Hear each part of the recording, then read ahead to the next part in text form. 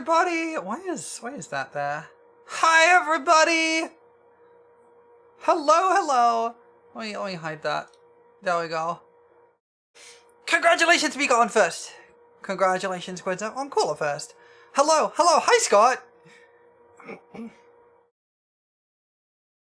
Down in front browser, yeah, exactly. I have like a browser size up that usually isn't visible when I don't have people on the stream for foogies and things, but it decided my graphics drivers crashed like right before stream started, so I had to kind of set stuff up properly. Nice. Hi Builder, nice. Move your character to my server data center or whatever. Nice. I have a house. I'm not moving. I have a house and good friends. Nice. Hi there. Hi, Sunnyside Down. Welcome in. Hi, Belda. Hi, everybody. How are y'all doing? You can come live in my house, but I like my house. It's got a dance club in the basement. And the Sharkmonger lives there. Don't steal my blowhigh. Oh, you can borrow my blowhigh. So I didn't get a super good amount of sleep last night. I stayed up late. The Sharkmonger is important, it's true. Don't steal my Sharkmonger, what the heck? Your house is a Power Ranger command center in the basement? Okay, that is pretty good. That is pretty good. 2 fancy tables. Yeah, fair. Ideal roommate, she's a fairy. That means she doesn't take much space. It's true, I live in your walls. They did take your house. I'm so sorry. I stayed up late last night because I was playing Monster Hunter with Hesper. And we ended up beating Omega Savage, which was really cool. The Omega fight in that game is really fun. I didn't like it at first because I just couldn't get the hang of it, and it just felt impossible. And then I eventually did get the hang of it, and it's so much fun. Thank you for the glasses. And hi, Lemon Made Lemonade. Welcome in. Put on your vision? Okay. I don't actually need glasses. These are fake. But yeah, I ended up staying late playing Monster Hunter, and then when I did get to bed, I ended up with a huge headache. So I was in a lot of pain, and it was really difficult to sleep. And then I woke up early, and Hesper was still going for some reason, so I just kind of hung around and watched her for a while. And then I fell asleep again, and then I slept in. You do need glasses and don't wear them 90% of the time? It's been a while since I've had an actual, like, eye test. You need glasses and usually forget they're on. Fair. So you wear them in my place? Okay, I'll accept that. What was I saying? I was saying something and I don't remember what it was. I was like in the middle of a sentence. Oh well. Doesn't matter. We're going to be sad. Aww. Rollo cute, no you. Yeah, I was saying words. Oh yeah, I remember. I had some eye tests when I was a kid. It's been a long time since I've had a proper eye test, so I probably should get one at some point. But I had some eye tests as a kid, and one time I mentioned that I get frequent headaches because I have chronic headaches. And they were like, you need glasses. I'm like, is there anything wrong with my vision? And there has to be, you have headaches. So they prescribed me glasses. And I wore them for all of about a week. They just made everything worse. Everything looked weirdly zoomed in. It didn't improve my vision at all. And it just made my headaches worse. So I stopped wearing them.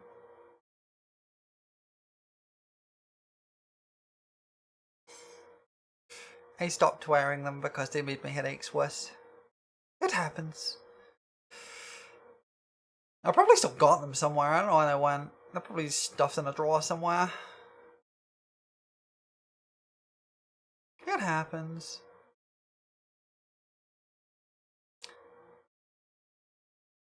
Not cute with the fake ones? Thank you.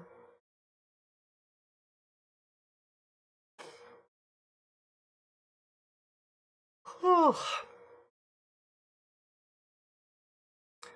I hope everyone is having a good day so far. My computer's been a bit of a nightmare lately. I don't really know what's up with it. It started crashing a lot more. I think what's up with it is probably Windows. It's hard to hear of the horror of the chicken pit. Understandable. Amazing day? I'm glad you're having an amazing day. Today of all days, you should be having an amazing day. You just woke up from the best after work nap you had all week? Oh, hells yeah! I love it when a nap goes well. It's always a toss-up for me. It is Mika's birthday, that is true. Happy birthday.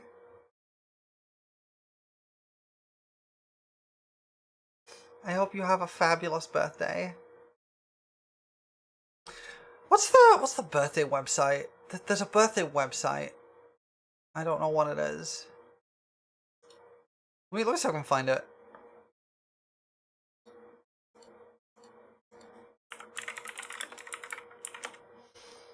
So I can find it.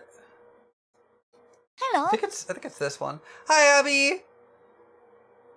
Tell me for whom. Thanks for the follow, Great Cthulhu. You're an accomplice to my crimes now. Congratulations.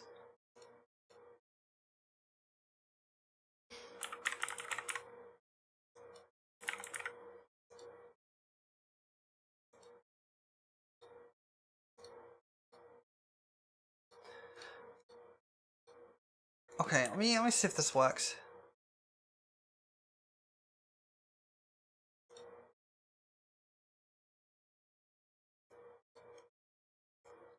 Okay, here we go. Let me see if I can get this. Let me see if I can get this set up. Good morning. Good time zone. Well, good time zone. It is evening for me, but good time zone. Your birthday's exactly 1 month. Let's go. Okay, let me see if I can get a browser source in here.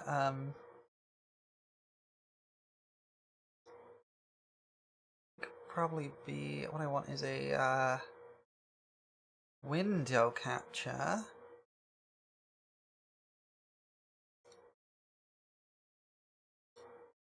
Here we go. Let me get this up. Let me crop it a little bit. Just crop the top off.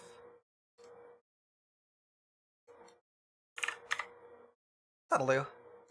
Okay. Hold on. Let me pause the music. We'll pause the music. We're gonna do the birthday wishes. Okay. Ready? Let's go. Wait, the sound isn't coming through. Heck. Why is sound not coming through? Hold on. We gotta do this again.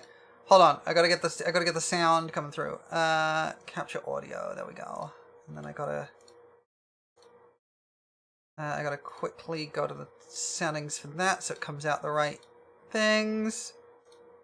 What is this? You'll see what this is. It's fabulous. Ah, where's the properties for this? Where is this? Why is this being awkward? Why can I not set this up? It's here. That's right. Okay. That's probably fine. You're concerned, but you trust me? Okay. Okay, I think we got it. I'm gonna poke my head over the top here. Okay, ready? Rats, we are the rats. Why is this? Oh, it is working. Mikado. It's your birthday today. Cake and ice cream is on its way. Mikado. It's such a good They. this year. Open up your gifts while we all cheer. Rats, we are the rats. I love this thing. It's so stupid. Mikado. It's your birthday today. Cake and ice cream is on its way. Mikado. It's such a good They. this year. Open up your gifts while we all cheer.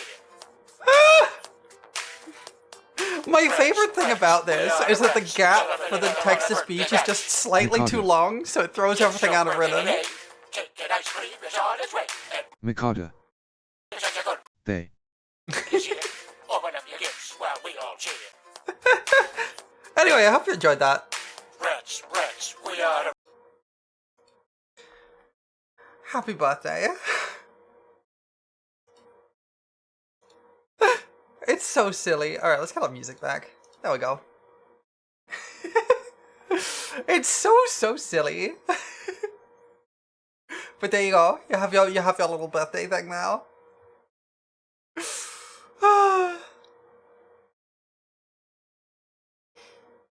Okay.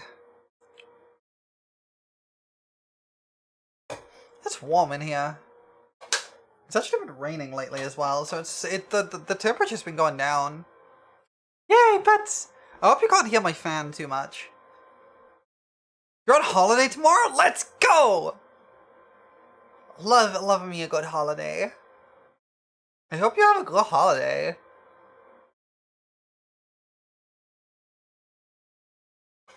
I haven't had like a proper holiday in a while, actually. Now I think about it. It's been a hot minute.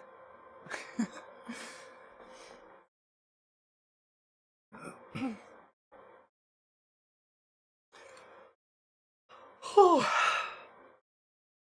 was I talking about? What was I talking about? I was talking about something and I don't remember what it was. You gotta go out. Go have yourself a wonderful day. And happy birthday again. Have a wonderful day.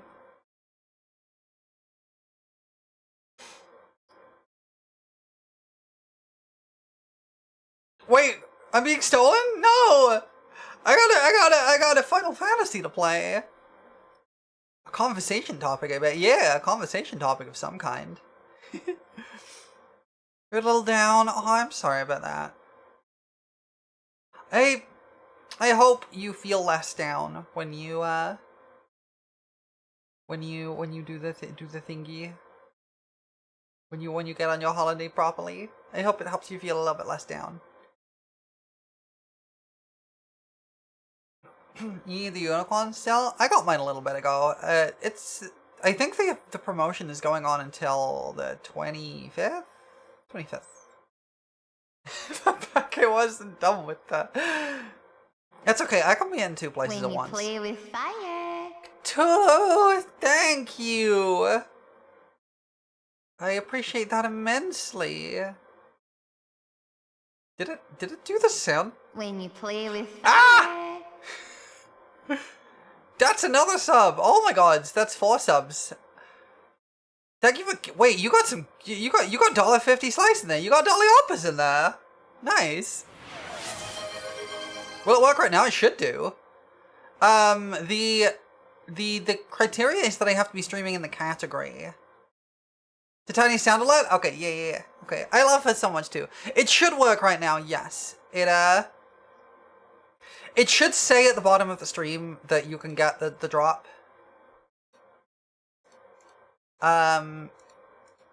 Hopefully. Too poor for gay horse. Well, enjoy your gay horse. Great, Cthulhu, and thank you for dropping that right here. You log it in a Mog Station now. Okay, so it did work. Cool. It could be a little finicky, so it's a little bit hard to tell, but I appreciate it. Thank you. We'll get into the game in a little bit. I don't really know what I'm going to be doing. I'm just planning to just kind of chill. Might do a bit of crafting. Might do a little bit of random dungeons. We'll see. I don't plan to do anything big. I did the... Until when is Gay Horse? Until the 25th. Gifting 3 subs to any streamer who is streaming in the Final Fantasy 14 category can let you get your Gay Horse.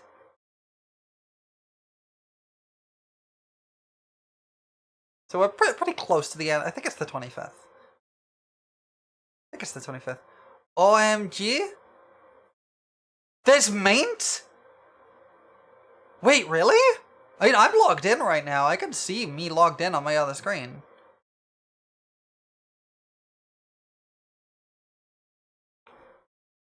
Oh, made from Mog Station. Oh, that sucks. Well, at least the code won't expire. So hopefully, as long as you can keep hold of the code, you should be fine. Just save it in text like a notepad file or something. That's unfortunate.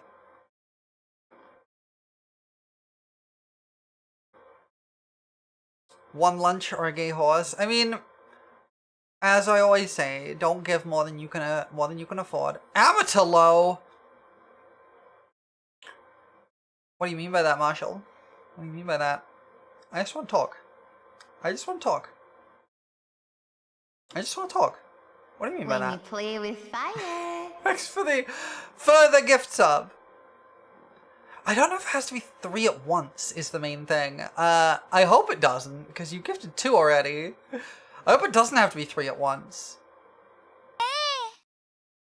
Hi, Azura Rose. Welcome in. When you play with fire. Thank you for the 3rd gift sub.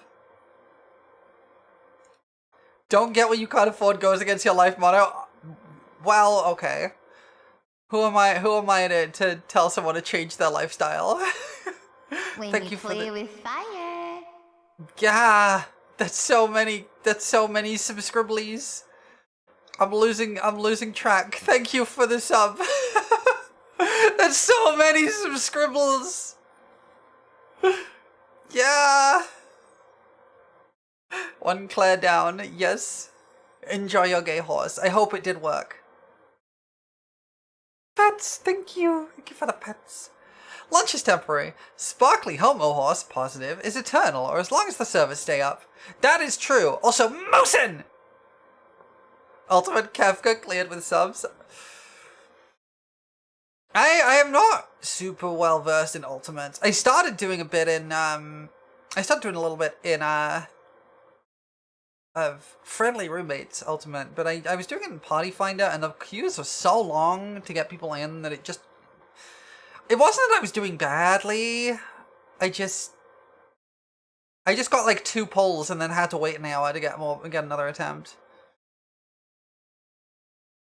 You do not do prog anymore. You used to lead back in WoW days. Got so burned, but that's very fair. I've done a little bit of raids. I've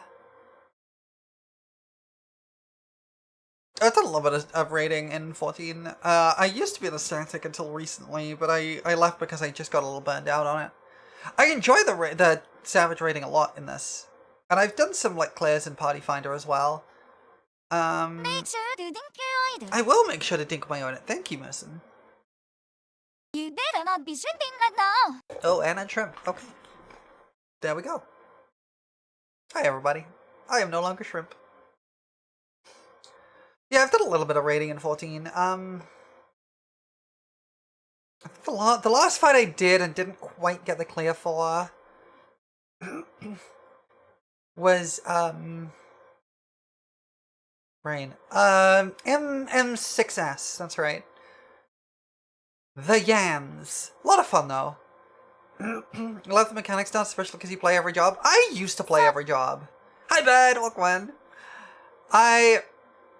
in. Someone give a poor squid their gay horse. Thank you for the pets.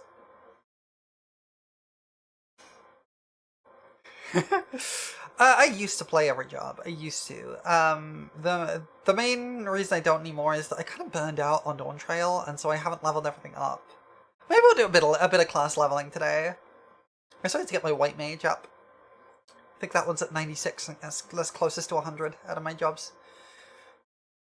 I am kind of looking forward to some of the changes in Evercold. I think they're going to make some really nice ones. I maxed out everything but blue at this point. I had blue maxed out as well at one point. You know, not one player did not burn out on Dawn Trail. Yeah, I have criticisms of Dawn Trail. I'm not a big fan of the direction they took the story. I like a lot of the fight design. I think the Arcadian is a very cool raid tier. Yeah, you didn't burn out on it. Yeah. You're working on your art challenge to put on Kara at the moment. Ooh, art challenge. I love art. I like the Hildebrand line in Dawn Trail too. I still need to catch up the latest bit of quest line, the last bit of the quest line, because I haven't done it. Yeah, I still need to do the latest Hildebrand. I'll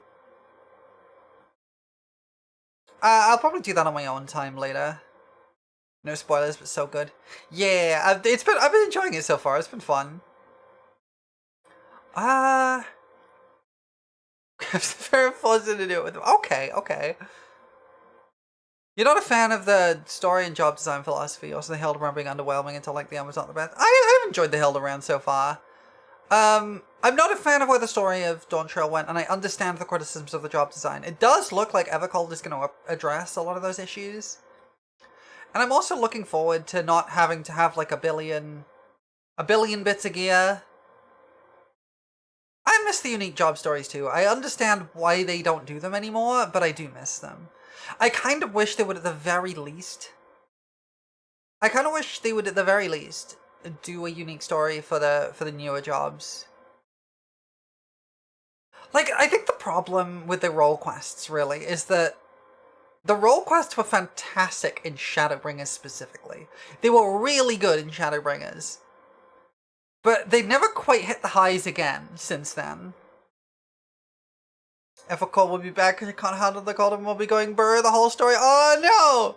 Like, I understand from a, like, design perspective. Thank you all for the hype train! Enjoy your hype train emotes. I got a frog. That's a level 3 hype train. Incredible. Thank you all. Yeah, I'm looking forward to Evercall because it's like some Ditto! 5 subs!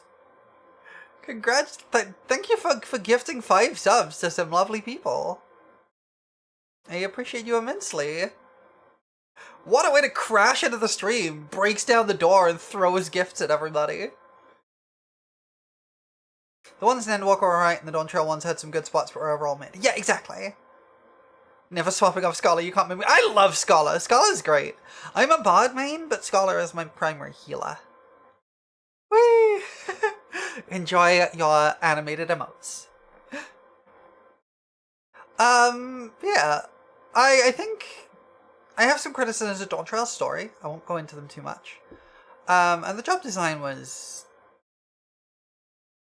a thing. There's barriers and a fairy, which is 90% of your personality, and it's a nerd. That's true, which goes to the other 10%. I like the idea of I like what they're planning to do with Evercold. I was very nervous. So I am a very what's the word? I'm a very nervous person, right? And every time FF14 gets a major update, I always get a little anxious because I have a way of playing the game I really like. I really enjoy the way Bard works, and I've been enjoying it since Stormblood, which is when I started playing. And it's had a few changes since then, but it's, especially once Shadowbringers dropped, it's been pretty consistent since then. And I kind of like how it works. I have a good time with it. And I'm always nervous that they're going to change my favourite job to something I don't enjoy anymore. And when they announced that Evercold was going to have the evolved mode stuff, I was looking really nervous. I was really nervous about that because it's a complete overhaul of all the jobs. But fortunately, they showed off what Bard is like. And yeah, it looks very different from what I'm familiar with, but it also looks very fun. Scholar's basically every deck I played in Magic the Gathering back when I was really into the game as well. It's like a video game class made for me. It's the only way they can ruin it is if they remove the fairy. Give us Statisse as a Scholar Glam, please. Give us Statisse as a Fairy Glam. What are we talking about? We're talking about Final Fantasy XIV and the direction of the game currently. The retool of Summoner was a godsend. I know people who played Summoner who will heavily disagree with you. Summoner's thing was just... because it was... the thing with Summoner was that it was a very, very high skill floor job. It was a very hard job to play. But I know people had a lot of fun playing it with all the complexities, and I think they may have gone a little bit too far with it. I have seen somebody who managed to make a 1-button macro for Summoner, which is nonsense. They managed to make a macro that would play Summoner for you by pressing 1 button repeatedly, which is kind of disappointing. As long as you still got your jumps and pokes to Dragoon, I'd be okay. The Dragoon, Evolve Mode Dragoon looks really fun, actually. I think the Evolve Mode looks really good, and I think it's a really good direction for things to go in from here, because we're getting problems with button bloat now. And it's starting to... in trying to address button bloat, they're starting to cause problems for the job's playability. And so it's important to do something about that, and I think Evolve Mode looks really fun.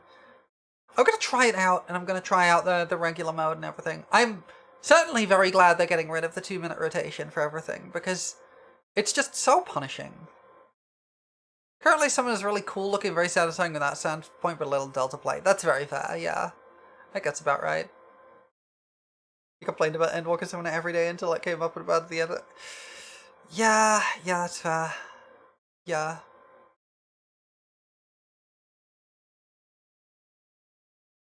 I think they are having a bit of a job identity crisis at the moment, and I think Evolve Mode is a great way to deal with that. I also like the idea of the like, attack animation swapping. I think that's really cool. That's gonna be a really fun thing. I think, I'm really happy that they're introducing the idea that, you know, you can share your eye level from your highest set of gear, so I don't have to carry 10 billion gear sets on me. Let me have a full-size Garuda at all times, you cowards. Yes. I am a little bit nervous about how much it looks like everything's going for a battle pass structure, which they keep conveniently not discussing. Like, they kind of leave out every time they talk about it. They kind of go like, it's not going to be paid, and then stop talking about it. And I'm like, okay, but is it going to be FOMO? That's what I'm really worried about. Because I've hated the introduction of FOMO in the PvP, but the screen they keep showing us for the new inventory things looks like a battle pass. And they're like, yeah, you can earn rewards from the previous week once you finished. And it's not gonna allow you to accelerate it by paying. But it's so hard to tell whether they're just going all in on FOMO, and I hate it. I'm stoked for the Chocobo Companion update. That's gonna be really fun. Summon Mount Rama mid-combat. I just want to be able to play Scarlet with Statesis, my fairy. Let me give my fairy a gun! Let me give my fairy a gun!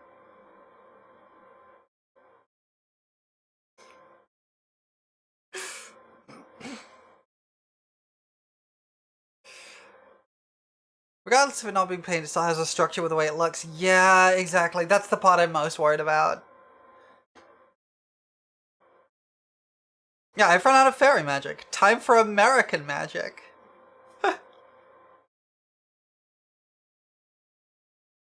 Isn't the battle pass done to avoid FOMO? Because you can go for old rewards after you catch up to one battle pass?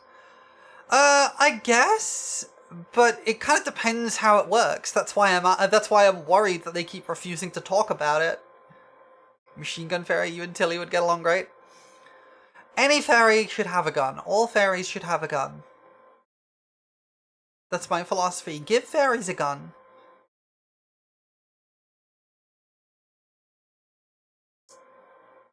Your fairy has no gun? They should have a gun. You should give them a gun.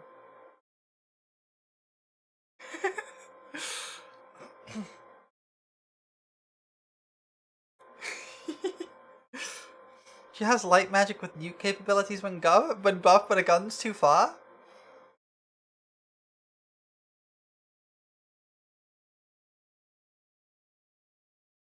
Give fairies a gun. I'm on 14 today! I am on 14 today! Hi Petra, welcome. I'm just gonna be hanging out a little bit. That's a first. I used to play it quite a bit, but they tended to like perform very poorly, and I also burned out, like stream-wise, and I also burned out quite heavily on FF14, so I stopped playing. But we got they got the gay horse mount coming up, and I figured it would be a good opportunity to get back into it a little bit. So we're just gonna hang out a little bit. I don't know what we're gonna do. Maybe some crafting, maybe some dungeons, I don't know. We're just gonna hang out a little bit. And chill and yap. Speaking of which, why don't we get into the videos game? Look at this and tell me you trust her with a gun? I trust her with a gun. Every fairy is trustworthy with a gun. You sure hope to come annoy me in the Mandeville Mambo in the background? I unlocked the Mandeville Mambo in Monster Hunter yesterday. I got access to it in Monster Hunter, and I'm so happy. It's so stupid. What server am I on? I play on Genova on the Ether Data Center. That Omega fight was so fun. It was so fun to do. What a cool fight. It's very, very satisfying to fight. I wasn't really sold on I wasn't really sold on the Omega fight initially in Monster Hunter Wilds.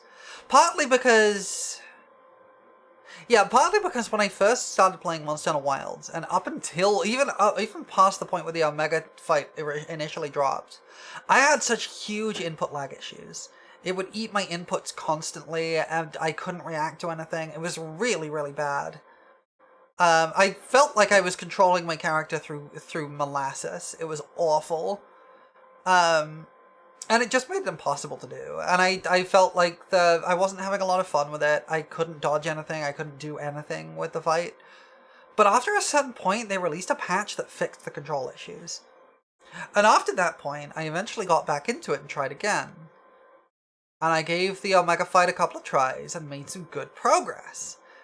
And eventually, I started realizing I could build up guard on my sword to block the laser. And eventually I got pretty consistent at it, and I ended up beating the Omega fight, and I realized that it was one of the coolest fights in the game. And then last night, Hesper was doing the Omega Savage, and I was like, yeah, let's do it. Let's do Omega Savage. I am surprised it only took us 3 tries, honestly. We had some, I'm not gonna lie, we had a support carry in that one. In that run. That was a full support carry. Have you listened to Iconoclasm? I have not. I have not. Raglan! Raglan confirmed. Yeah, 999 Hunter rank was wild. How are you doing, Raglan? How you doing? It's been a while since I've seen you around here. Hello. What are you up to lately? Hope you're doing okay. Staring at you. It's the FF14 version of Omega's theme? Oh, cool. You got back from an Alaskan cruise? Whoa, that's kind of awesome.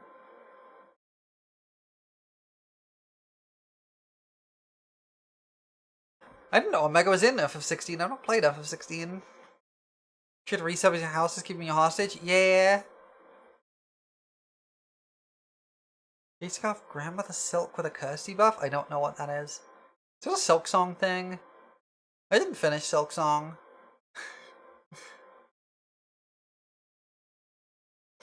I tried Silk Song. I really tried Silk Song. I played it on stream for a bit. I really, really tried. Oh.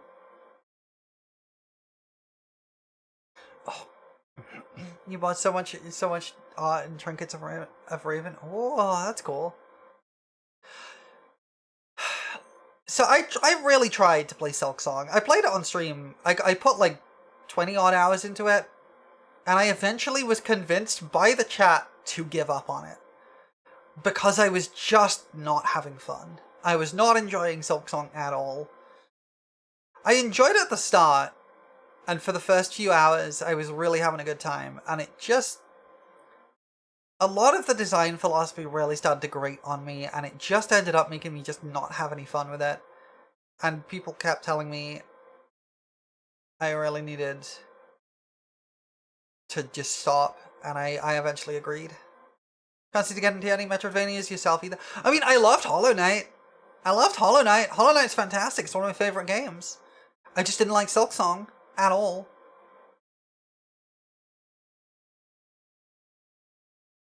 Silk Song felt to me, I'm gonna be a little into my When you play with fire. Shocky! Frick, I have to gift 3 subs for the gay horse / positive.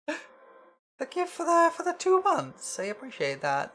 Yeah, and yes, it's three gift subs for the gay horse. Thank you so much, Shocky. I appreciate it a lot. I did end up raging pretty hard, but it's not the difficulty that made me dislike it.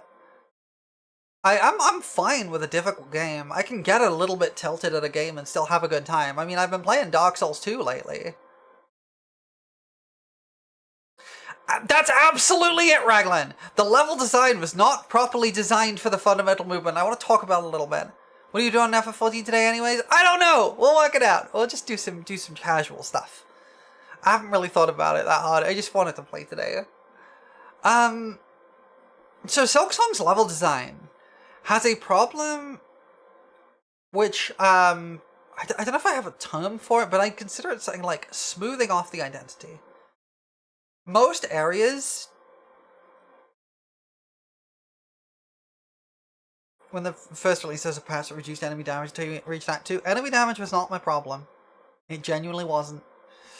The real problem with Silksong, I found, was that judging from what the credits of the game suggest, they only used about 8 internal testers.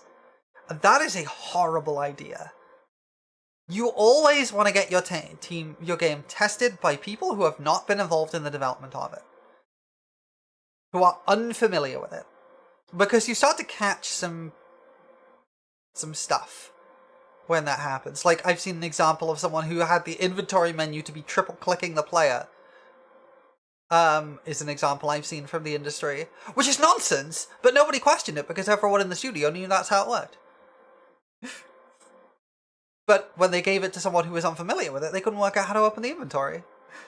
But with Silksong, the problem really is that, weirdly, because they had effectively infinite time to work on it, they kept adding. The developers got very familiar with the game, and very, very consistent with it, and so the game's general difficulty curve felt flattened, because they were really, really good at it. And they felt like there wasn't enough challenge. So they added. And then after several years, same again. So they added, and added, and added, and added, and added. And eventually, most of the areas lost their identity. Like, there's still elements like you have the poison swamp area, right? You have an area with a poison swamp. You have an area with lava, sure. But when you actually get down to the actual movement and ways you're traversing these environments, they're exactly the same in every single area. And the reason for that is because of what I would call smoothing. Effectively, imagine you have like a bunch of different areas which are like, imagine you have like 6 unique shapes. You got like a triangle, you got like a star, you got a square, and you just paint a layer of paint over the top of each of them. And then you paint another layer over the top, and then another layer, and then another layer. You paint enough layers, they're all going to end up spheres. And that's basically what's happened to Silksong. They built on top of everything so much that nothing feels unique. Like, no area has a real unique identity beyond like the one element. And the color language is so much weaker than it is in Hollow Knight 2.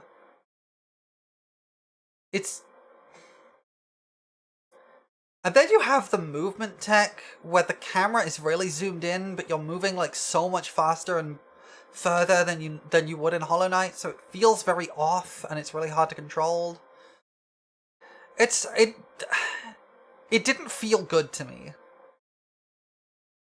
When I first got the sprint ability, I thought it was really cool, and my chat widget has died again. Hold on. Let me see if just refreshing the thing is enough.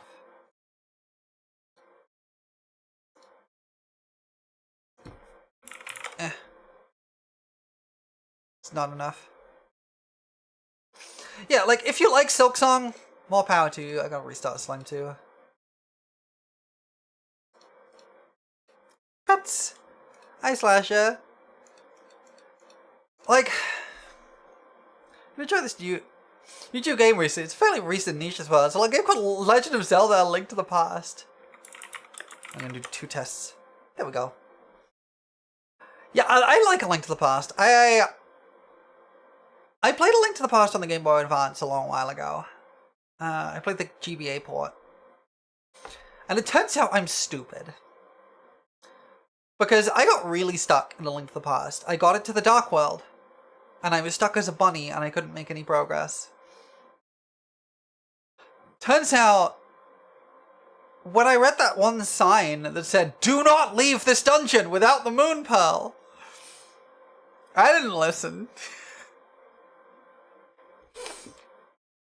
Use a SNES Classic for it? Hells yeah. I mean, that's fair. Link to the Past is really fun. I have an actual, like, hardware SNES somewhere, but I don't have Link to the Past for it. It's very hard, it's very expensive to get the original carts these days. I've not done a randomizer of Link to the Past, I'm not familiar enough with it.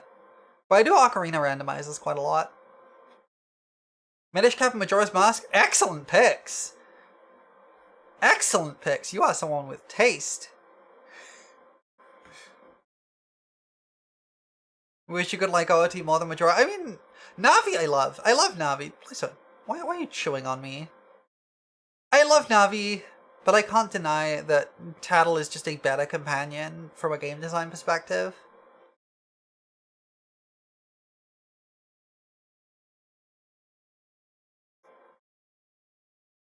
Tattle and Navi are favorite characters in gaming in general. That's fair. Very fair. I still find it funny that Navi is voiced by one of my favorite Japanese voice actors. She is voiced by Kaori Mizuhashi, who is probably better known actually for Tomoe Mami in Madoka Magica, the director in Uma Musume. She's got a really distinctive voice, and I really like her voice. Tattle and Navi, your favorite characters in gaming in general. Understandable, honestly. Can I propose? May I make a proposal to you? Gallica. Tiggle's also up there, but he's mostly there because he's the sexiest man. True. You completed Majora, but Minish Cap for some reason I could never get past the Wind Temple. I love Minish Cap. It was so good. I got in a... Don't get you started on metaphor? I was very normal about Gallica. I had to control myself really hard when I was playing it on stream. Every time she showed up and did her smug face. I played Minish Cap though on my Ambassador 3DS. I got all the cool videos games, all the cool GBA games. So I played Minish Cap there. It's real good. You're having bad luck with emulators? Unfortunate. Got Ace, but you'd let Luis do stuff with you? I wouldn't. I don't like that man. He sucks. He annoyed me. I understand it. But no, not my type. Gallica, though. There is some art out there. There is some art out there in the wider ether of the internet. I can't show it on stream because it's extremely spicy art. But there is art of me passionately making out with Gallica. Something always happens at some point and you lose the saves. I'm so sorry. Usually you can just you can back them up, but yeah, that's fair. Didn't Minish Cap have a PC port recently? Wasn't there a PC port of Minish Cap that came out around the same time as the Twilight Princess one? I thought there was. It's vibe coded? Oh, god damn it.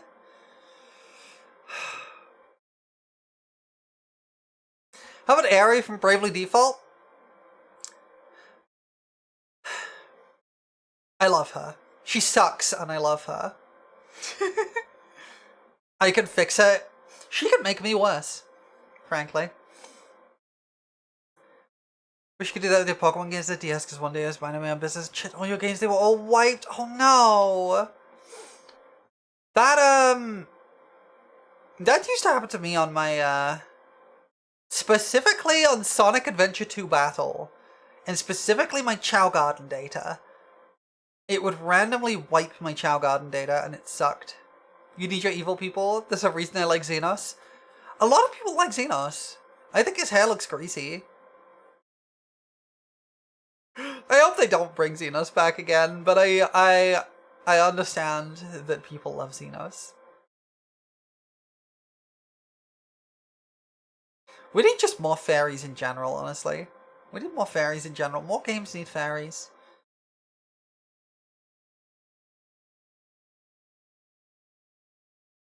I should replace all Scions in the Warrior of Light with Xenos. I'm pretty sure mods can do that. Wait, no, mods are illegal. Never mind.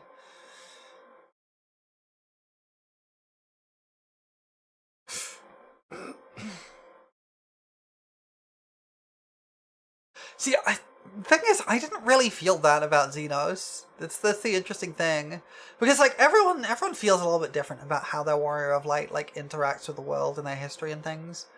And the way I feel about the way my Warrior of Light interacts with the story, Xenos is a great foil, but I don't think he's like the anti-Warrior of Light. He doesn't feel that way to me.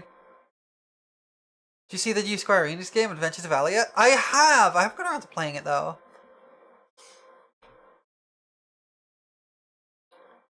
Square's take on Zelda games, you have to have like a fairy companion you control access to the whole game. Yeah.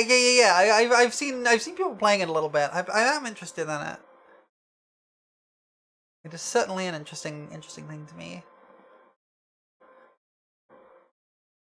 Yeah, I don't know. I didn't really feel that about Xenos. He felt to me, Xenos comes across as a character who is stubbornly kind of refusing to understand. He gels very well with Endwalker's story, honestly, because Endwalker is all about nihilism in its various forms, and he kind of embodies a specific form of nihilism. And he's as part of, like, Endwalker spends a lot of time setting up various forms of nihilism and refuting them as a philosophy. And it feels like that's also what happens with Xenos. You only got that game because you saw the collector's edition came with a statue of the fairy and you've been having fun with it. You may hate fun, but when a fairy's involved, yeah. I love Yotsuyu. I think Yotsuyu is a great foil in post game. I think she was a really interesting character in post game Stormblood. I understand why they got rid of her, but yeah, they do love to do that. Unless it's Y'shtola, in which case she dies and comes back again repeatedly. I have a couple of I have a figurine shelf in my room, over in the corner of my room, and I have a couple of fairy statues. I have a figurine of Gallica, which is the only figure I've ever pre-ordered, and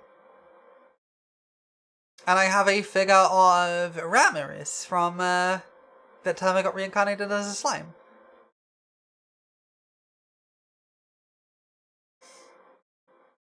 It's a far better sense of respect for us as an enemy, whereas Sephiroth just thinks of Cloud as... Yeah. I will agree. I do think Xenos is a very good villain. I will definitely say that. Endwalker was you have to keep going no matter what the expansion... Exactly! It's a complete refutation of nihilism. You do not fall into the nihilistic mindset. You have to keep going. That's the idea. And it tackles it from multiple different directions. I love Endwalker, by the way. Endwalker is probably my favorite expansion. If it wasn't for Shadowbringers setting up a lot of what it does, it wouldn't be, but I think it is. You want to talk about video game fairies? I'm your guy, I always want to talk about video game fairies. You've done a few niche games with them inside. Hey yo, hit me up.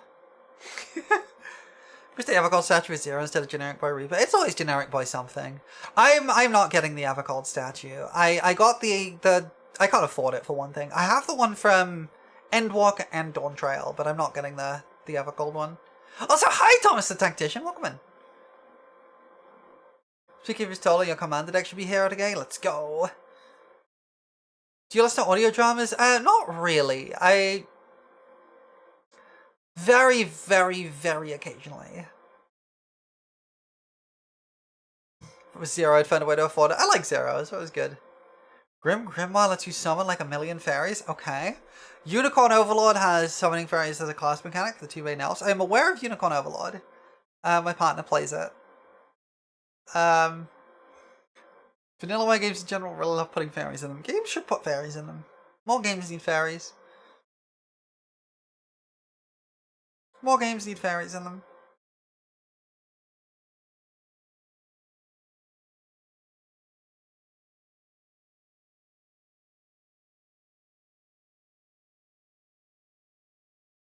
That's my whole take on that. More games need fairies in them.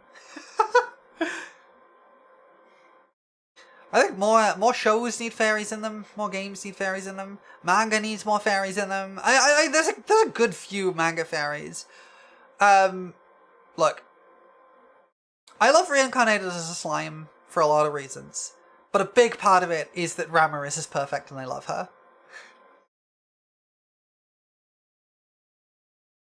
Most of Big Finish's active pool is the same pool a lot of FF14 and FF16 pools from. Same for Xenoblade Chronicles. I'm pretty sure they all use like the same agency. And Dark Souls, by the way. Dark Souls pulls from the same pool as well. I'd love Fire Emblem Heroes if it wasn't gacha. Yeah, I played it a little bit, but didn't get super into it. Is this Tarnuta? I was thinking crazy. It's Crazy Gun. I know the song. How? Yeah, it's the opening to Air. It's the opening song for Air, which was a very very sad show. I love my sad girl media.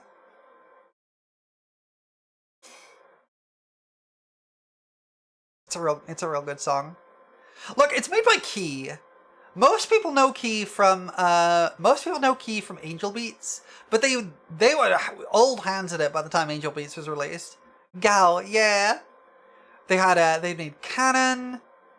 They made Air. They did Clanad, which is probably my favorite of the bunch.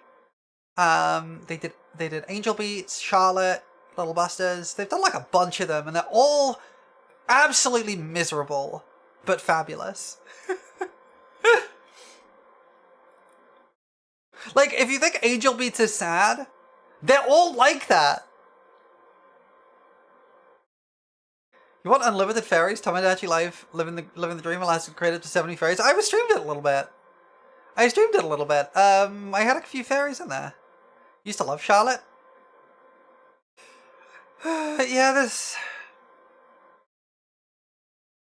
What's really wild is that Key started adapting stuff into anime, and they adapted...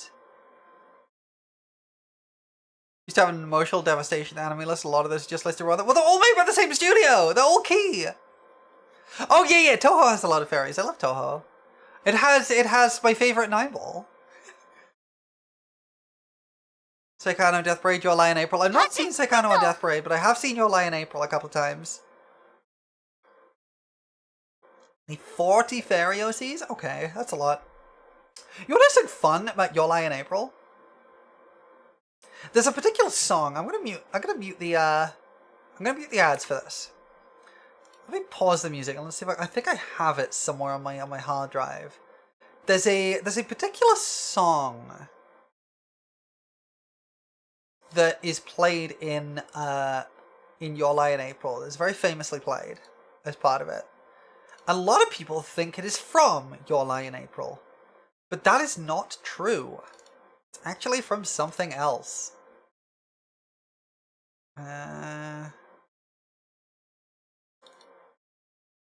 Yes, okay, I have it here. I'm gonna open it here and we'll go back to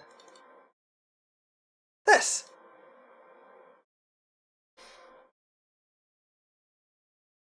You will probably recognize this if you've seen Your Lie in April in a minute.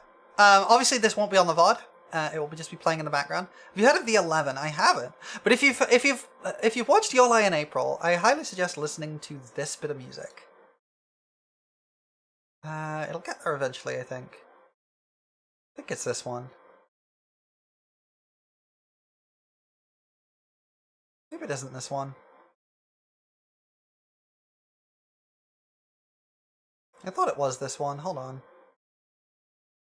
When did it pause? Let's see if I can tab along a bit. Is it here?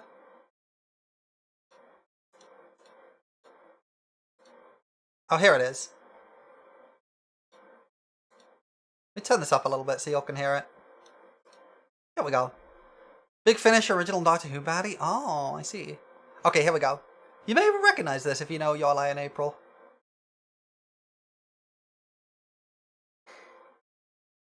This is not from a Your Lie in April.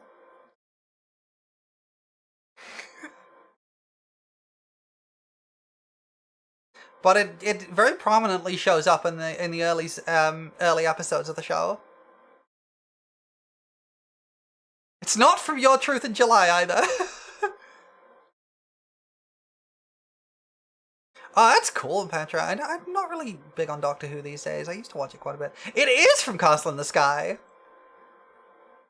which is one of my favorite movies of all time.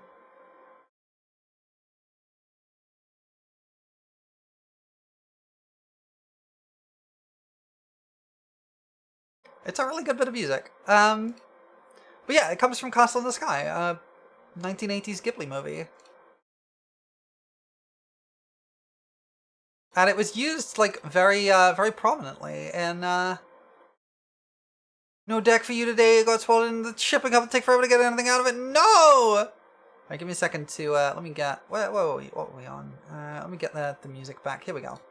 Let me turn this down, actually, I forgot I turned it up. There we go. Yeah, it's a track from Castle in the Sky, which was used in Your Lie in April. A lot of people think yeah, he plays it on the trumpet at the beginning of the movie. Yeah, you get me. But it's used to introduce one of the main characters in Your Lie in April, because the protagonist finds her playing it on a melodica early on.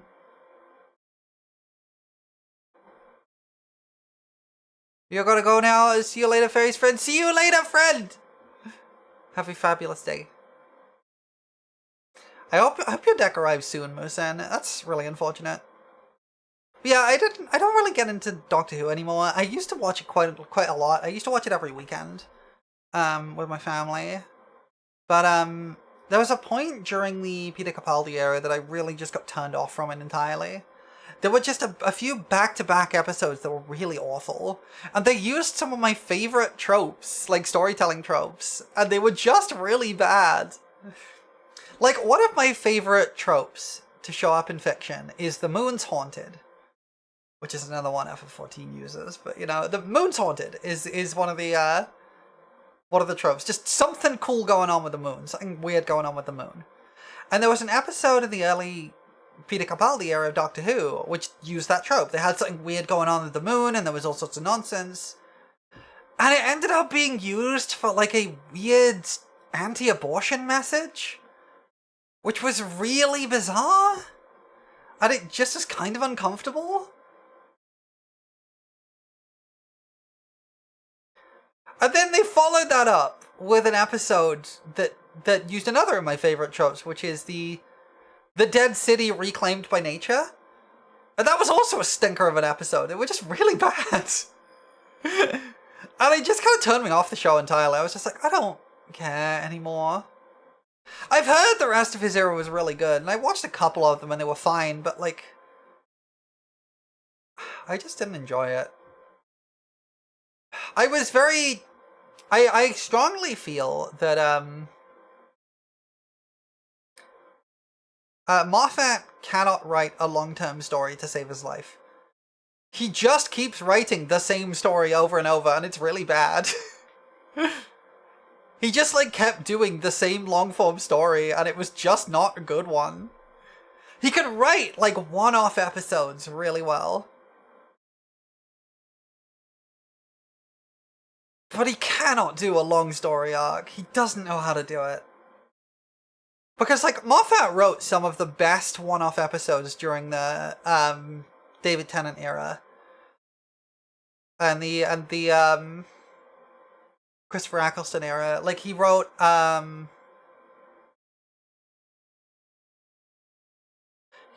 since Tommy Mommy finished into everything. I mean... The problem is that if you could do that without ruining everything, that's fine. Because, like, Miyazaki does that with Dark Souls. He puts his foot fetish into everything. And everyone's fine with that. Alright, everybody. We've got ads coming up in a few seconds. I'm going to take a short break, and then we'll get into the videos game. And just hang out and do some stuff.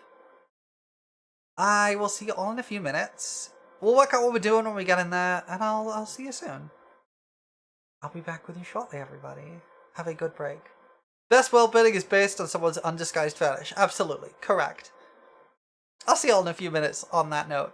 Get yourselves a stretch and a snack or whatever, and I'll see you in a minute or so.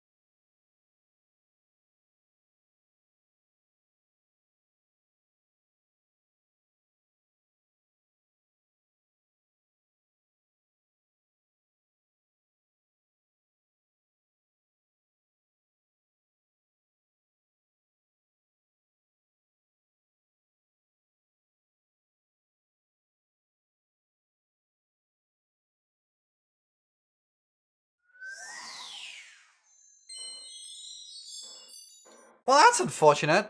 It, it literally just kicked me off the server as I transitioned back over. Ah! Hi, everybody! Save on Dynamis? Oh, I hope they're not getting DDoSed.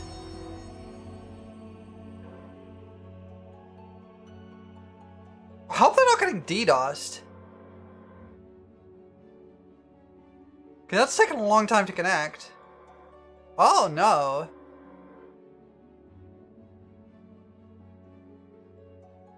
And walk a login screen? Yeah. Oh no. Have they even DDoSed? Can we not play FF14 today?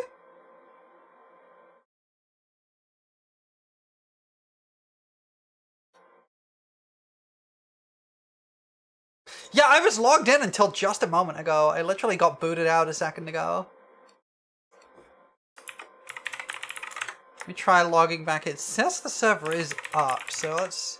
Tell me, for whom do you fight? Hi, thank you for the follow, drive-by toe-sucking Roomba. That's a concerning name. No socks? I don't wear socks generally. I mean, I do as a fairy because I got my thigh highs. I got over my thigh highs. What an incredible name.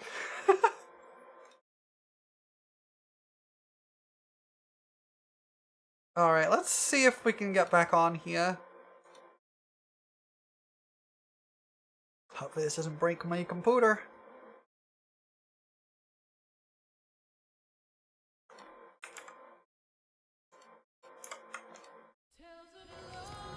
Let's see if this will connect. It let me into the title screen, which it doesn't if there's a usual problem, but this isn't looking promising. Wow, what incredibly bad timing. Literally, the second I sat down to, like, undo my BRB screen.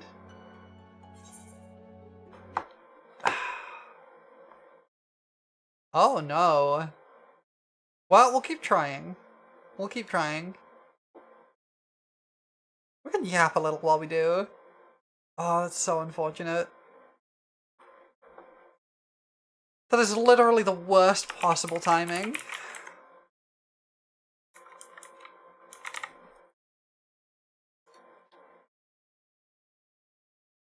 Let's try it again.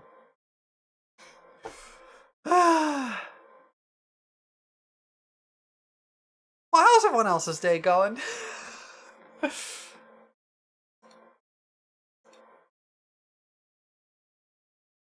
The logo on the launcher does say that it is logged in, so it does say that the server connection is fine. It lets me log in okay. It's not the right one. Hold on. It's that one. Like, it lets me log in, which suggests the server is still up, so it's gotta be like a DDoS or something. This isn't a maintenance. Maybe I can get in with enough persistence.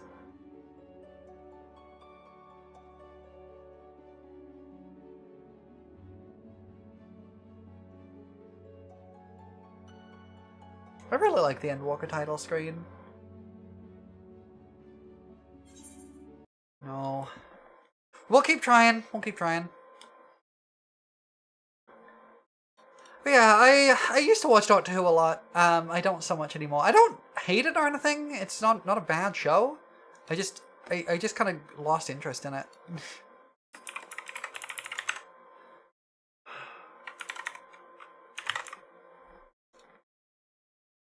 I'm just gonna keep trying and eventually we'll get there. I like the Shadowbringers title screen too. Tell me, for whom do you Horse! fight? Thanks for the follow, Sir Archibald. You're an accomplice to my crimes now. Congratulations.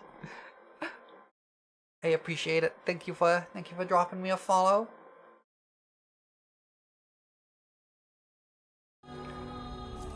You love Jodie, but the writing was so ass. Yeah, I've heard the writing got really weird. I've heard it got really weird. Starting around there. You thought you were following already? I thought you were following already. I'm not gonna lie, Twitch sometimes does just like to kick people off the following list for some reason.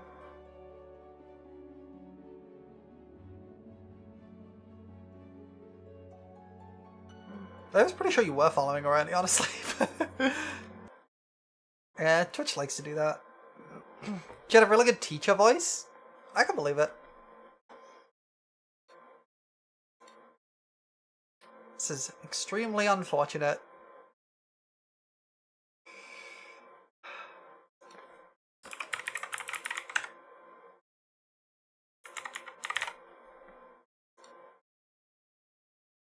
I apologize for the keyboard noises. It does amuse me how much my keyboard sounds like I have a soundboard that is playing generic keyboard typing noises. But no, my keyboard just sounds like that. Yeah, I used to really enjoy Doctor Who. There's a lot I still like about it. There's a weird connection, actually, between Doctor Who and The Hitchhiker's Guide to the Galaxy. Particularly during the David Tennant era, they made a lot of Hitchhiker's Guide to the Galaxy references. And the reason for that is because Douglas Adams used to be a Doctor Who writer. In fact, the third book in the Hitchhiker's Guide to the Galaxy series, I think Life, the Universe, and Everything, was originally written as a two-part Doctor Who episode. It was originally written as made for Doctor Who. Which is why there's a lot of weird parallels. You have a character who like shows up in a disguised spaceship that looks a little bit out of place, but nobody's really questioning it.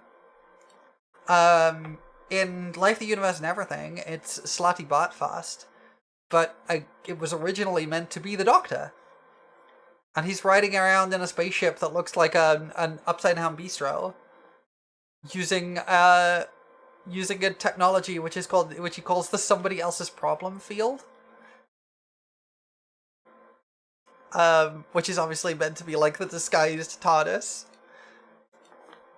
There's a lot of references when you know it was originally meant to be a Doctor Who episode. But it was rejected, so he just turned it into part of the Hitchhiker's Guide to the Galaxy instead.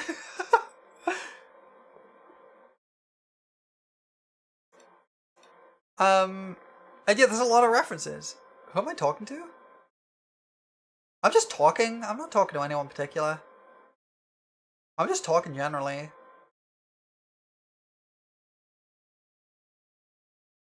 I hope you can all hear me. I hope there's not like been any... Yeah, I'm just talking to chat, just generally. I'm not voice chatting with anyone. I'm just yapping. We were talking about Doctor Who, so I'm just yapping.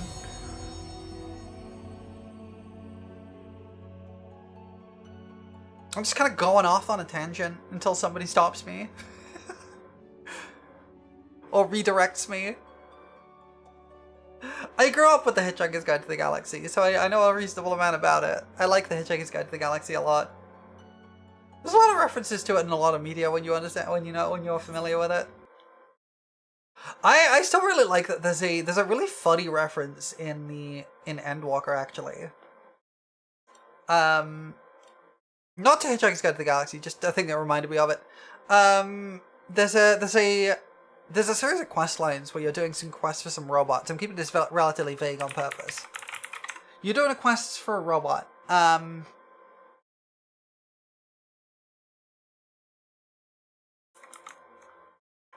wonder if your Doctor Who obsessed friends knows that fact about hitchhikers. They might not, because it's not super common knowledge, as far as I know. But there's a series of quests in FF14 where you're doing some tasks for some robots, and each of the quests has like an operator number at the bottom where it gives you like a number, telling you like what the order number is, and one of them is 5318008, which is the classic how you spell boobies with a calculator. And I love that got in there.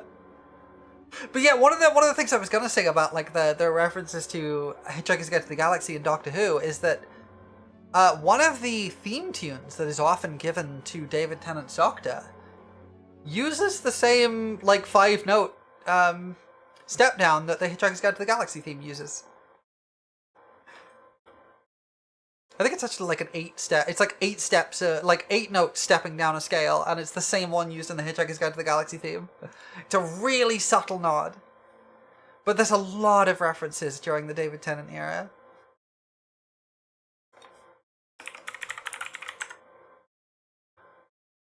Hopefully, we will be able to get into the game eventually. Oh, what the horrific timing.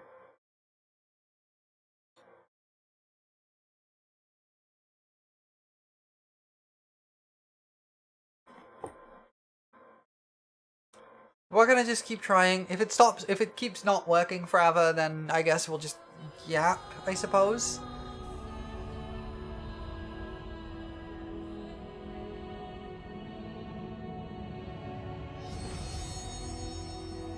But we'll keep trying for a little bit.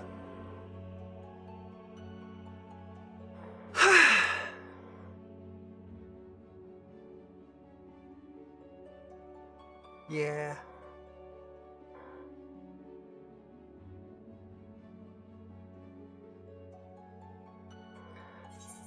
I probably should have tried to sleep more last night. I had a really, really awful headache and I just did not sleep enough. Alright, let's try again.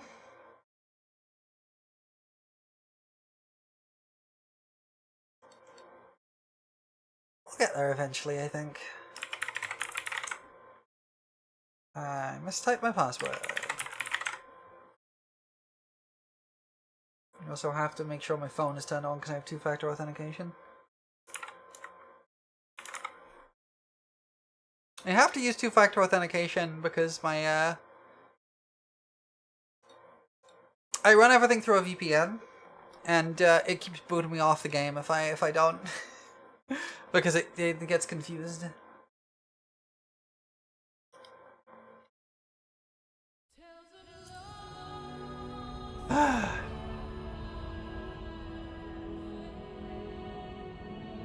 What horrific timing. I do think FF14 is such a good story. I know a lot of people who won't go through it for a couple of reasons. Either because it's just too much of a time commitment, which I do get, or because they tried and A Realm Reborn is just too boring for them. But I often feel like I think people oversell how bad A Realm Reborn is.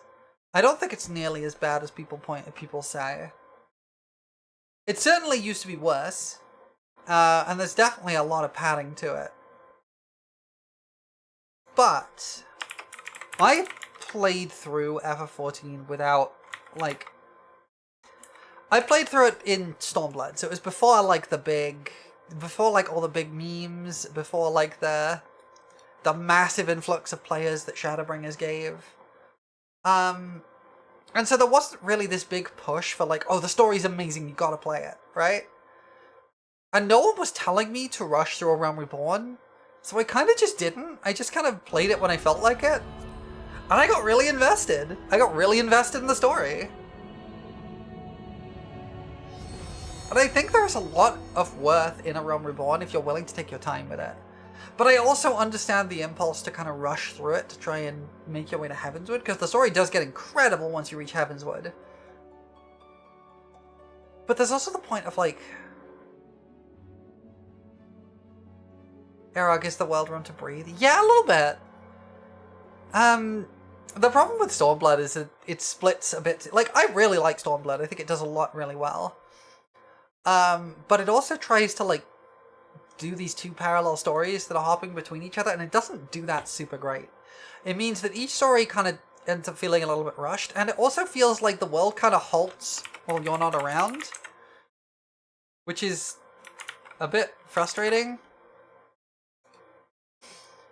But I like Stormblood a lot for what it does, but it has a lot of problems. But I do think that A Realm Reborn is not nearly as bad as people say. It's a lot, but it sets stuff up for a lot for later on. Yeah, exactly. There's a lot to it, and there is a lot that either seems very innocuous and kind of fillery, or is kind of fillery. I won't deny that, but at the same time, if you're not trying to like burn through it as quickly as you can, it's just not that bad. Because you're not getting it all back to back. You do a bit of story, you go do something else. You do a bit of story, you go do something else. I got really lucky though, because I joined the game. I think you liked about Shadowbringers is the world still goes on, events unfold in Eorzea during a time of the first. Yeah, I like that too. I joined the game in early Stormblood. I believe I joined just after 4.1 dropped. So it was quite early in the Stormblood life cycle. And one of the things I started the game with Archer, because usually when I join games, I usually start either as some kind of like, knife type character, a short sword knife character, or a ranged character. And you can't start as a rogue in FF14, so I started as an archer. And I ended up classing into Bard, because Archer becomes Bard at level 30. Oh, we made it in! I'm on the... I gotta get my, it's this one. Hey, we made it in! See, I had this whole thing set up where I was gonna load in and be here and be like, hi everybody! But it kind of ruined it. Ooh, this is struggling. Hold on. Let me, my tracking's struggling. Let me turn my settings down a little bit.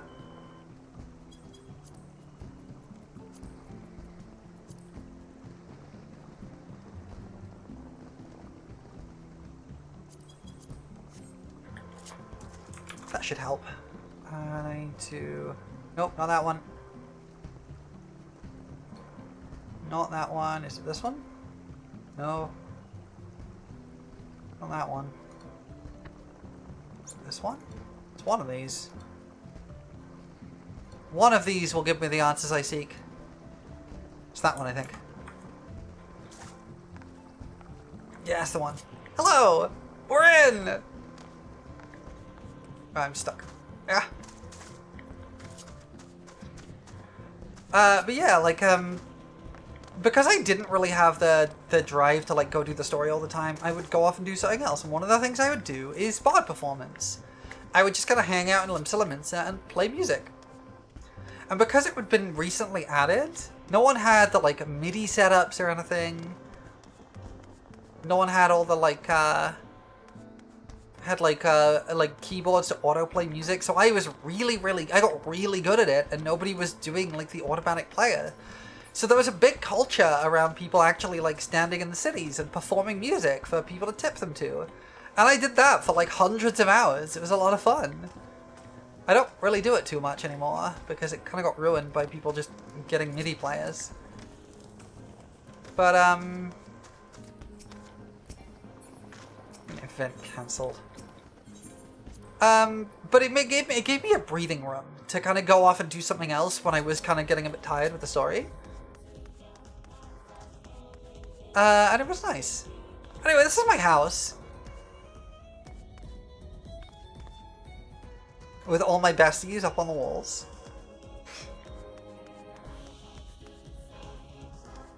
Here's the Sharkmonger, by the way.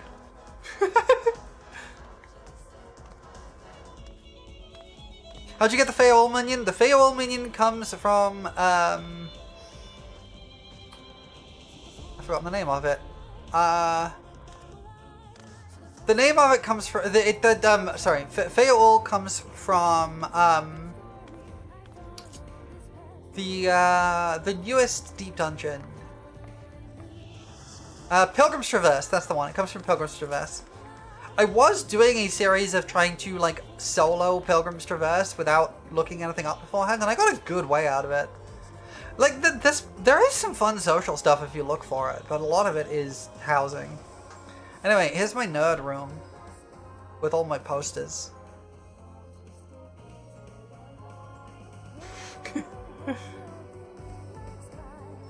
And my figures.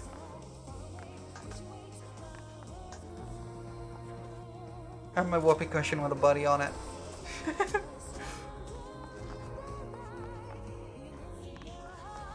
I gotta show you the dance club too. Here's my dance club. There's a little hangout space up here, complete with a little reading corner. Obviously the dance floor here. We got our stage.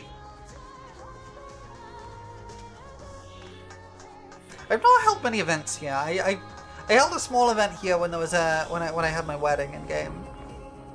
But that's pretty much the only one I've done. But yeah, it was nice. The big problem with taking your time with A Realm Reborn is that there just kind of isn't a lot else to do at the time. And it was having that culture of like having people who were performing music was a really cool thing because it was something you couldn't just grind your way up to, right? You had to put in the time and work to learn. It was a hard skill. I do wonder what they have in store for housing. Apparently some changes planned for Evercall post-release. I could see that. I think there's one thing I think they need to do for housing to make it work properly. To completely solve the housing problem, there is a very simple solution to it. And I proposed this a while ago, actually. And I don't know if they'll ever do it, but it's... So the way housing works in FF14... So instance housing, kind of. The problem with FF14 is that the way the housing works, you have these districts, right? Where people's houses appear in these neighborhoods and you can like see other people's houses, go and visit them. It's very cool. I actually really like this system a lot. I like the idea that you can live in a neighborhood with like, you have like neighbors and you can hang out together, and it's kind of just really nice. It's like, it makes it really feel like a space. The problem is, of course, that this means there's limited spaces for people's houses. I think the simple solution to it is you add a third, like another type of housing beyond like, beyond district housing and, what's the other one? Apartment housing, which is effectively the instanced housing equivalent, but you're limited to like a small indoor space. I think they need to add remote housing. The idea being that there are houses built in remote locations, which you can purchase, being the in-game justification for you having a whole housing plot with an outdoor and indoor in your own little instance space. I think that's what it needs. I do think the change they are planning in Evercold, which is to decouple the exterior from the interior, is a good one. So currently the way it works is there are plots in the housing district that are different sizes. My house is what's called a medium plot. This is a medium plot house. I believe this one up here is also a medium plot. So it's a medium house. This one up here is a large house. Yeah, this is a large house. So much bigger garden. And the interior has like 3 floors with like a big central staircase. It's really cool. This one here is a small house. So it's just like a little cottage. I think they call them like cottage, house, and mansion. But you have like a little exterior and then a small house inside, right? What they are planning to do in Evercold is to make it so the exterior building plot of your house doesn't determine how the interior is sized. So I could have the exterior of a medium house and the interior of a small house. Or the interior of a large house if I wanted to pay more. And I think that's a good change. Because that's effectively partially instancing the system. Because there's no reason for those to be linked, right? Except for like immersion, I guess. This is another large. I think there's another large. Yeah, this is a large here.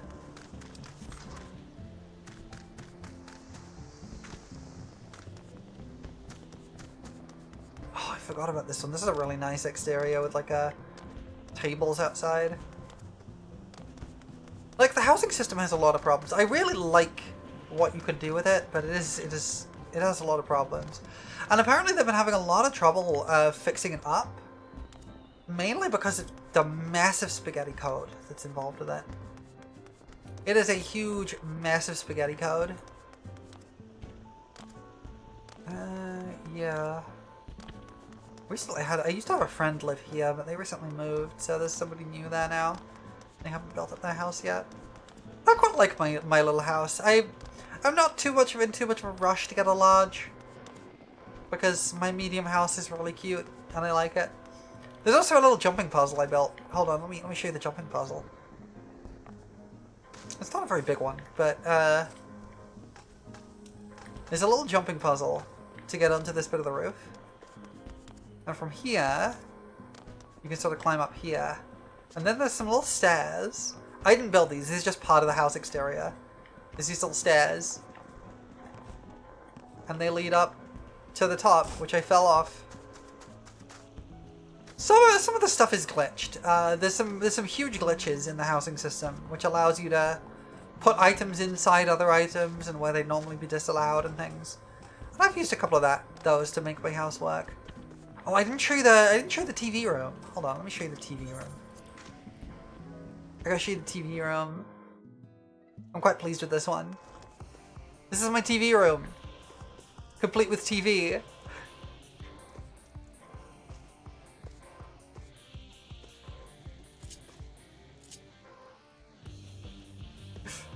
I'm pretty pleased with the TV. I'm pretty pleased with how that came out. It's pretty basic, but I'm pretty happy with it. Also, I love this song, by the way. M4S is probably one of my favorite fights in this game. It's so good.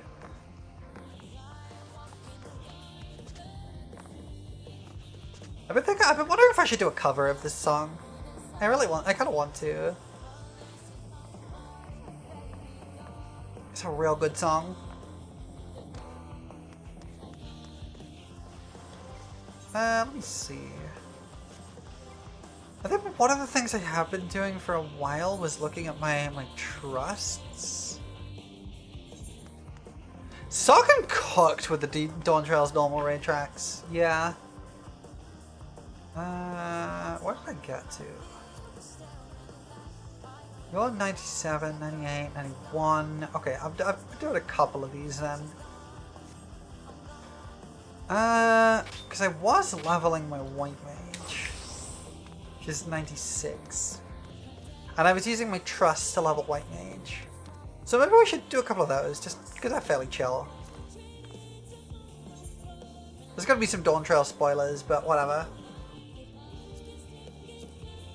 Skydeep Cenote, and I need to look who has the lowest experience points. Let's give it our all.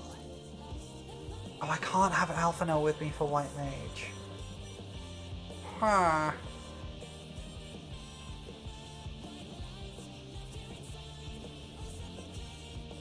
Let's I guess we could do, if we do Alice, I stand ever ready. Raha. You're on 16k. You're on 13k. Okay, so we'll take Ishidala with us. Yeah, I think that's the move. And then we can just do some basic do a little dungeoning.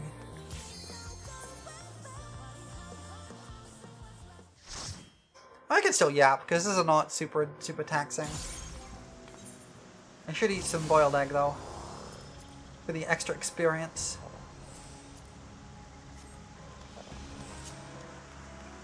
Oh right, you start with 3 lilies now, I forgot.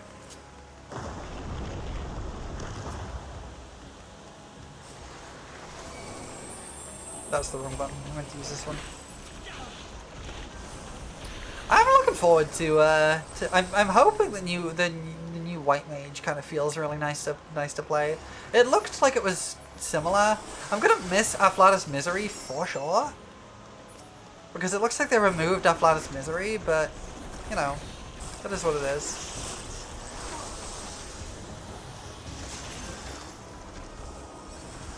Allow me.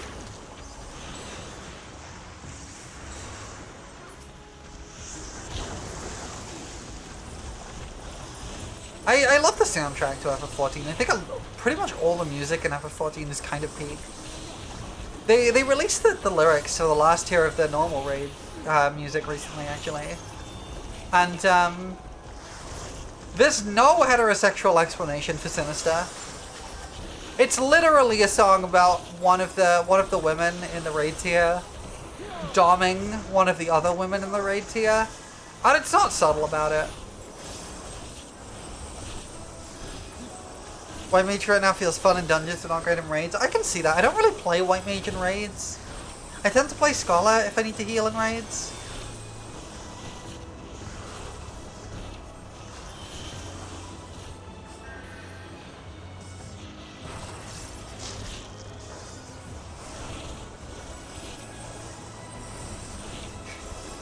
You gotta listen to Sinister? Yeah. Look, can I just point one thing out in Sinister? In the official lyrics, they capitalized the H in honey. There is no heterosexual reason for that. Whoops, I accidentally went to my emotes there. They capitalized the H. It's not subtle. It's literally about Femme Fatale doming Honeybee.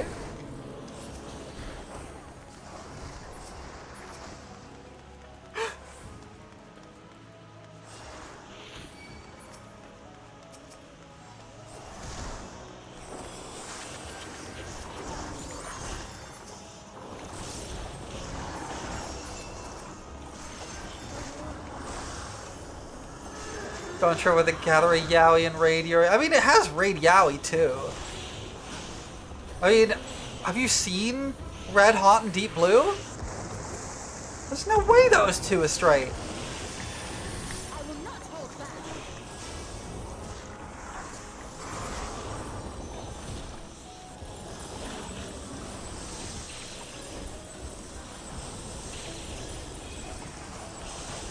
They do got the Yaoi hands.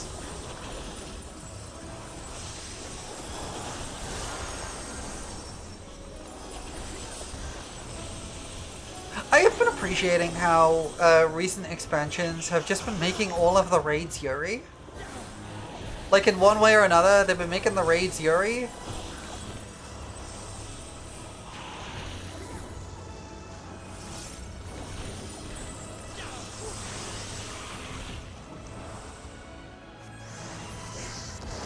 Because, like, it started in Shadowbringers with the Eden raids, which are the most Yuri thing in existence.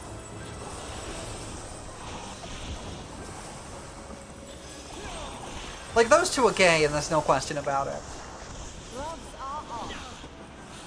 The Endwalker raids maybe not so much gay, but, I don't think Pandemonium's particularly Yuri. There's maybe an element of it if you stretch it, but it's not super Yuri. There's definitely some Yuri in the Alliance raids at Endwalker, though. Because, I mean, that second raid, there was definitely no way that, look, there's no way that Halon and, Menfina are not at least somewhat together. The last fight of Pandemonium is pretty fun, yeah. The first raid I like really did, like Savage raid I really did prog for was P10S. P10S is real good. It's a real good fight. It's really hard, but it's very fun.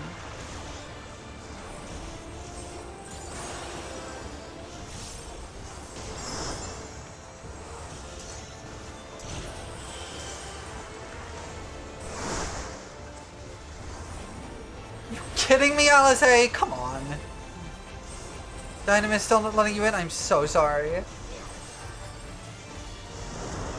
Hold still.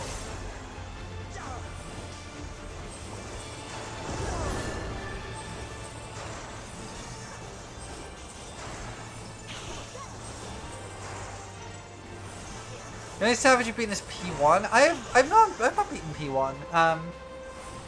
I started at P10, so I beat P9 because I had the rest of my static taken through it. We only needed one player though, which was nice.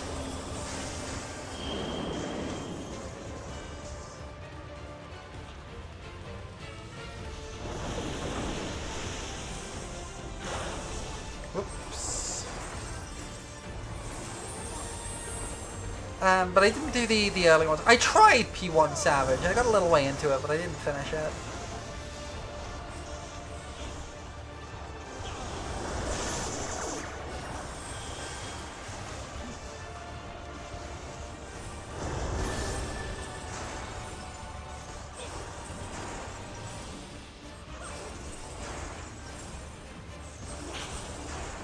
Dang it. Getting all these vuln stacks.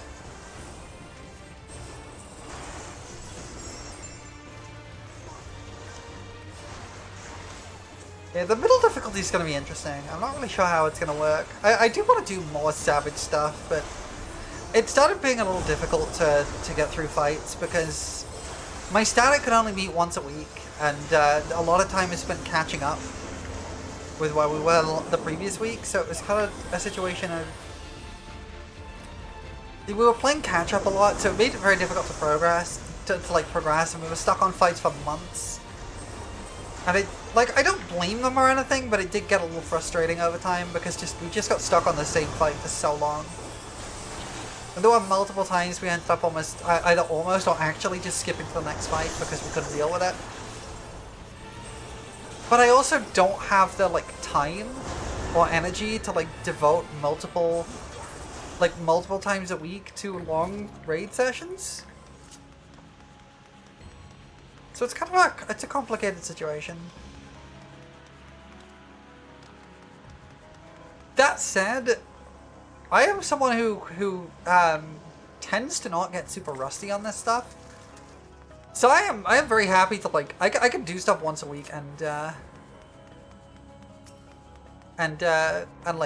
keep up with people who are doing it multiple times a week to some degree. It's all NA data centers having issues. I'm not surprised. It sounds to me like it's a DDoS. They get them occasionally. People are mean and DDoS the game.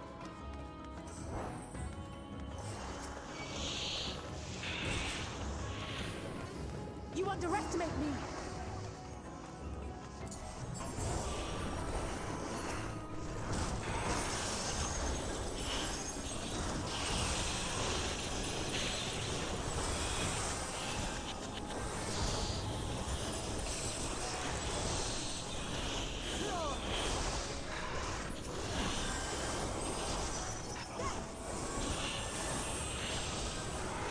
Victory? You got in?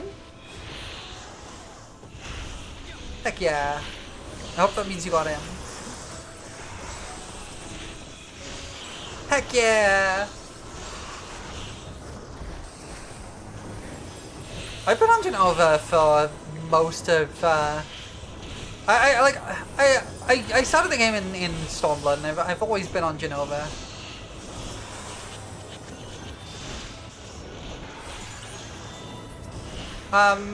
I mainly joined Genova because it was a,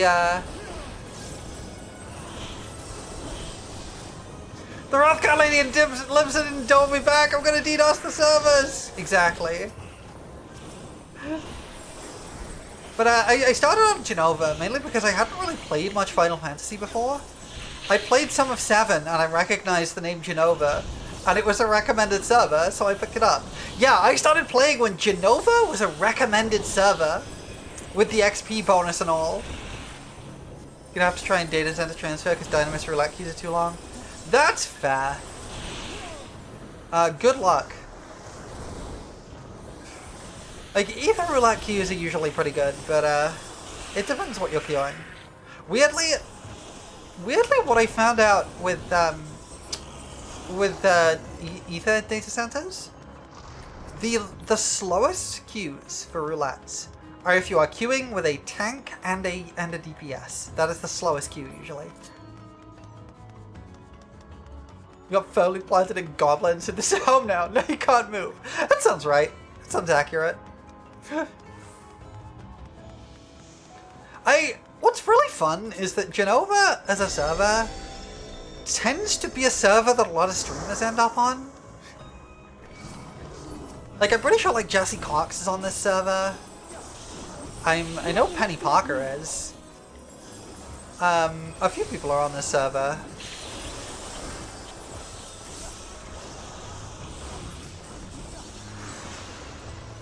I don't know why this ended up like a streamer server. It just kind of is. I don't think Joe Cat's on this server actually. Joe Cat's on Crystal, I think. I only know this, by the way, because like most of these are people I played with at least once. I don't think I played with Joe Cat specifically, but I played with friends of Joe Cat before.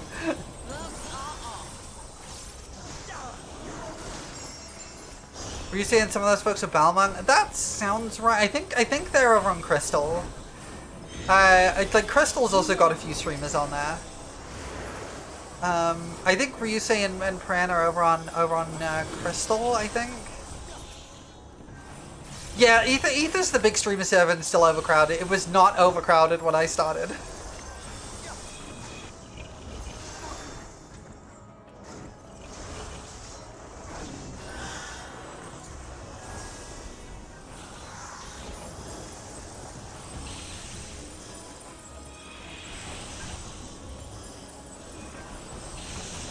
There's a lot of people over on Ether. Yeah, Ether often gets locked for transfers because it's just got so many people on it. You underestimate me.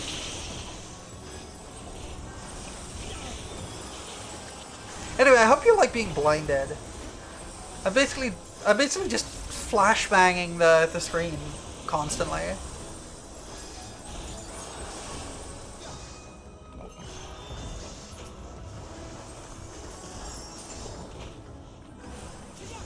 White mage, gonna white mage.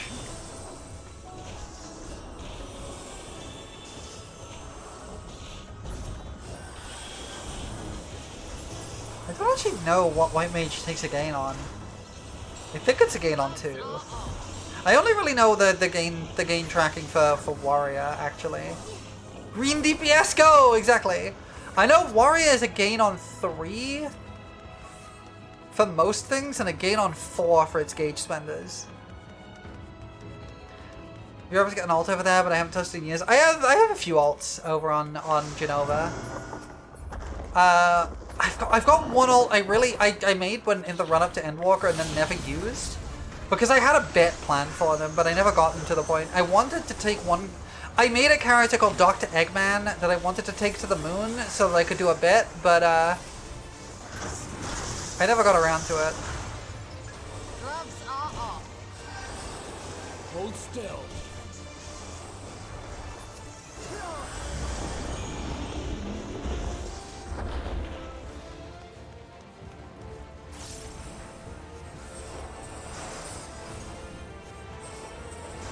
Like, I have a couple of alts sitting around, but I don't really play them at all. Mostly the ones I made for a bit and then didn't touch again.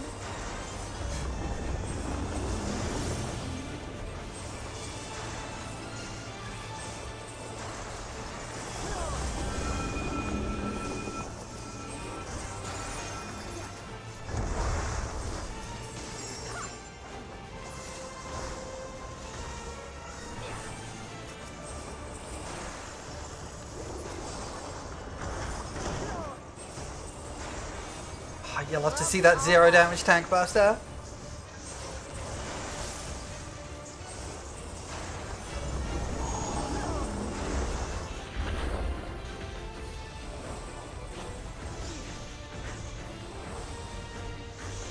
Wait, this is not going to be the right spot.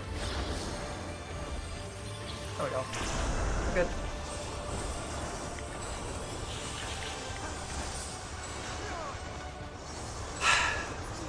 I haven't really played a lot of FF14 lately, but I can tell, you can tell that I've put a lot of hours into this because my muscle memory is just kicking in and making me just do this.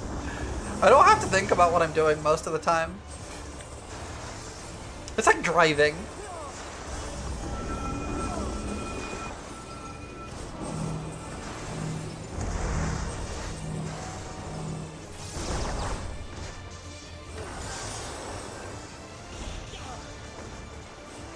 If I'm not paying any attention, I will mess up. But a lot of what I'm doing is very heavy muscle memory.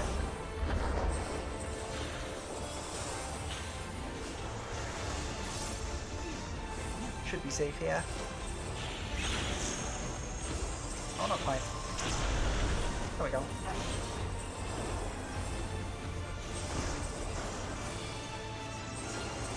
Yeah, it is a little sad because I used to usually set my my server to in online games to an American server, just because I tend to be awake later in the day, and I tend to find more people are able to play with me. Hey, I leveled up. Ooh, Medica 3. That's nice. But it's at the time I started playing this, most of my friends were in America too. And that's still kind of the case. A lot of my friends are also in America, so like, playing on American servers still gets me to play with them. But I now have a lot more friends in the UK space too who also play online games. And it sucks to have to choose between them.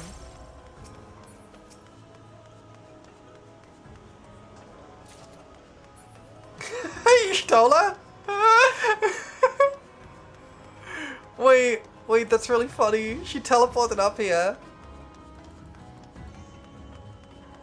Yeah, have a benediction.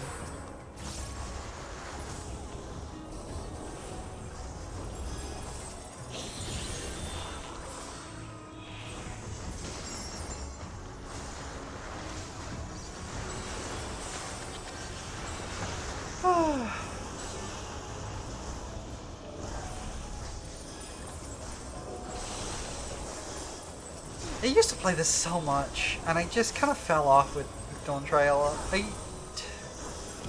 So a little bit of me backstory. I know it's not exactly like something I haven't really talked about before, but I am a disabled person. I used to work in AAA game development, and it caused me. Working in that environment caused me severe health issues. The health issues were already there before, but it kind of exacerbated them to the point that I needed medical attention. It was not a good situation. And after that, I ended up having to, I had to seek. It became very apparent that the kind of job structure that a lot of society expects from me was not something I could physically handle. I could not physically structure my life that way. And so, I ended up having to seek sort of help for dealing with, like, surviving without a standard sort of 9-to-5 kind of job, because I cannot function with that. It causes me severe health issues. And when I say severe health issues, I am talking I was hallucinating daily, I was physically weakened to the point where I was bedridden at one point. It was not a good time in my life. But for a while, I ended up kind of not having anything to do with my time, because once I had recovered a little bit, I could, to a degree, function a little bit, but I still couldn't handle, like, serious labor, right? I couldn't handle, like, serious work. But I ended up very bored, and I spent a lot of time playing FF14 during that period of my life. And I met a lot of, so I used to play this kind of religiously. I met a lot of lovely people through this game. I met my partner through this game. We ended up at the same free company together. And it was actually kind of a funny story how we met, because it was actually kind of an accident. So I mentioned earlier that I started this game as a bard, or archer that turned into bard, and I used to just perform music in Gridania and then later Limsa Lominsa. And back when I first started, I used to get a lot of free company invites, and I wasn't really ready to join a free company at that point. I held off on it. I was just thinking, yeah, okay, I don't really want to do that, but I'll keep your name in mind. And added the people who invited me to the friends list. And these are all people who were, like, directly inviting me, not, like, you know, random shout messages. These were people who reached out, listened to my music, and were like, okay, we like you, we want you to join. And I made a sort of short list of a few people. And I had a few people around, and There was one person who was super nice to me, and I really liked them, and I thought, you know what, next time they're online, I'll message them and say, hey, can I join your free company, please? I misremembered their name. I contacted somebody else instead, who was very, very sweet, and was actually, like, really nice to me as well, so it wasn't, like, a problem or anything. But they weren't who I initially intended to contact. And I joined that free company instead. And it's the one I'm still in. I'm still in that company, free company today. They no longer are, funnily enough, but I still am. And I met my partner here. My partner is also in that free company, and we met through it.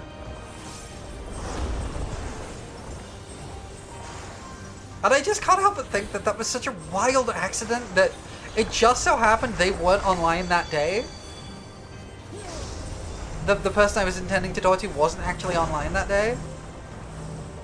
And because of that, I ended up joining a free company where I met someone I really love. I think that's just such a wild coincidence.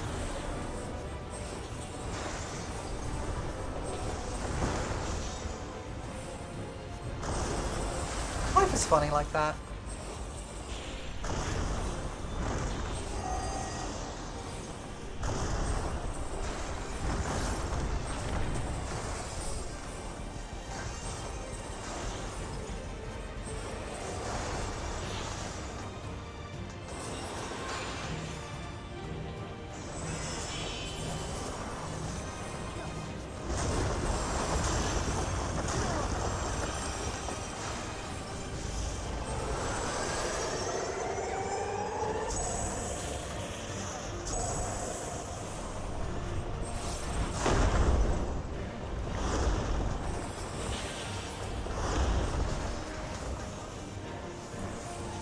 I remember this fight now. It's been a hot minute since I've done this one.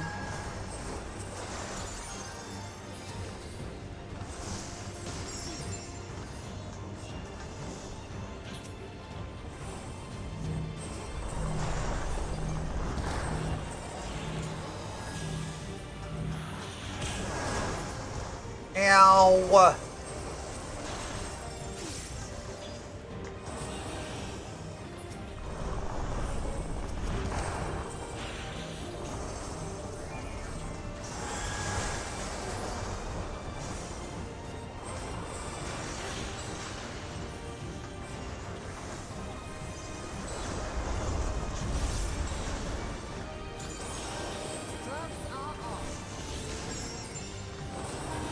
Okay, we're doing okay.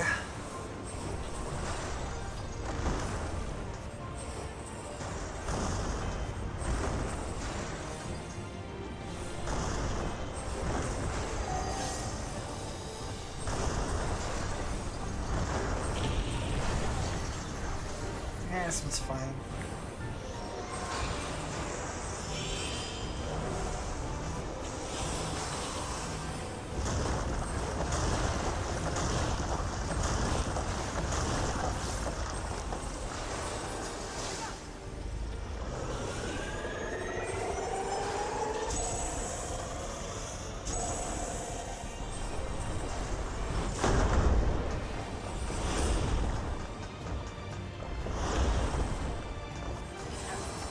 There we go.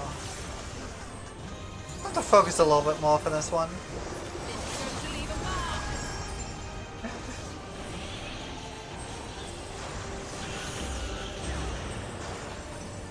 Oh hey, it wasn't Alize using the limit break for once.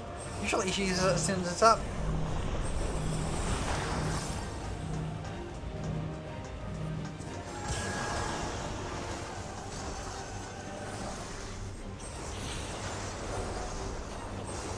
Yeah, we'll finish the dungeon by the time the ad break comes up. There we go.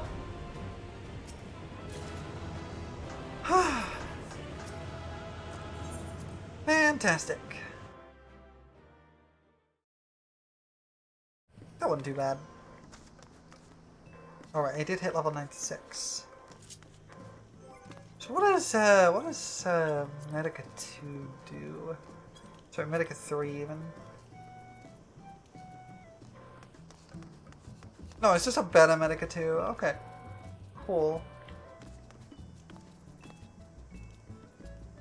it's just a stronger regen. That's nice. Strong regen is nice. It's Medica 3 times. That's true. So is that an upgrade to Aquamail? Oh no. Okay. Oh, Enhanced Tetragrammaton is nice. Oh, Tetragrammaton is nice. Enhanced Temperance. Temperance grants Divine Grace on execution. Divine Grace lets me use Divine Caress. Okay. That's cool. I like that. Alright, we got an ad coming up in a minute. I don't really need to take a break, so we're just gonna hang out and yeah.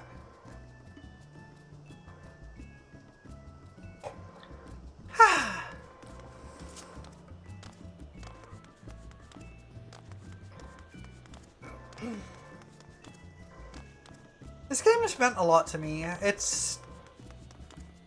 For a while it was my favorite game of all time. I believe it was like after 5.3 of Shadowbringers patches. Up until Dawn Trail, it was like my favorite game ever. And that's a big thing, right? This game's how I came out to myself, ironically enough. And not too dissimilar from me, actually. This is one of the first times I, Hi Chaos Bean, welcome in. This is one of the first times I really, like, was open about myself in a space and decided to, like, be myself without worrying about feeling like I was lying to everybody. Oh, I had a striking dummy, whoops. And it was nice to be able to do that.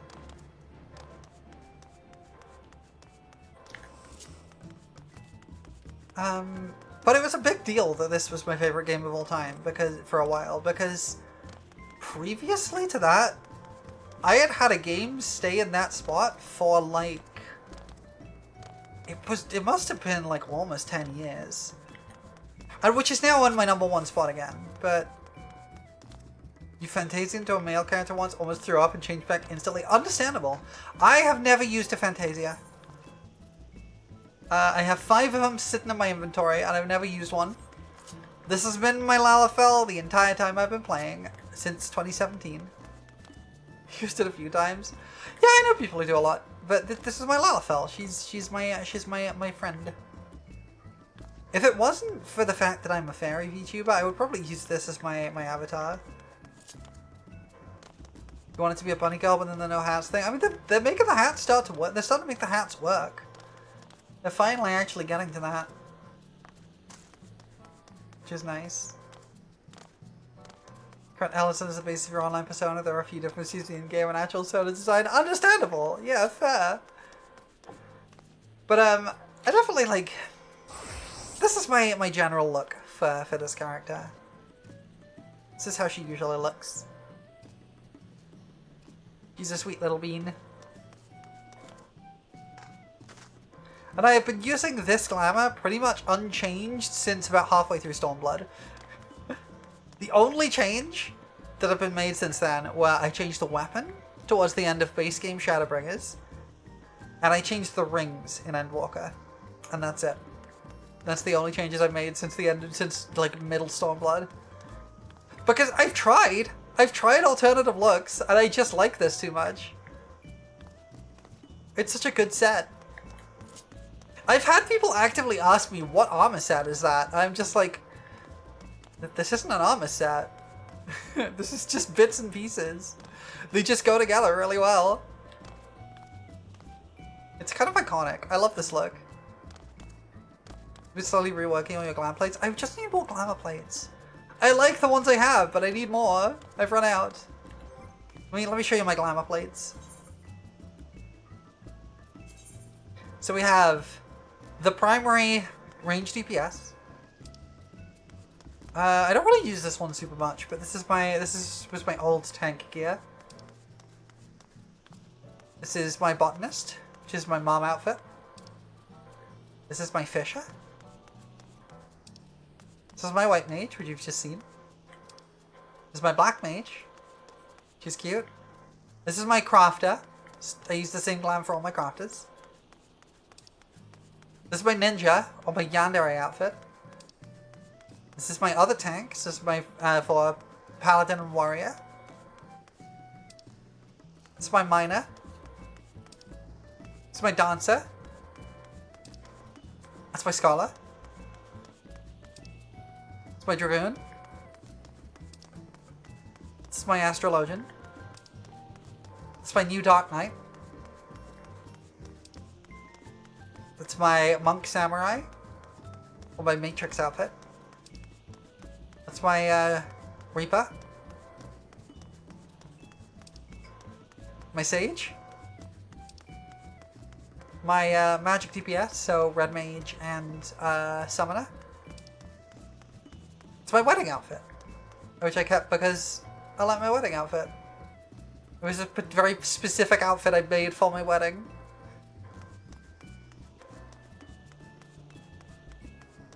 Which isn't just the built-in wedding dress, I had like a whole thing set up. Yeah, I have a bunch of glams. I ran out of them. And I also have a Viper glam, which I've been kind of working on, but it's a little bit difficult. Here's my Viper glam. It's been a little bit difficult to keep because I've just been kind of having to do it manually. But I really like it. I looked through like all of the coats I had, and this is the only one, by the way, only one of my glams that makes use of the unlock glamour requirements, because the body piece is a bard outfit,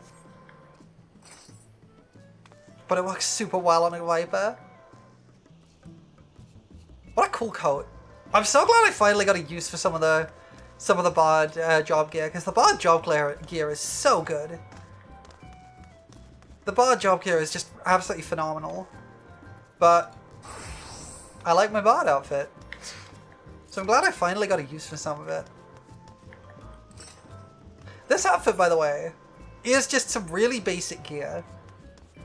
The weapon's the Shadowbringer's artifact weapon. The hat's the one of the Valentine's event ones. The only bit that comes from the Mog Station. This is just a felt, but yeah, this is just a regular piece of El Realm Reborn gear. The gloves are a regular piece of Stormblood gear. Tiger skin wrist gloves of aiming. The legs are Lalafell starter gear. Lalafell and bloomers. The feet are another bit of regular Stormblood gear. They're Yuki leather boots of aiming. Earpieces are the Proto Ultima ones. Neck doesn't matter because it doesn't show up. Wrist doesn't matter because it doesn't show up.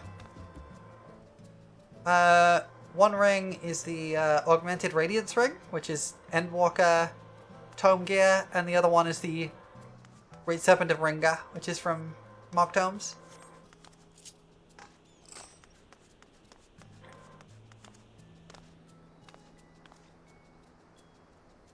So it's all pretty basic gear for the most part. Like a lot of, like, it uses a Realm Reborn gear, but it just looks so nice. Most of it is just, I didn't even re-dye most of it, I just got it from like job quest rewards and just dropped it straight in, and it looks really good. I'm really happy with this outfit. I think it looks really nice. It's kind of iconic. It's an iconic look. I've never seen anyone with anything even like close to looking like this, and I really like it.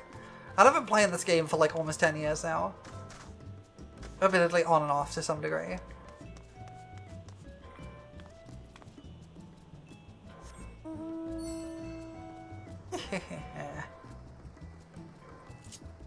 Oh right, we were just kind of yapping while the ads went on. I'm glad you got your data center transfer, by the way. I'm glad you managed it. I'm just having fun just hanging out and yapping, honestly. I don't have a particular goal in mind for today. There was a point where I was trying to do like all of the side quests. I've done every side quest up to Stormblood. No, up to Shadowbringers. And almost all of them in Dawn Trail, but I haven't touched Shadowbringers and Endwalker yet. There was a point where I was going through and doing all of the side quests. I almost have. If I go to my card list, I almost have all of the cards needed for the card mount. I'm just missing a couple of NPC ones in Shadowbringers. Hi Jessamino, welcome in. Thank you for the first time chat. I appreciate it. Must just do your book custom deliveries than max weekly capstone stores. I used to. I don't really anymore. I just kind of lost interest in it. You found the channel because the anti-AI poem I wrote 5 months ago? Heck yeah! I wrote that at like 6 a.m. I woke up one morning and just kind of typed it out, sent it to Blue Sky, and then went back to sleep. And it just blew up. It completely blew up. But welcome in. We are not big on AI here. We don't like AI here. You shared it to all your friends. It was alright. Heck yeah! I'm glad you enjoyed it. It's one of those things where, like, the things you put all the effort into, and always the things you really struggle to get, like, to get traction with, and then something you spend 5 minutes working on ends up getting shared across the internet and going viral. Well, I'm glad it's still making people's day. I appreciate that. He's like, quite literally did just blast that out in about 5 minutes. I'm gonna go back to sleep.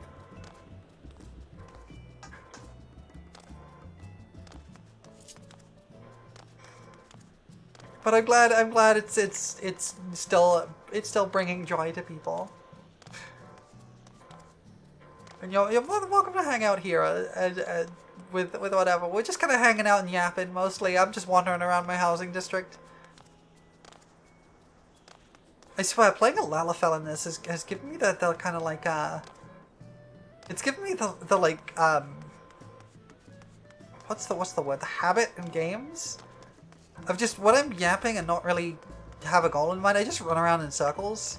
It's kind of a very Lalafell thing to do, but I do it in other games too now. I don't know why it's specifically a Lalafell thing, but I only really see Lalafells doing it. Occasionally there's a Makote that I see doing it, but it's a very Lalafell thing to just kind of run around in circles while you're talking and doing something else. I don't know why.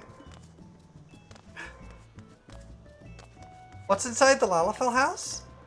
I can show you, actually. I can show you what's inside the Lalafell house. Give me a second. You do it in your analysis? You're a rare breed. Where is it? It's,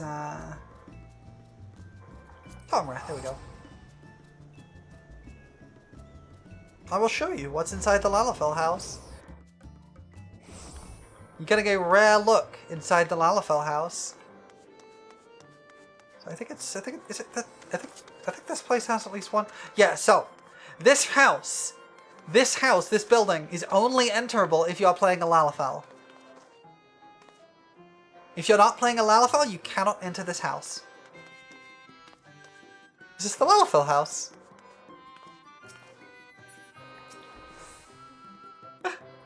There's an NPC here. Marinated rail eggs. Sounds pretty good, actually. There's an upstairs, too. You get a sneak peek into the Lalafell house for all you non-Lalafell players. Are there such houses for every race? Nope. Only Lalafell. It's only this one area. It's not important for anything in the story or anything at all. It is completely incidental material and it does not matter for the game at all. But it's a building you can only enter as a Lalafell. I think that might be one in the other dwarf town as well. Game really said no tolls allowed. They really did. Yeah, you don't need a door with a lock if no one else can fit. Exactly. Where is it? It's over here. Yeah. That's the only one, the only like race specific area in the entire game, I think, is these couple of Lalafell houses.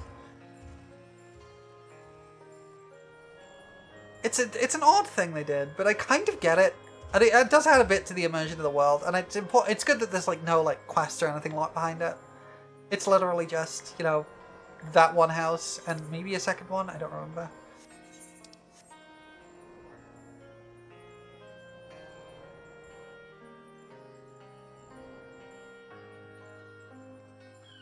It's really foggy out here. I can't show you the cool thing that sits behind the mountains. There's a really, really cool thing that should be visible right now. Actually, I don't remember if they get rid of it after you complete the raid series. I don't think they do. Maybe they do. Oh no, you can see some of it there. You could just see it in the distance. There's like a cool, huge ring in the distance. It is still there. It's from the Shadowbringers raid series. Yeah, there's a Lalafell house here too. I thought there was. Boop. This is another Lalafell house. This whole area of the game is like the dwarf homelands. So there's like there's just like a couple of houses you can only go to here.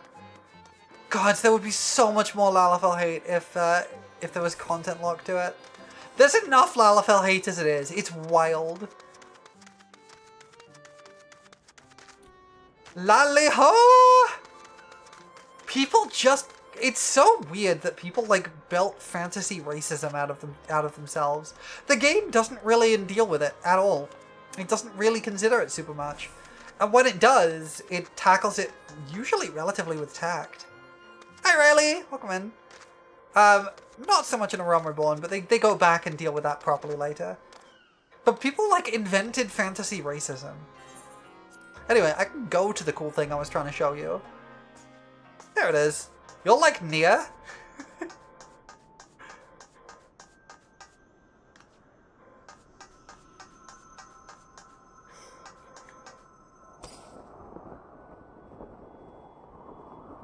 I loved this raid set. They were so good. What a cool set piece. Anyway. Got my free company house.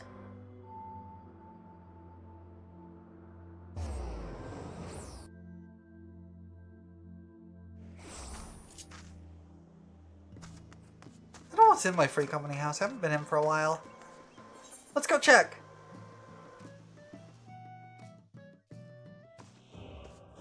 Mostly the same as when I last saw it.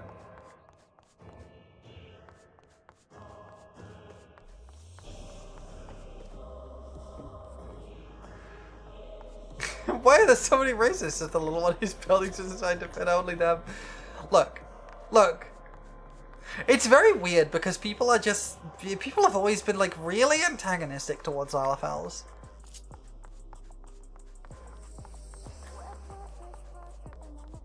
Oh hey, this is the song that's not at all straight. This song is probably the gayest song they have ever put into this game.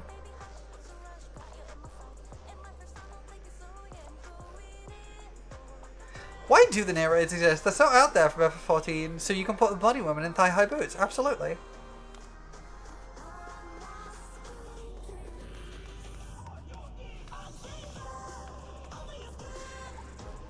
Listen to the lyrics of this.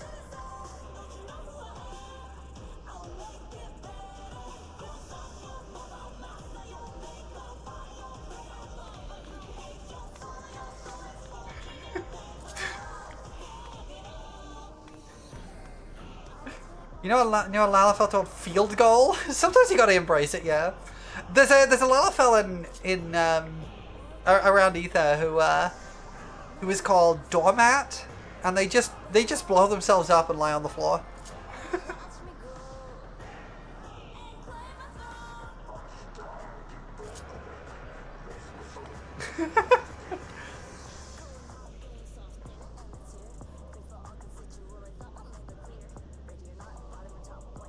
Listen to those lyrics! Ready or not, bottom or top? Are you kidding me?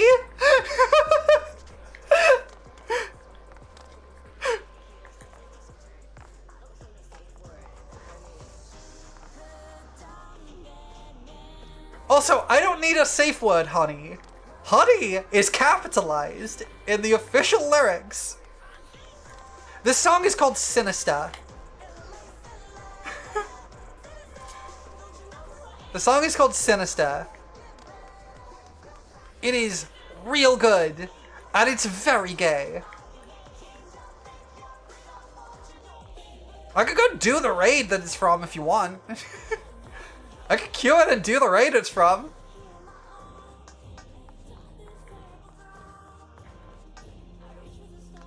Oh, you know, we're just hanging out. Let's go do it. Let's go do the raid this is from. And you'll see why it is like this. I think, is it heavyweight M1? Yes.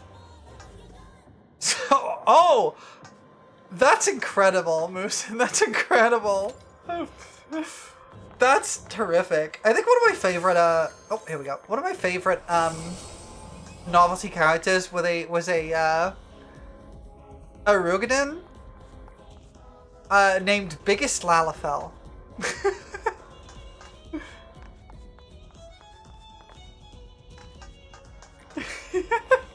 I love the novelty characters people come up with sometimes. They're really funny.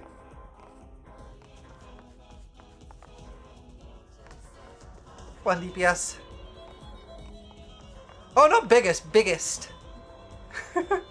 Biggest Lalafell. Anyway, this is the fight that music comes from.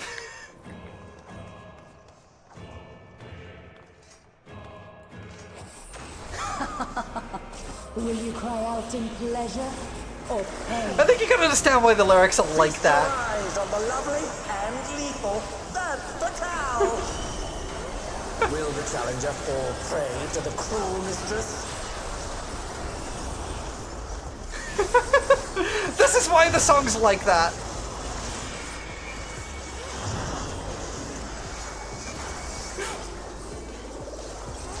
This fight's real good, by the way. This is a real good fight.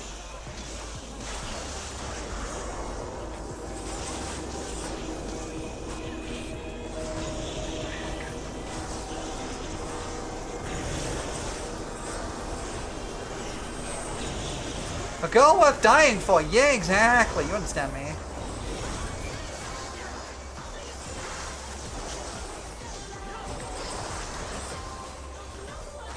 This is my show. I will hear you scream. They knew what they were doing with this one. Wicked weapon. Dan Fatale's poised to execute it. They really knew what they were doing with this. But there's also dialogue from this character at one point that really suggests she is just very much the dom of another femme character in this raid set. And I kind of love that.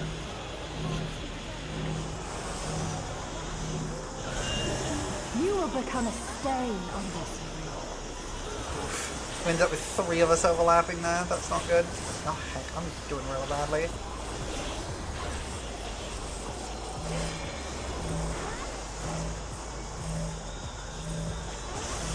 The challenger has nowhere left to run.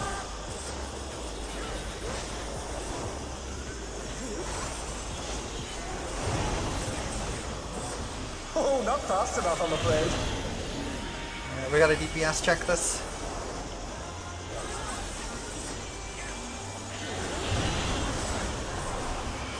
Oh dear, all our healers are dead. That's not ideal. I think this might be a wipe.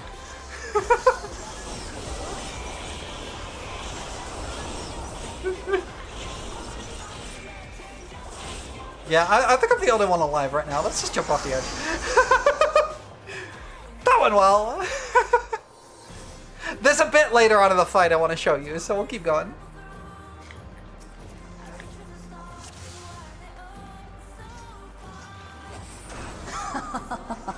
Will you cry out in pleasure or pain? Feast your eyes on the lovely and lethal Dan Fatale. Will the challenger fall prey to the cruel mistress? I usually play tank for roulettes and stuff, by the way.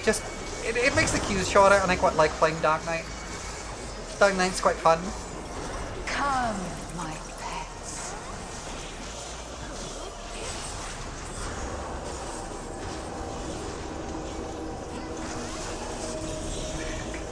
Let's get that bit wrong. It's fine.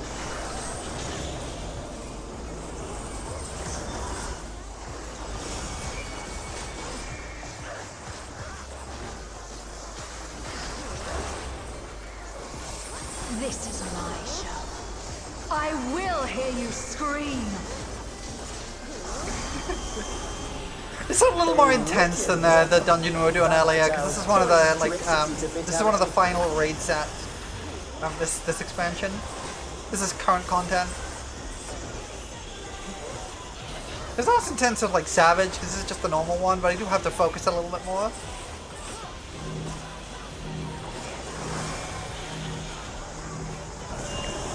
You will become a stain on this. Ah, I gotta allow that. There we go. Yes, it is gay. It's really gay. I'm doing the raid, yeah. I'm showing people the gay. The challenger has nowhere left to run!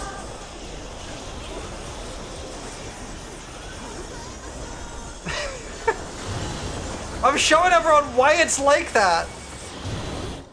Ah, oh, damn it, auto mod. Hang in there! Ah, nice, we got it.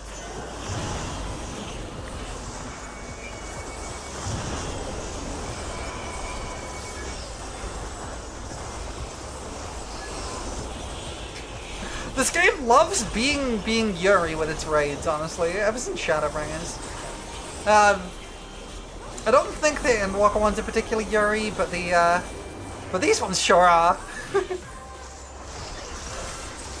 This is just the beginning.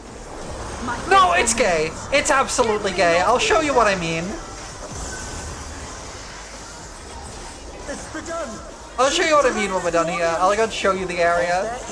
It's obviously some spoilers for Dawn Trail, but this is late game content. But All of you will feed me. oh, here we go. This is the bit I want to show you. Listen to the dialogue here. That battalion unleashed the ether! The Oh, come on. Did you not do it? Is it not this bit? I thought it was this bit. It wasn't this bit. Oops, that wasn't what I wanted to use. Never mind.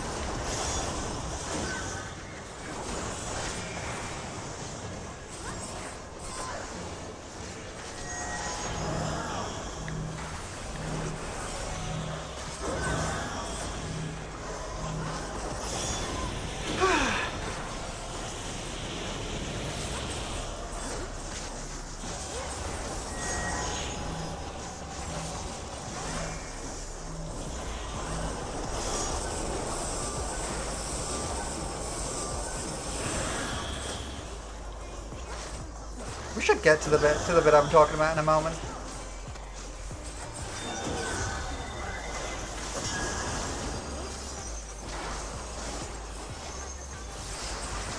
Might be here. You are a stubborn one. I think it is this one. It is not too Oh no, late it's gonna be to after beg this bit. for It's gonna be after this. There's another DPS check. This spectacle of slaughter resumes! How will the challenger adapt?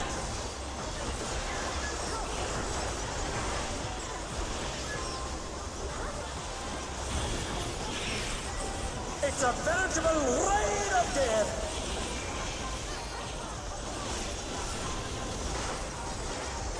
Okay. We're doing okay in this one.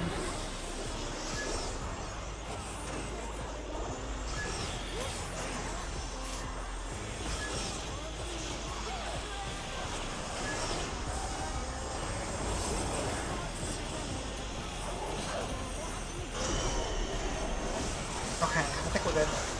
We got the DPS check. That one could be a little tricky because people don't notice the things at the edge of the arena.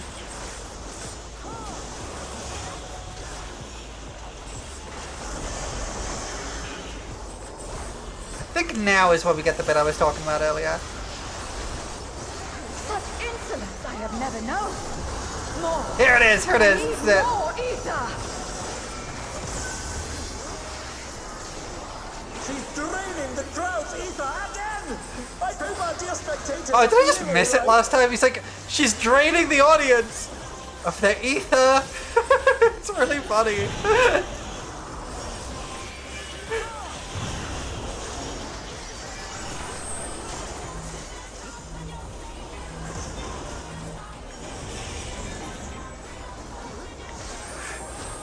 We're fine, we're fine. I didn't have my proper mitigations In up. pain lies pleasure.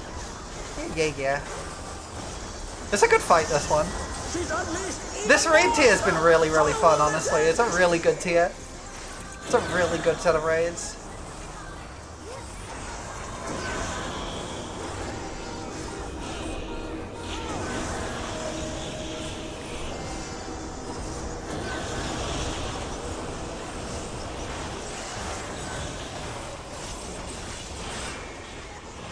Oh, heck, I wasn't paying attention. That's my bad.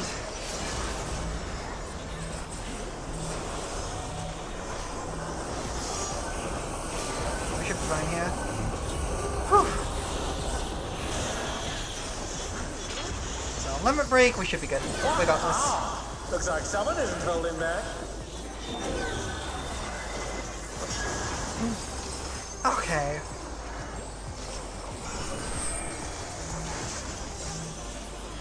There we go, we got it.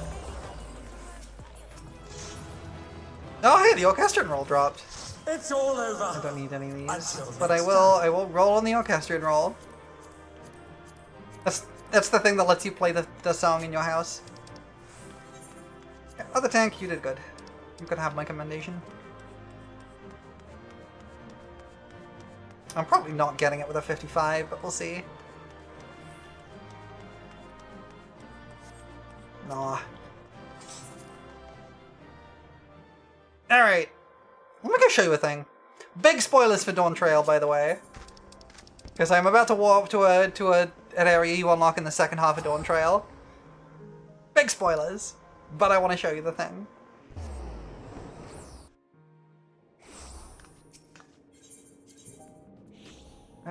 We want to go to... I think it's... the information center's closest.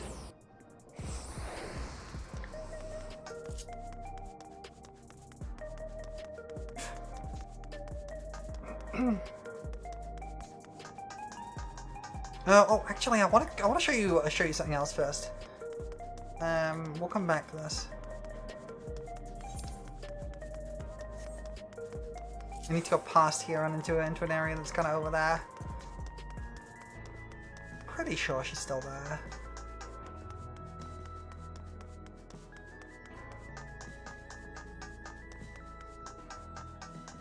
I'm basically showing you why this is gay, okay? I'm gonna show you why this is gay.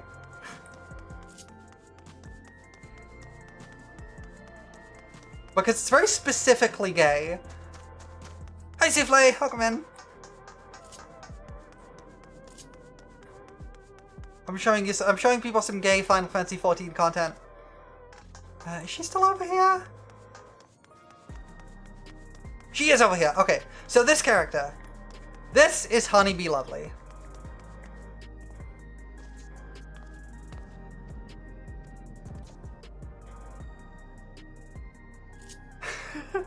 Show me where the gay is so I can avoid it harder. So this is Honeybee Lovely. She is exceptionally feminine. She is, you know, she has a Texan accent, I think. She's got a Southern accent, and she's got an American accent, and she's very, very cute. She's a cutie.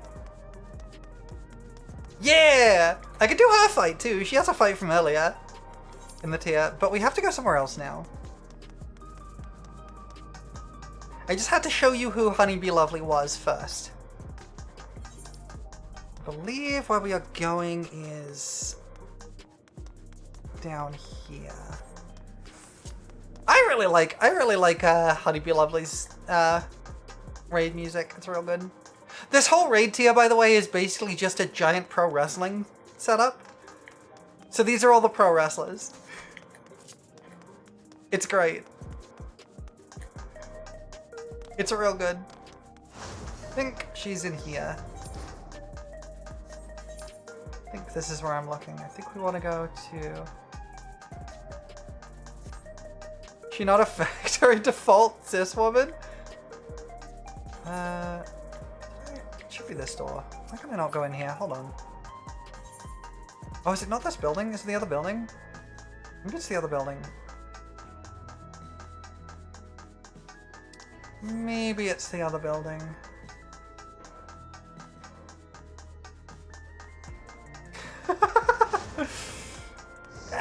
fine. We love women here. Women are lovely. Women are excellent. Okay, maybe it's in this building. I thought it was in the other one, but it might be in this one.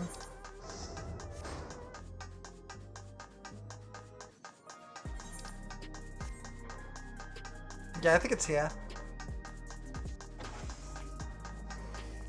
I very much like it when women too. So this is Femme Fatale. This is who we were fighting a minute ago. She's just not in her wrestling outfit. Look at what she says here. How naughty. Coming into my apartment uninvited. Are you so eager to be punished? The one truly in need of punishment is that infinite girl, the one called Honeybee. She's become quite full of herself. Someone needs to discipline her properly. Thoroughly, and it so happens we gotta match each other next. How will the little bee scream for me?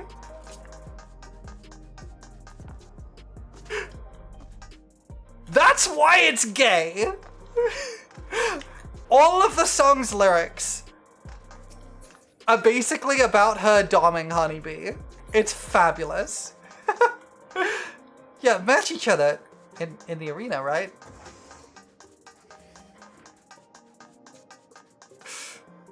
I mean, there's also yaoi in this raid tier. I don't know where the blowjob brothers are though. I don't know where they are in this area. I'm sure they're around. There's a tag team pair of some surfer dude bros, and everyone's kind of taking.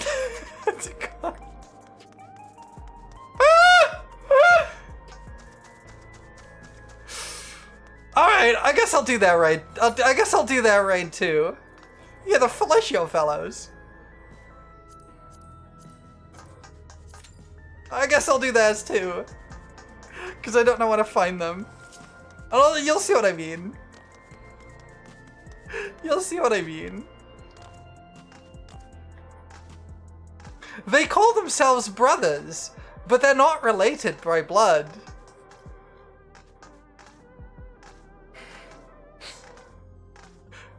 During that fight, they get a buff called Brotherly Love.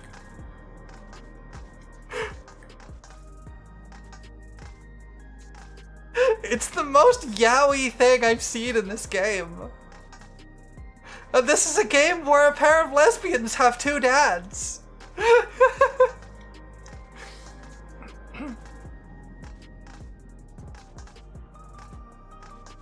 Let's see if I can find them around while we're waiting.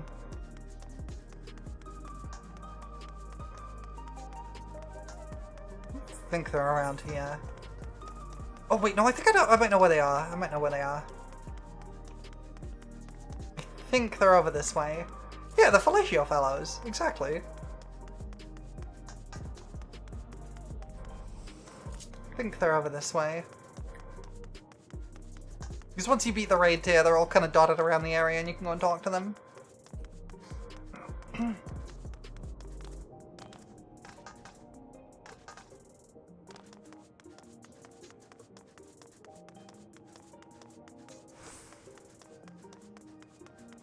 This game's real good. It's got some really silly stuff. This raid tier is really fun. It's a really good raid tier. It's just a really good set of raids generally. The fight design's very fun. It's got one of my favorite fights in the game in the Savage version. Ignore the Quan Servant. Oh, here they are. Yeah. Here's the Blowjob Brothers.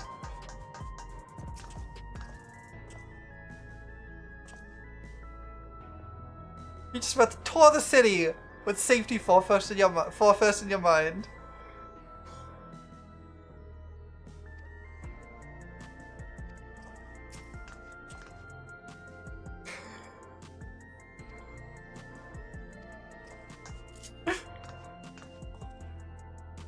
Nothing gay here. No, not at all. Just two bros, just hanging out. Just forbid a mango shirtless in the summer heat. No, I get you. One twunk and one twink, exactly. They're just hanging out, 5 feet apart.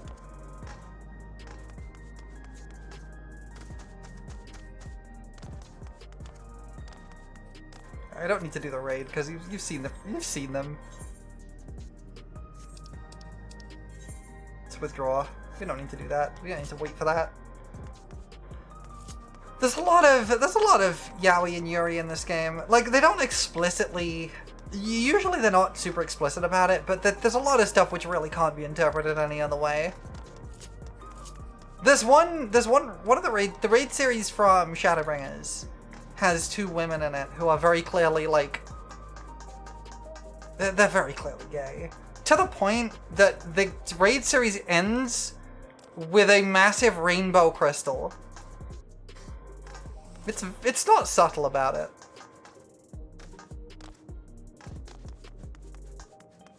It's not subtle.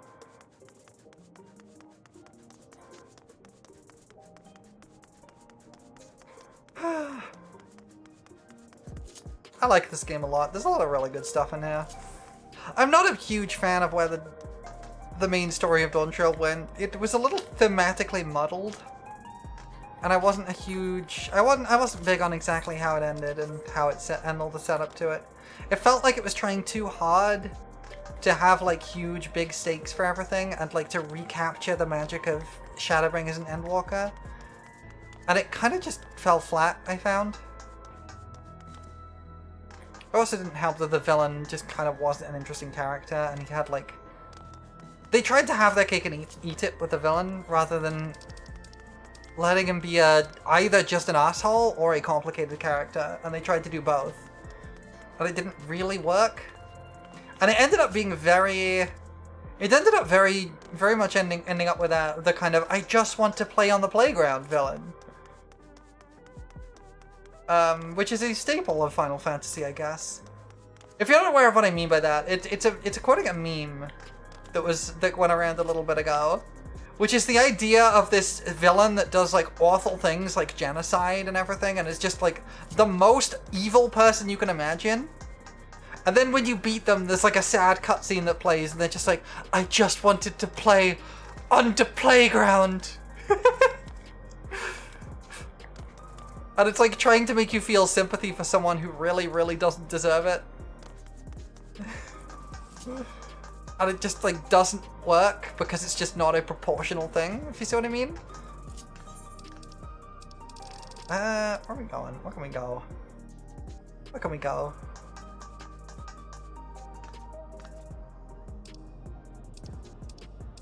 Where could we go and hang out? Let's go to Kugane, why not? I'm not using an Aetheryte ticket because I have 69 of them and I think that's funny. Let's go hang out in Kugane. I love how fast the load times are. This area is so good. This was the main Stormblood, one of the main Stormblood hubs. Stormblood is the Weeb expansion. You go to the Far East and everything. This area is really cool. I like it a lot.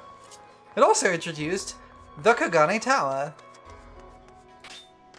Allow me to introduce you, if you haven't seen it already, to the Kugane Tower. This is the Kugane Tower.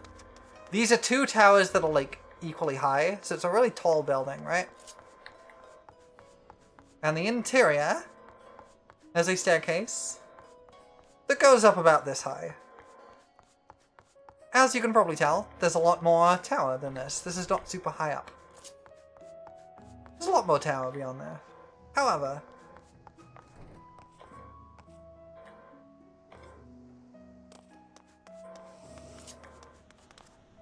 there is a way to get on the very top of the tower.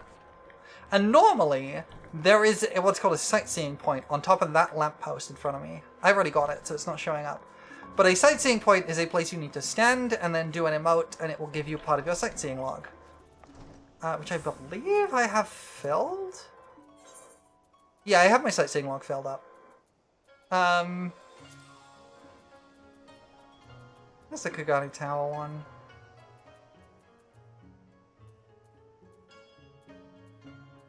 It's one of these. I don't know which one. Maybe this one.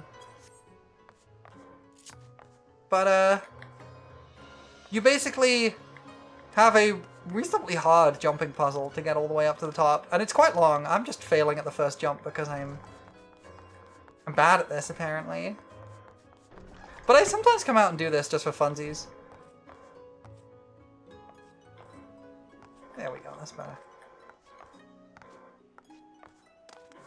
There we go, that's phase 1. That's step 1. There's a lot more to it. There we go. It gets me up here.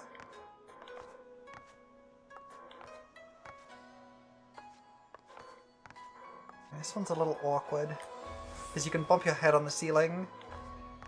There we go. There we go. This is going a lot better. Now you go around here. I know the route pretty well, because I do it quite a lot. Zoom the camera out a little bit so we can see better. Okay. Go. I fell. You can absolutely fall all the way down and have to start over, but there are kind of soft checkpoints because of how the place is designed, which is really sweet. It's really nice.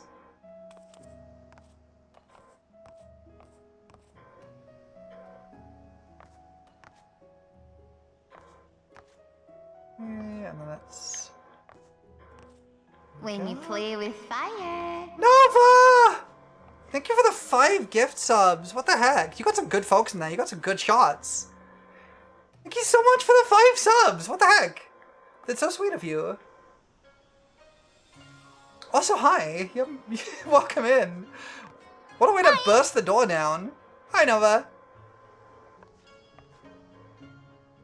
So I'm pretty high up now, but there's a little bit left to go. I think the next bit is... Ah, dang it, I fell down. I think I might be alright. Let's sprint here, I might be able to... No, okay. Well, I guess we do this again. I'm just doing the Kugane Tower jumping puzzle for no particular reason. You're here for the unicorn? Heck yeah, get yourself your gay horse. Enjoy your gay horse. Dang it. How's you? I'm doing good. We just been kind of hanging out. We did a dungeon. We did a raid. I've just been kind of hanging out and yapping. Kugane Tower is... Nah, Kugane Tower is fine. It's like I do for relaxation sometimes. It's a relaxing thing for me.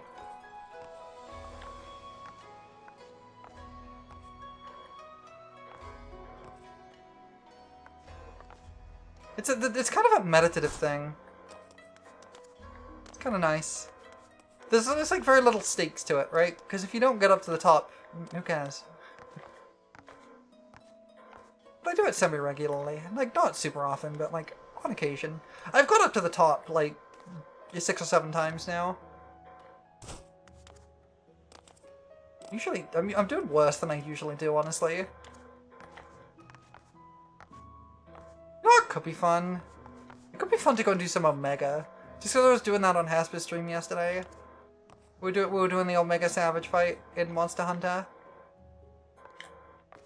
Could be fun to go fight Omega properly in this. I'm not doing the Savage because I don't know the fight, but...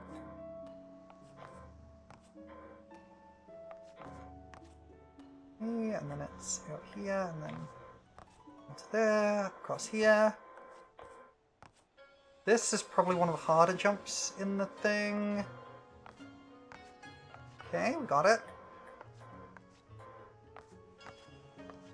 Almost there.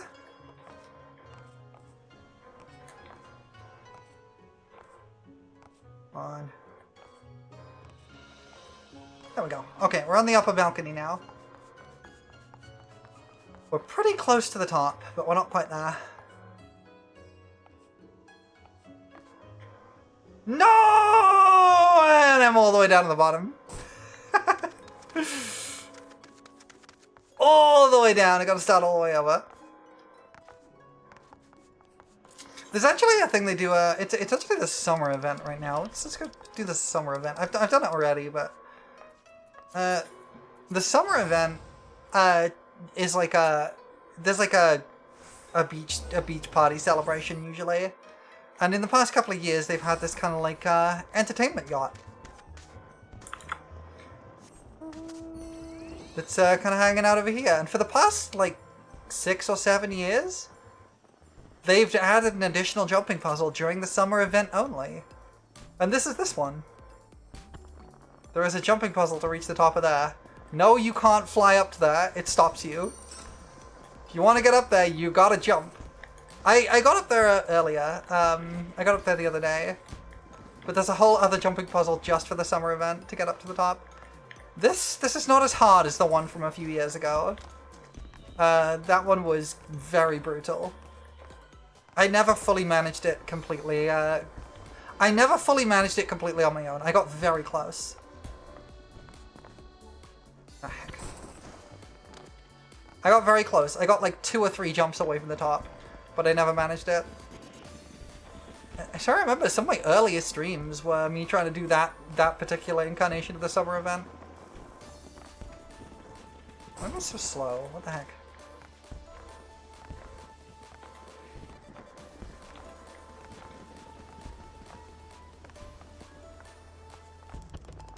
Why am I not able to make that one? I could do that one no problem.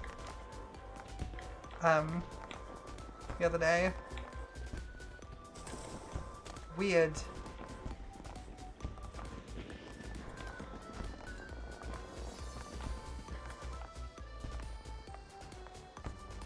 I'm jumping too early, I think. I like the platforming in this. They're not quite as good as the ones in Guild Wars 2. But they're it's kind of a meditative practice.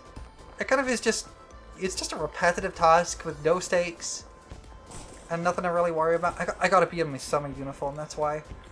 I gotta be in my summer outfit. Alright, everybody. Hold on.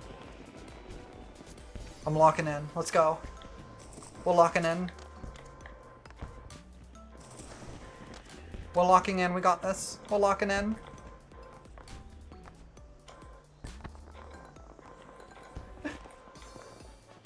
There we go. There it is. The players laying in the pool. Yeah, I really like the events like this because they really encourage just kind of hanging out. And I love that. This game is at its best when people are not being sweaty about content or like yelling about lore or anything. It's at its best when people are just hanging out and doing their own thing. Okay, that's the first half. Now it's the hard bit. That's the easy bit.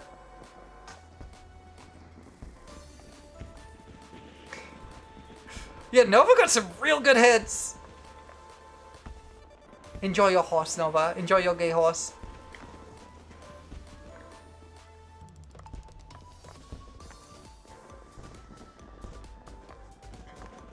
Okay, there's 2 branching paths here. This one's a slightly easier one. So we'll do that one. At least I find it slightly easier. No! Don't catch me in a bug now! What the heck? Why would you do that?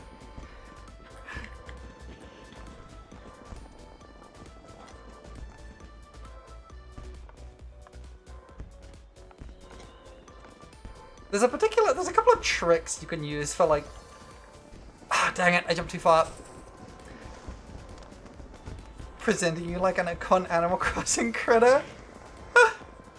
There's a couple of tricks you can use for jumping puzzles in this. One of them I can't use, which is a common one, is the backwalk. Which is where you walk backwards and fish for the fairy. I do like fish. Well, you walk backwards and use that as your jumping speed because it lets you move at a slightly faster than walking pace, but slightly slower than running pace. But I can't use that one because I can't walk backwards on controller without messing with my controls a lot. But fundamentally, this game's jumping mechanics are they're very commit based. Once you start a jump, it's like the upward form of that parkour pit Elden Ring. Kinda is, actually. You have a very commit-based jump in this game. Once you start a jump, you cannot change its trajectory. You can slightly maybe reduce the length of it by holding backwards, but it's only very slight. Once a jump goes, it goes. So you have to, like, really control your speed for a lot of this. One of the techniques I like to use is the flick, where I flick the control stick and jump at the same time, and it gives me, like, a very short forward hop. But it is a Belmont jump, very much. It's a hugely momentum-based system, and it makes these puzzles really difficult.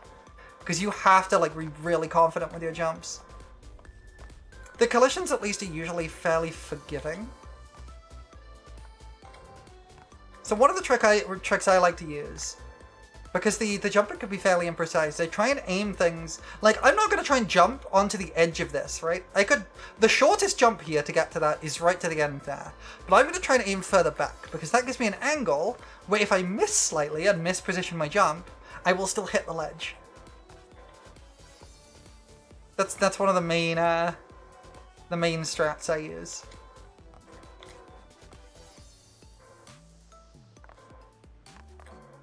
Gotta be really gentle with this one. It'll take me a few tries because I'm trying to be really gentle. There we go. Because you got to get a really, really tiny little forward bit of motion. And if it's too tiny, you get stopped because you hit a wall on the way up. Okay, this is probably one of the toughest jumps in the thing. This is one of the hardest jumps. There it is. You got to use sprint for it because you need the extra speed boost.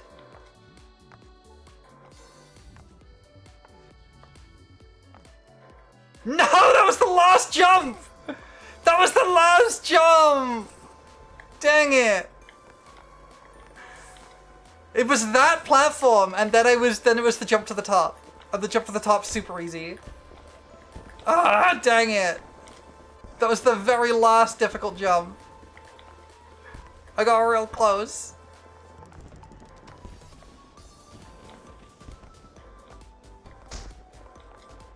Let's try the other way this time when we get there. Because the other way is a little bit harder, but it's not too hard. And you'll see why it's a little bit harder when we get there.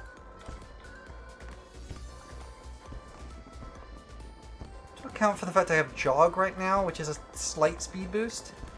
So my jumps are all a little bit further than they would otherwise be.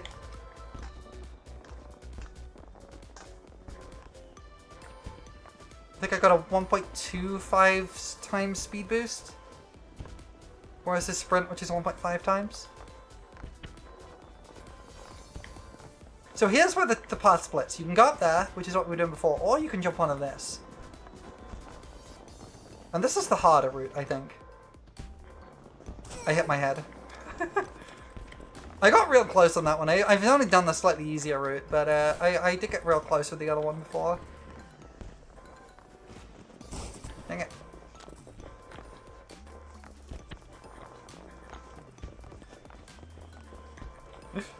I do like these little jumping puzzles. Oh hey, you know how we're talking about Red Hot and Deep Blue? Someone's doing a Deep Blue cosplay, and there's a Red Hot cosplayer! Wait! Wait, that's great! They're cosplaying the Blowjob Brothers! Why are these platforms structured like that? For funsies.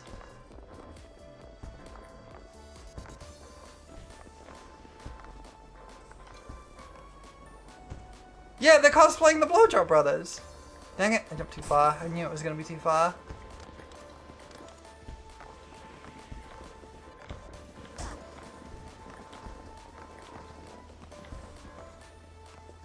There's a lot of like little tricks you can use to make these easier. Like one of the other ones I use is like a wall bump, where you explicitly and intentionally bump against a wall to like stop you from moving too far forwards. We're still talking about the bros? We weren't! But I just found out while I was doing this, there's cosplayers of them. There's 2 cosplayers of them doing the jump puzzle here. There's one of them there.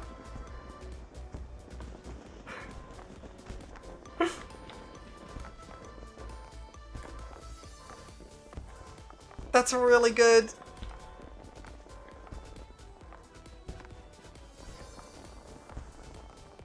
Okay. Okay, I'm locking in now. Easy half done. Sent the lock in. This is when it gets to there. This is the medium difficulty bit.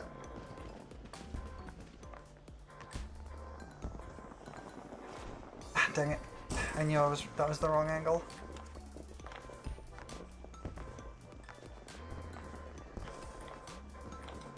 I have made it to the top of this already. I did it the other day, but I like these jumping puzzles. I think they're neat. There's a few of them around. I've done The only one I've never reached the top of was the previous summer event one.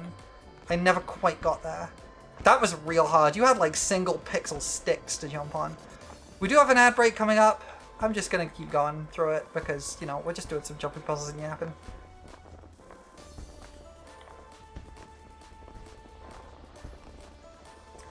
But there's a few of them around. Some of them are less obvious than others. There's the Kugani Tower we were doing a minute ago.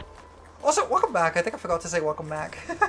There's the Kugani Tower we were doing a bit ago. There's one in Ralga's Reach. There's one in the Ishgard housing area. There's one.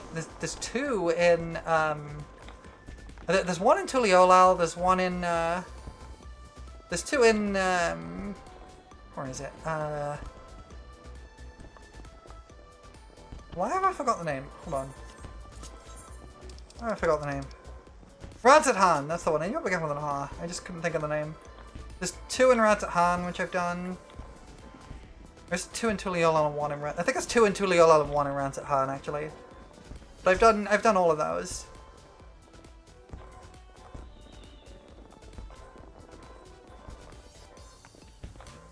Whoop.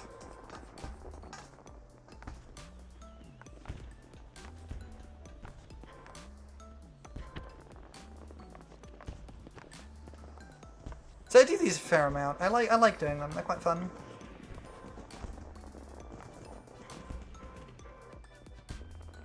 Quite low down for this one. Okay, we got it. We got it. We got it. Ah, dang it! That one's really hard. It's real hard because all the things are at like a weird angle. Maybe I'll do the other way up again. They're all at like really weird oblique angles and you have to do like really long running jumps from them. It's really awkward.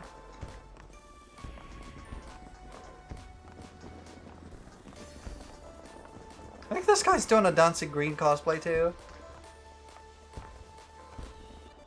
Just another one of the raid bosses.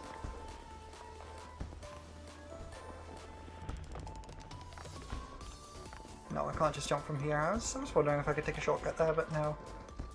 Just slightly out of reach.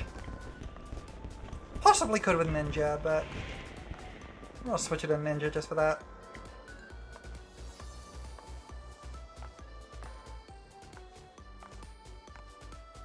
Let's go back to this one.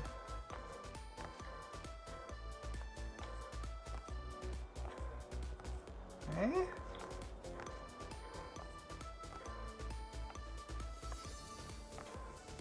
Made it.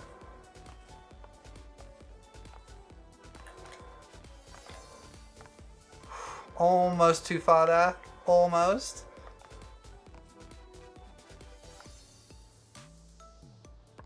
Alright, I gotta be up here, actually.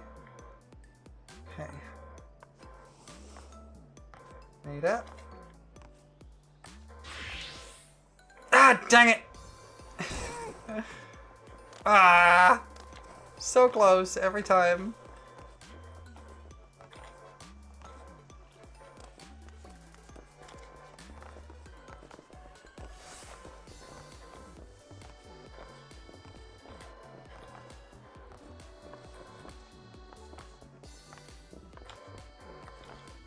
We'll get there. I like doing these little jumping puzzles. They're not particularly like they're really hard, don't get me wrong. But they have no real stakes to them. You don't get anything for getting to the top. There's no achievement or anything. It's just bragging rights. You just get a nice view and some bragging rights, and that's it. The only one that has any kind of progress tied to it is the Kugani Tower one for jumping off and landing on the lamppost. However, you can just... You could blow yourself up with Blue Mage and then get resurrected by somebody else who is on top of the lamppost and you will appear on top of the lamppost, so you can cheese it. So it's not like super a problem, but they've never done any kind of progress tied to it again. There might be another one that has like a sightseeing point, but they never do more than a sightseeing point at the top.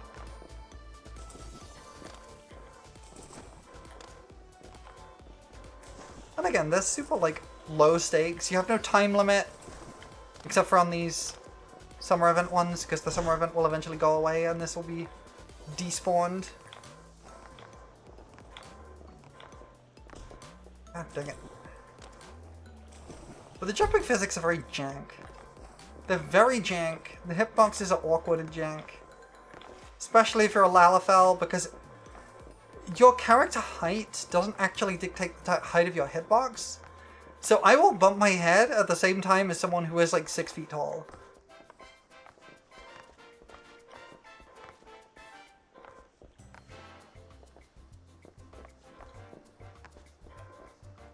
So I have to be aware of the fact that my character is actually taller than she looks. Oh, somebody fell. 6-foot presence, 1 apple in height. It's correct. That's how it is.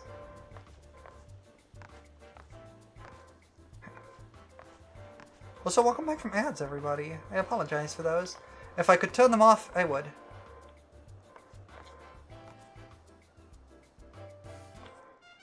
Okay. I'm making progress. Yeah, that's a difficult jump, that one. Okay. Go. Yeah.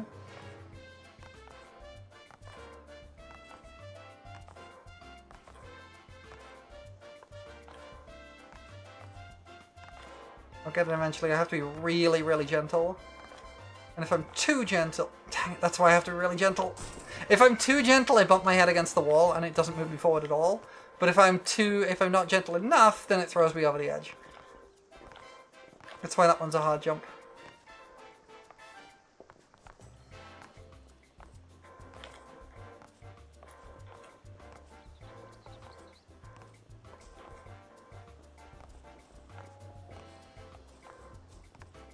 There's ways to, like, mitigate risk with these. Like, the way you angle your jumps can mitigate some of the risk, but there's only so much you can do. Usually you just, if you want to get to the top of one of these, you just have to commit to falling down and have patience. I like these. They're kind of... I don't know why they're just, like, so relaxing to me for the most part. The last year's summer event was not relaxing for some reason. Not last year's, but a couple of years ago. They used to have like a big tower out here instead of the boat. And that one was not relaxing. That one was just bad. I didn't like it. It was so hard. And so long too. It was like 2 or 3 times as long as this one. Oh, you can just jump straight there, huh? So you can. I didn't even think about that. Dang it. I'll give this a few more tries. I don't want to just like spend an entire 6-hour stream doing this. I don't even know if I'm going to be streaming for 6 hours, but you know, who knows. Eh, eh, eh, eh, eh, eh, eh. I have only tiny legs. Tiny legs, but with powerful spring. Much like Bonnie.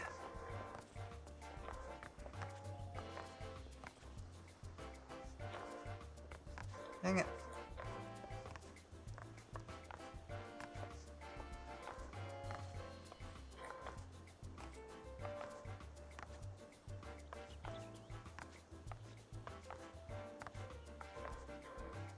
Dang it! I'm getting worse at this.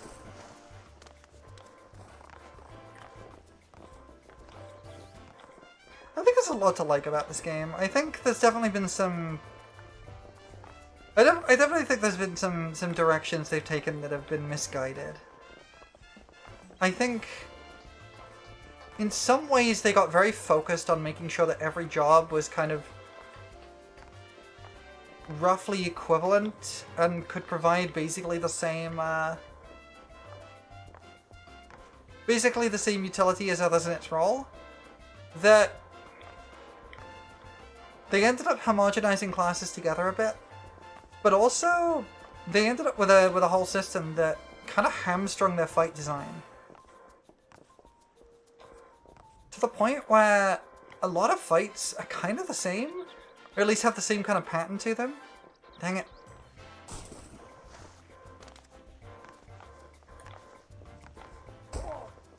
And it's a real shame.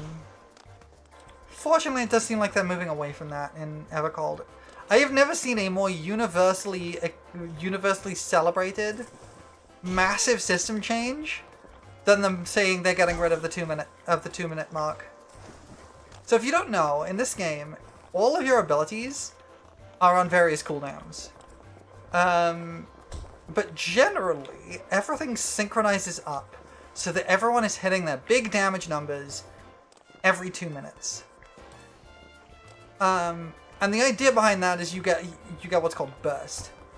Every 2 minutes you get a big burst of damage where all the buffs line up, all the party buffs line up, everyone gets to do all their big hits, and then you go back to kind of waiting.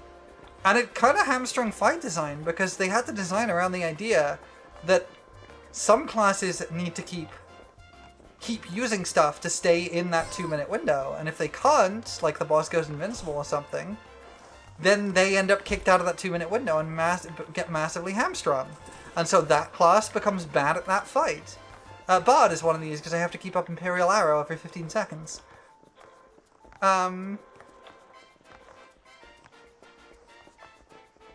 I have to be in. It used to be that you had to have a target for your songs, but they changed that to just be in combat, so that they could design more spectacle in their fights.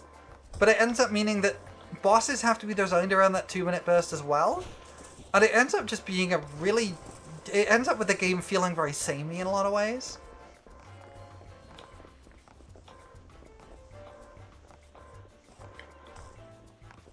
And so, especially in higher level fight design, there's a very kind of, it becomes very formulaic, I think is the word I want to use. And so they've said, we're getting rid of that. We're getting rid of the 2-minute timers for buffs. We're not having everything sync up anymore.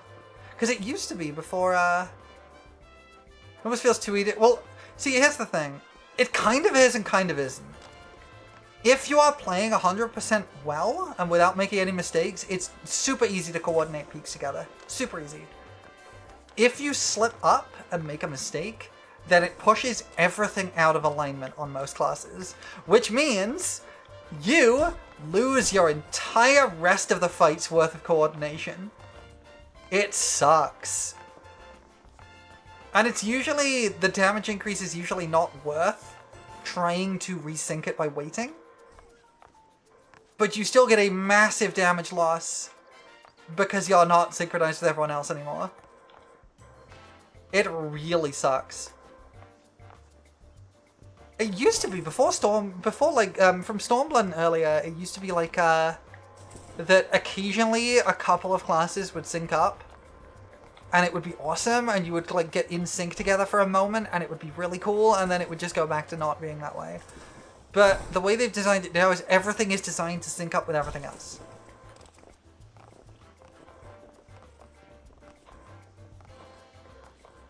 Like, Bard's big ability here, Wanderer's Minue. Let me show you the description for that. That is on 120-second cooldown. So you want to use that every 120 seconds.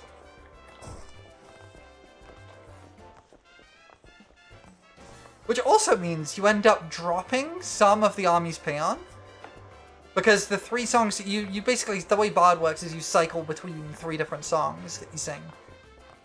Wanderer's Minue is like your big damage one.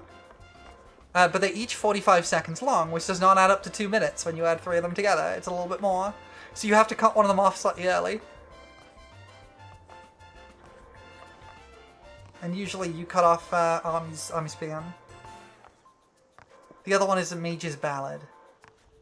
And they each give a small party buff, and they do like give you a bonus as well. Wanderer's Minue lets you use a powerful attack as you build up charges of it over time. Mage's Ballad lets you reset the cooldown on Heartbreak Shot and Rain of Death for extra damage. And Army's Payon boosts your global cooldown speed, so you attack faster just generally.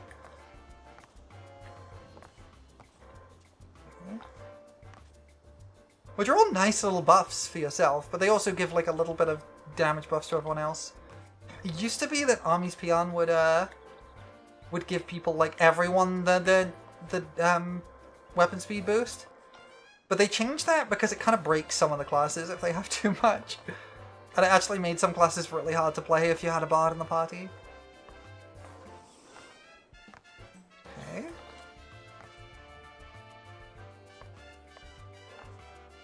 Okay. We're doing it. We're gaming. We're gaming. We're gaming. We're gaming. We made it! Let's go!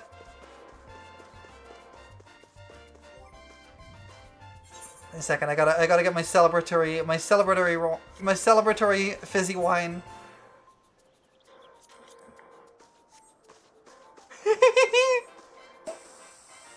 Yay!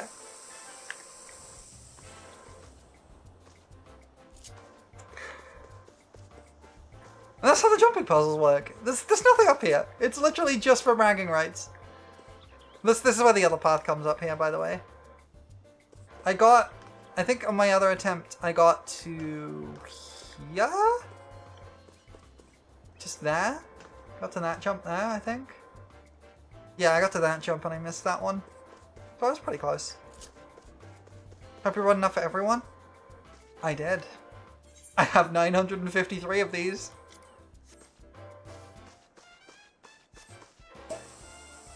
They sell these at a lot of different events, so I always stock up on them, so I have plenty.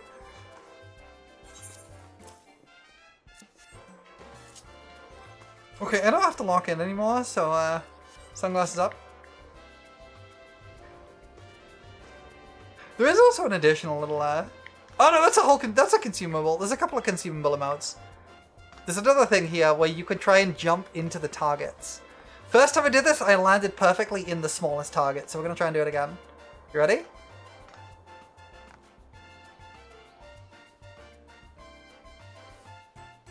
Let's go!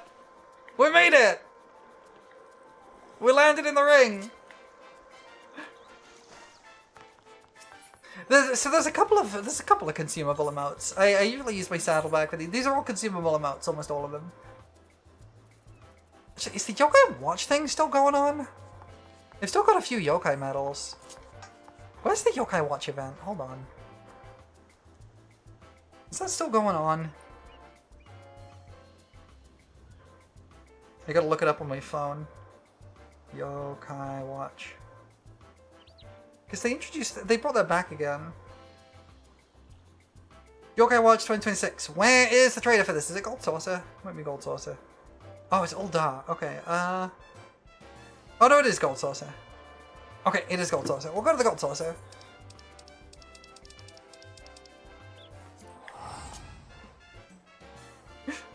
I've got some Yokai Watch medals, and I want to see if there's anything new I can get with them. Because they brought the Yokai Watch event back a few times, and I got everything the last time. There we are. Hi, Yokai Watch nerd.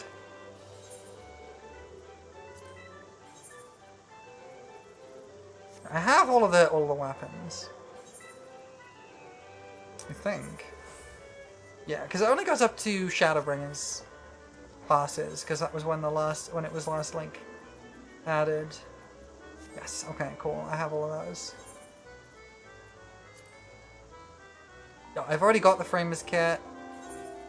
What about furnishings?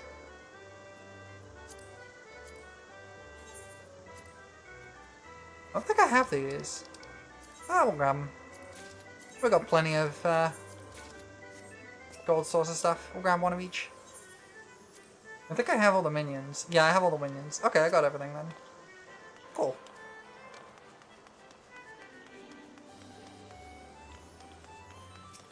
I need to do my mini cack pot. I keep forgetting to do my, like, jumbo cack pot. I gotta do my scratch cards. I think this is most likely to get something good. No, we're good. There's a strap for the scratch cards. If you do a little Y shape like that, then you can guaranteed that if 1, 2, 3, which is the highest scoring payout, exists, you know where it is. But you're not guaranteed to necessarily get it, because it doesn't always exist on the board. So if it exists, it's here. It didn't. Okay, that's fine. I'll go back to my house and put those little plushies down. There was a point where I was using FF14 to learn to play Mahjong, because they got a really good Mahjong minigame. Okay. Into the lottery. I keep forgetting to pick up my lottery, to hand in my lottery tickets. There was a manga a while ago. A Mahjong manga called Saki, which did a crossover, had like a crossover volume with FF14 where all the characters started playing FF14 for the Mahjong. And it's really fun. It's really cute, actually. But also, this is apparently one of the best ways to play Mahjong digitally. It's just like the best digital Mahjong simulator. Look at you. You're cute. Can I have your number? Yeah. People do that. They make FF14 accounts just to play Mahjong. You don't have to get super far to get here. You have to reach level 15, I think, and go a little way into the story, and then you can play Mahjong. Where is the Mahjong board? I think it's in a different zone. I just forgot where they are. I think the Mahjong board's down here.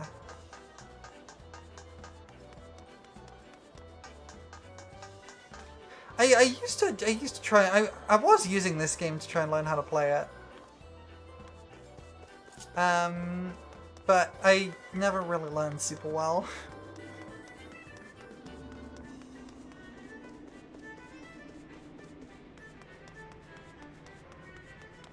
Yeah. I think the Mahjong boards are up here.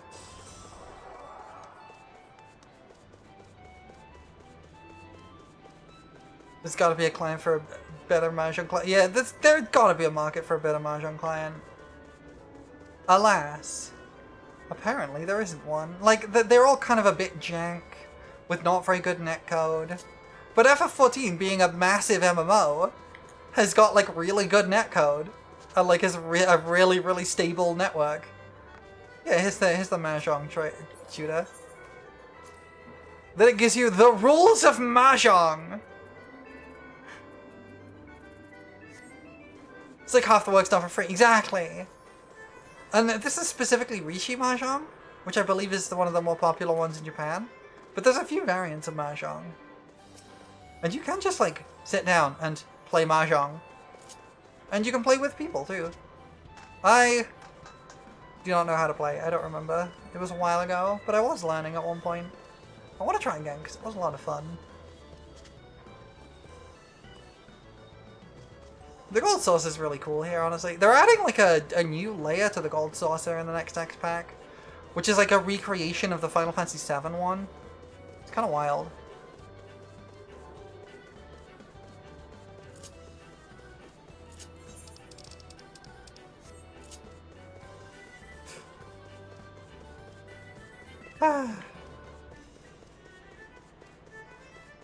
Oh, yeah.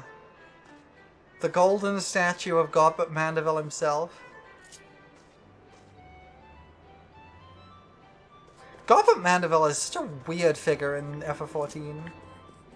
He makes appearances in a few quest lines, including the main story. And he's basically just like a super rich billionaire philanthropist. He still also kind of sucks in his own way, but he shows up in a bunch of side quests. His son is a weird, goofy detective guy who's like the whole set of Hildebrand quests are all about him. But he's also like the head of the Goldsmiths Guild or something. He runs the Gold Saucer. And he's also Santa Claus. That's canon.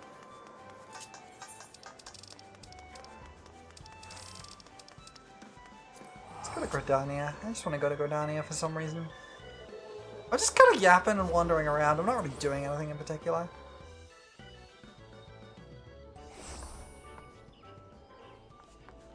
This is the starter city I started the game in. I used to play music around here. This is where you start as a bard. Or an archer.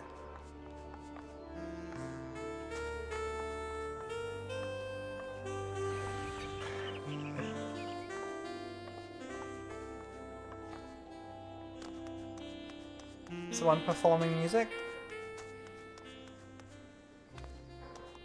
So, they might be playing that manually. Most people don't anymore, which is a real shame. But yeah, you'll see a lot of new players here because this is one of the starter cities. It's very pretty. I like this place a lot.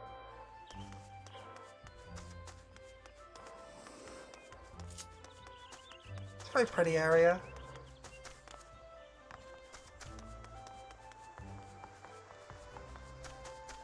It's a really nice take on the like classic fantasy forest city. It's also all of the people there are really racist. It's kind of a plot point that they're kind of racist.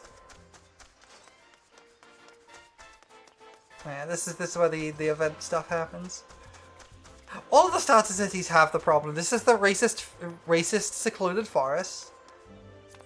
We're about to go to one of the other starter cities, which is the city of pirates. This is like Mos Eisley of FF14, really. It's the hive of scum and villainy and pirates. This place is also pretty.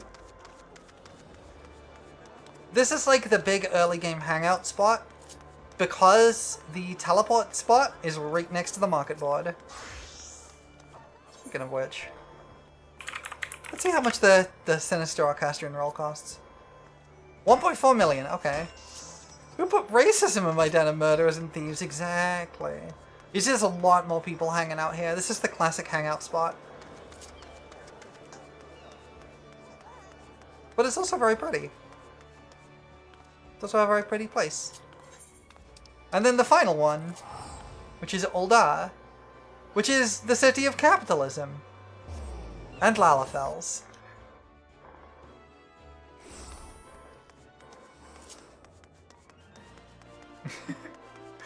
I know, right? It's also very pretty, but this is the city of capitalism.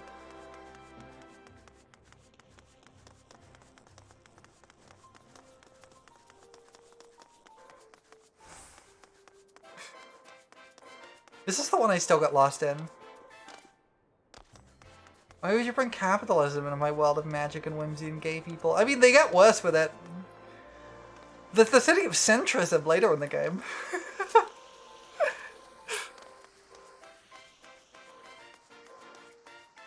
But this place is also very pretty. Yeah, the city of centrism. Let me show you the city of centrism.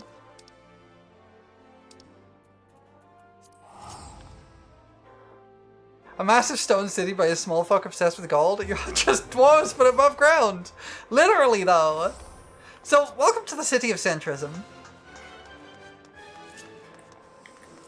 The reason I say this is that... Yeah, no, that's the point, though. The point is, that's what this city is. The whole plot point of this city is that they're compromising with the people, Oh, okay, let me show you. The centrism's got nice decor. Yeah, it sure does. As long as you're up here. Let's go downstairs. The whole point of this city is that there is a force that is eating people and destroying the world, and they're compromising with them. That's why it's the city of centrism. But yes, it does have pretty decor.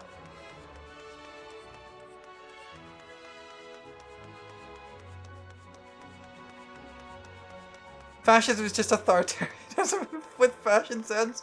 Citation needed. Yeah. So yeah, it does have some pretty decor. It's nice up here. Watch what happens when I go outside. Welcome to the slums!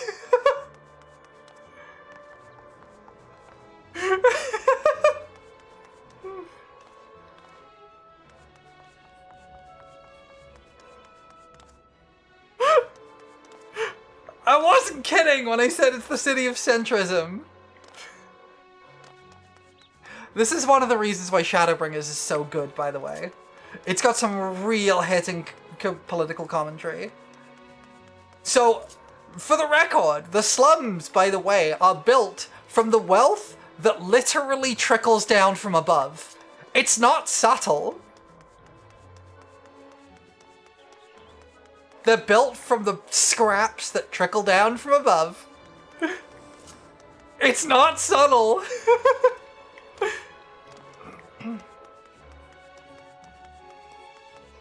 It's awesome, right? It's such a good metaphor. Shadowbringers is really good.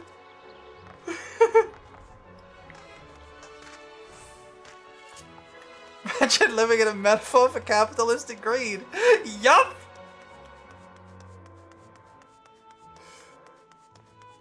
Oh, and by the way, alright, I'm still in the city. I gotta go to the, Mickey, you want to play an MMO? Good, it's worth it.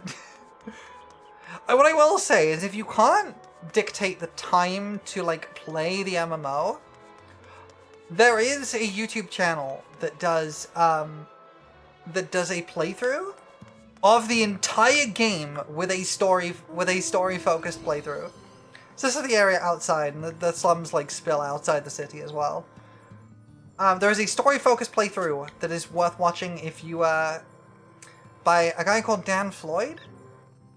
The YouTube channel is Playframe, and he does a long-running series, a story-focused playthrough of long games to get people caught up to speed, so they don't have to like go sit through and play them all when there's like hundreds of hours, because you can't actually like dictate that amount of time. And one of them is Final Fantasy XIV. Another one is Kingdom Hearts. He did a playthrough of like all of Kingdom Hearts to get people caught up. I forget if that is that the hunt mark? I think that's the hunt mark.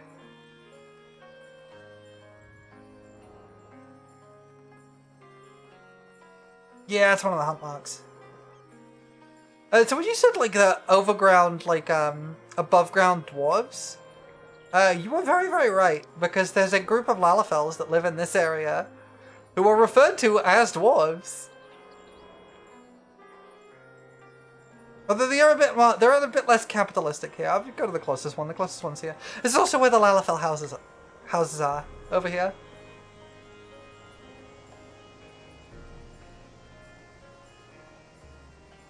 We're a step ahead of you. Yeah. This whole expansion is kind of a big reference to like Final Fantasy 1. There's like a lot of references to Final Fantasy 1. And yeah, these are all the dwarves are. And this is the cool thing I was trying to show you earlier.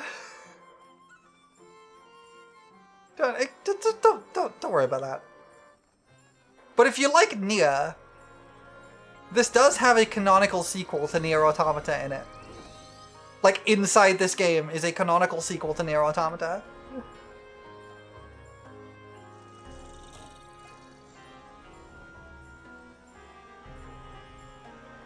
And it's within the free trial, too. The free trial goes all the way up to the end of Shadowbringers, so you would get access to all of this from the free trial.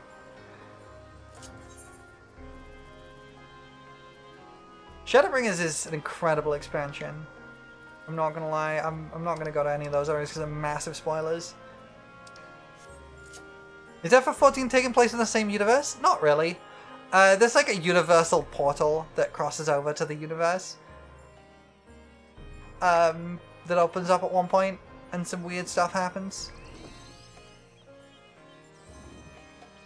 That's also how they do the Monster Hunter crossover. Let me where's the? I'm trying to remember where the Dawn Trail Monster Hunter crossover is. But if I go to my duty finder here.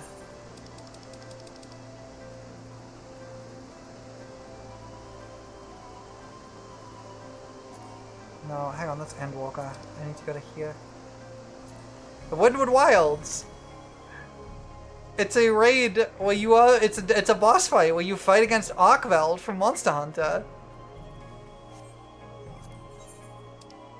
And if I go to Stormblood, there's the Great Hunt where you fight Rathalos. And I also...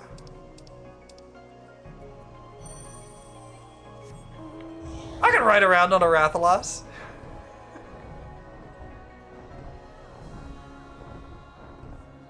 They did a big crossover with Monster Hunter World and Monster Hunter Wilds. Monster Hunter World was back in Stormblood though, and that's the one you got the Rathalos from. They've done quite a few crossovers.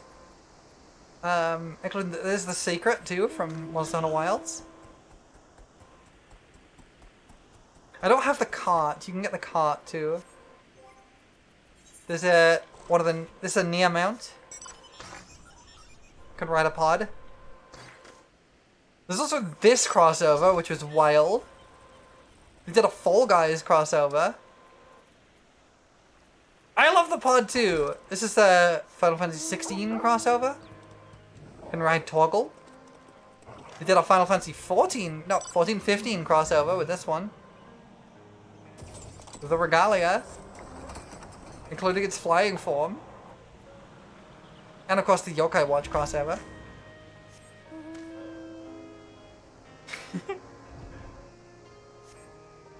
And there's also a... Oh, I forget what it's called. These are also a crossover. The Garo crossover, that's the one. They've done a bunch of Garo crossovers, so you got like Garo mounts. These are all PvP focused. You have to do a lot of PvP for these. I have a lot of mounts, by the way. Including... Skateboard! I got a hoverboard! I am also... Where is it? It's here somewhere. I know I have it somewhere. Where is it? Yes. I am forklift certified. Would you say it's the most strange or out of place crossover mount in the game? Absolutely the Fall Guys one. Without question. The Fall Guys one without question. My favorite thing about the forklift. I am not tall enough to see over the dashboard. I'm not tall enough to see over the dashboard!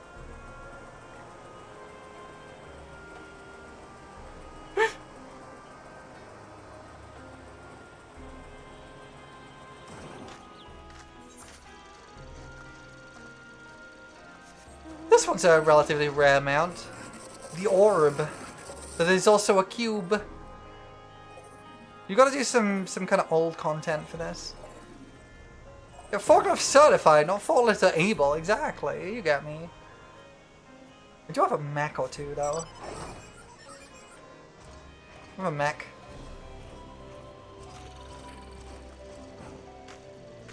I also have a tank. The tank shoots lasers.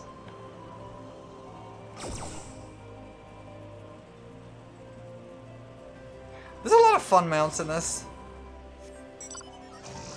I can ride Omega. That's for doing Omega Savage. Oh, I forgot about this one. Alpaca! You heard about the tank thing that happened on June the 4th? I don't know what happened on June the 4th. I'm a little worried now.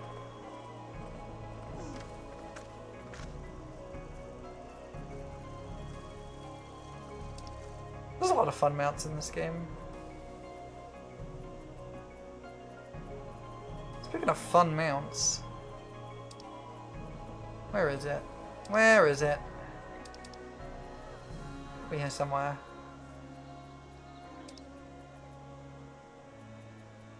The problem with mounts is having this many mounts is it's hard to find a specific one. There it is. This is the gay horse mount. This is the gay horse mount you get for gifting 3 subs while someone is playing FF14 until next week.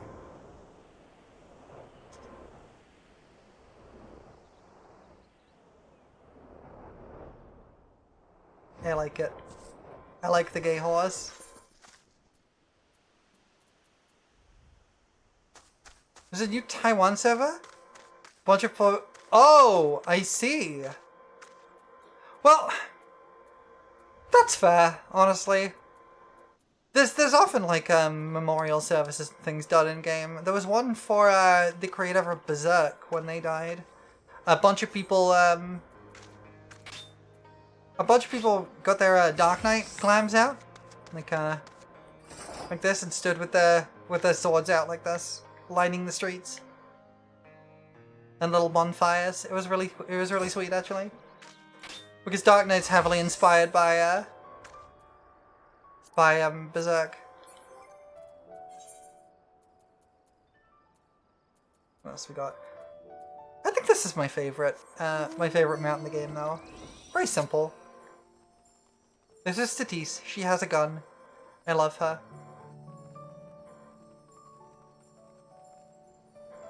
She's from a bit of Endwalker content. She's a boss fight. You fight in one of the post-game dungeon areas. And she has a gun. And she's great. I love her. And if you... There's a type of content they added in Endwalker called variant dungeons. Which was the idea that you can go through a dungeon and there's going to be like things to interact with, and they can change the route you take and the mechanics of the boss fights and the ending you get when you finish the dungeon. And if you go through and get every single ending of one of them, you get this as a mount, which is really sweet. I think I've got all of them. Yeah, I've done all of them. This is the Dawn Trail one they added. These three are from Endwalker. You need a fairy mount? I know, right? You have to do Aloe Aloe Island. She's so pretty. I love her. You have to do Aloe Aloe Island and get every single ending. And usually there's like one true ending which requires you to like piece together a puzzle from other routes in the thing. Aloe Aloe Island. Another Aloe Aloe Island. What's really funny is that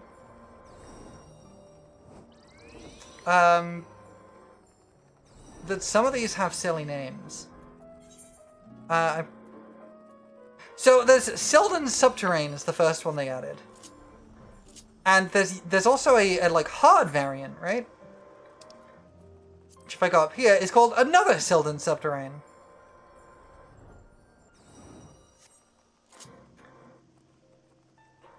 The acronym is ASS.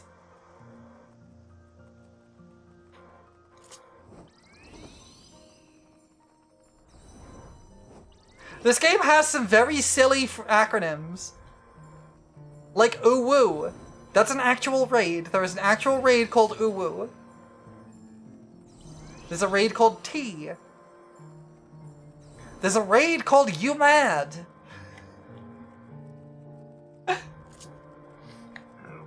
These are the community names for them. But generally they are like reasonable. Most of them are like reasonable acronyms. Like Uwu is Ultima Weapon Ultimate. T is the Epic of Alexander. Let me see, where are they? Yeah, Ultima Weapon Ultimate, the Epic of Alexander. Futures Rewritten Ultimate, I call Friendly Roommates Ultimate because it has lesbians. That's UCOB.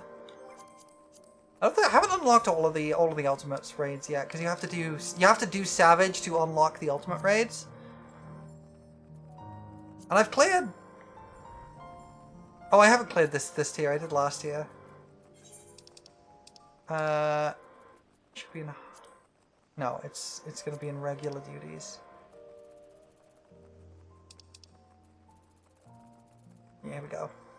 So I haven't cleared that one. I haven't cleared this one. I didn't clear this one, but I did clear that one. I got a little green tick in the corner, and I did do all of these. We did do all of these.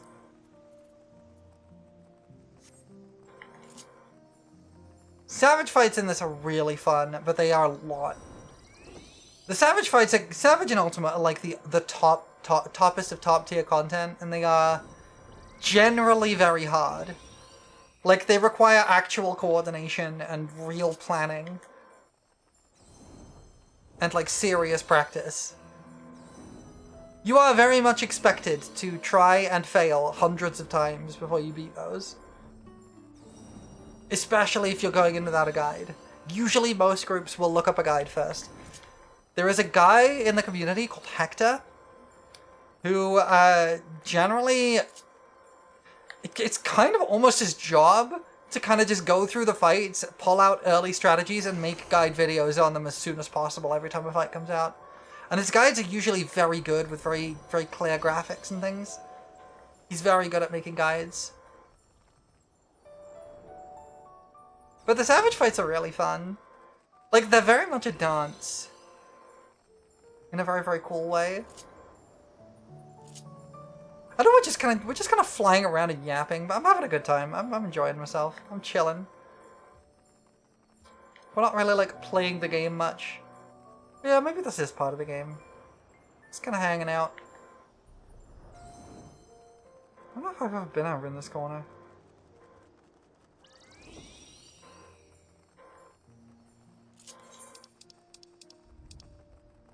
We're yapping and we're jumping and yapping and walking and yapping and flying and yapping. Yeah, exactly. It's got a foundation. Did we swim yet? Not yet, but we can. Let me go, instead of there, let me go to the Ruby Sea.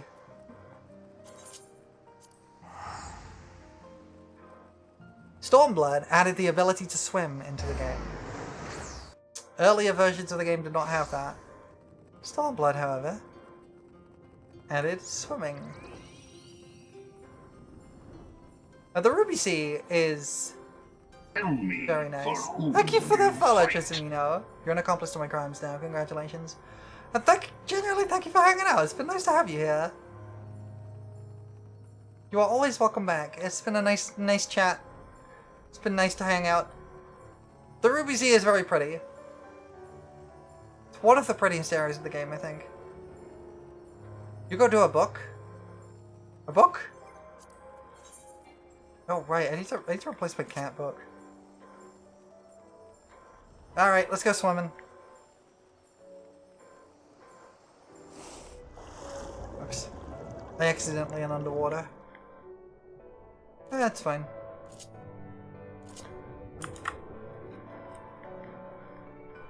Now we're swimming. This does kind of slightly break my my shaders a little bit, but it's fine. We're swimming.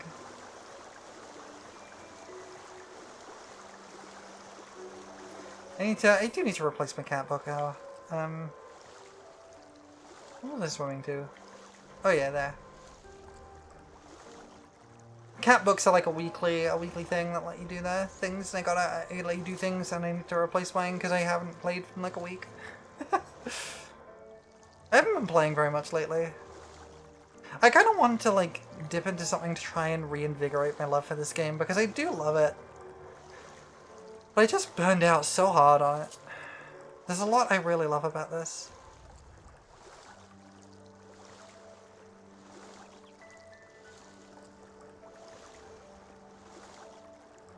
I'm hoping Evercold can help like rekindle some of the love I had for it. I think it definitely helps that there have been more people coming back to the game recently. So a lot of... Because I joined a very, very active free company. It was like large house, max level free company with a lot of active members. And we did a lot of social stuff together, and we'd yap and hang out. And then people kind of gradually like turned off the game. And over time, it ended up just being like 3 or 4 people who were online occasionally. Like some people were online a lot, but like it was still only a couple of people every time. There was never more than like 3 people online at once. And it kind of... A lot of the social aspect kind of went away. But more of those old faces have been coming back again, and it's been nice.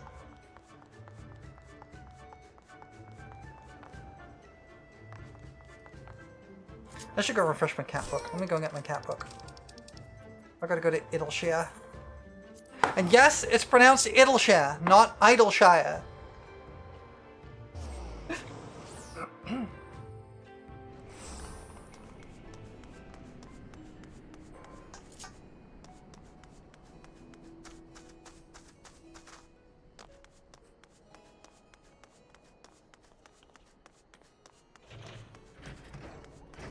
Toasty Arcanum.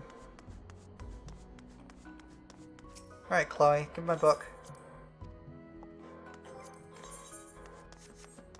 Give me a new book!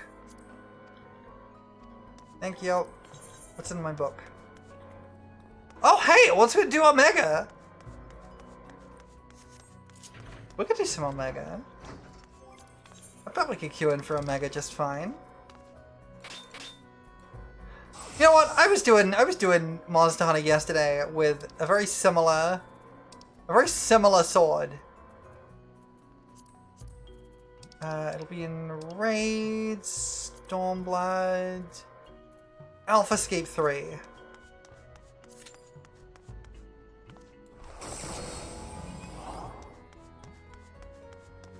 We're gonna do some. We could do some Omega.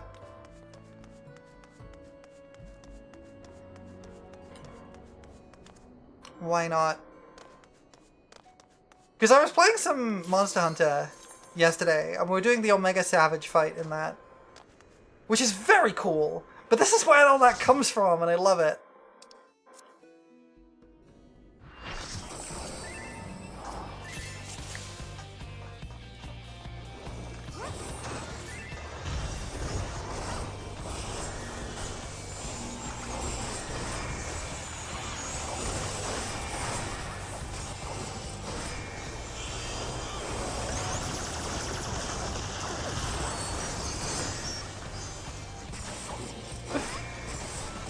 Escape is such a cool fight.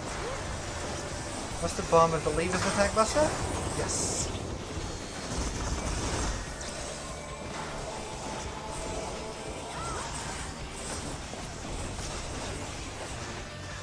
Like, I can see it, you can see a lot of the mechanics from the Monster Hunter fight showing up in this.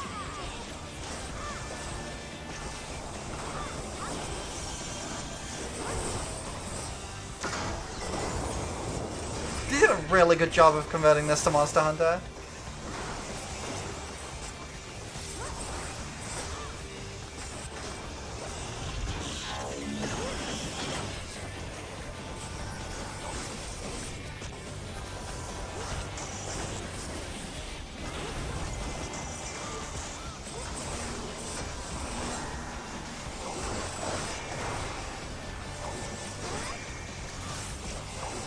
I love this fight, it's really fun. Where's a starboard larboard? Come on, give a starboard larboard.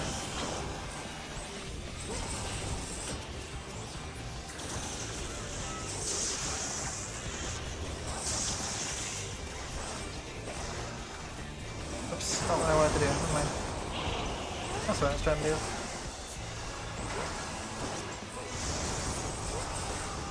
Okay, this is our DPS check.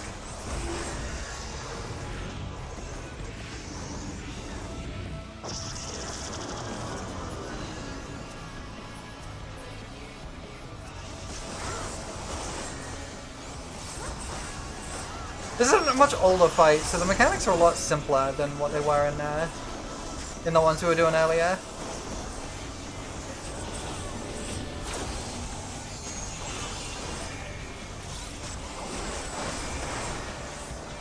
But it's still a really fun fight.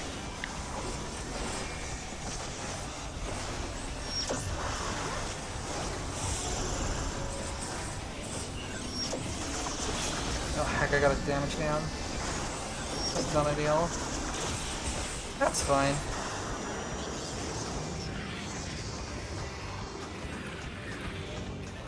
Here comes the Delta attack, which is also in Monster Hunter.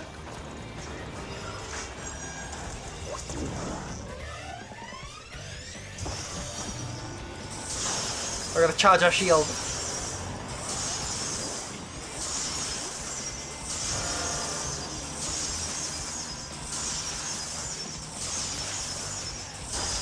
We got it. We got a big shield.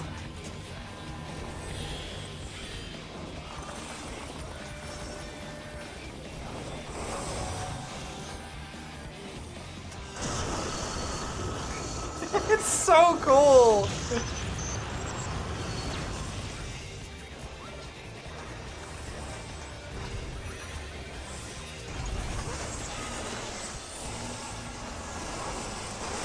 I think we can start getting starboard larboard now.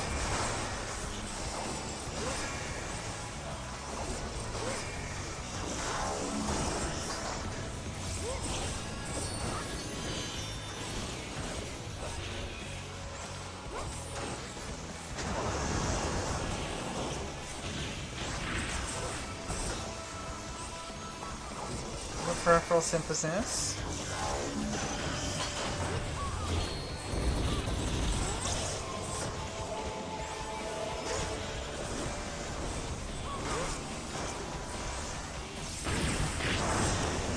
It's been a bit since I've done this fight, so I don't remember. Stack.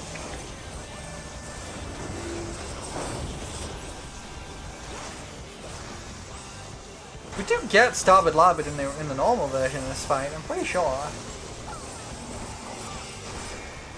Mr. Bomb, Mr. Tank Buster. Am I wrong? Is it only in the Savage version? Can't be right. Oh, there it is. Starboard Wave Cannon.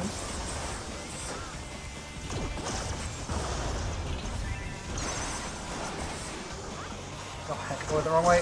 I'm a fool.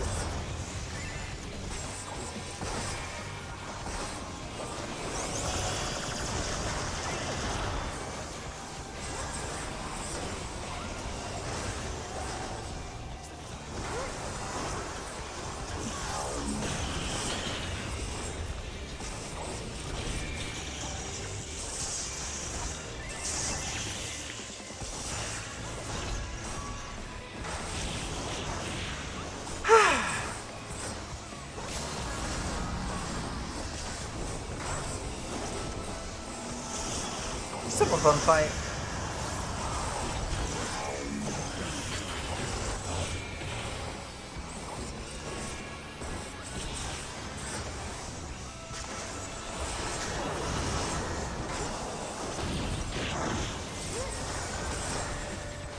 Almost done now.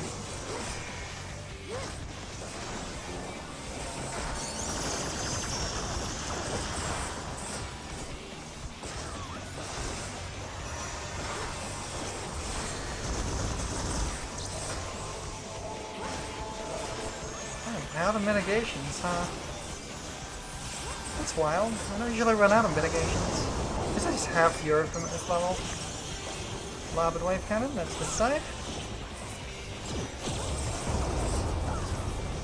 Ah, we won. Nice. That was a good fight. I love that fight. That's how you Omega!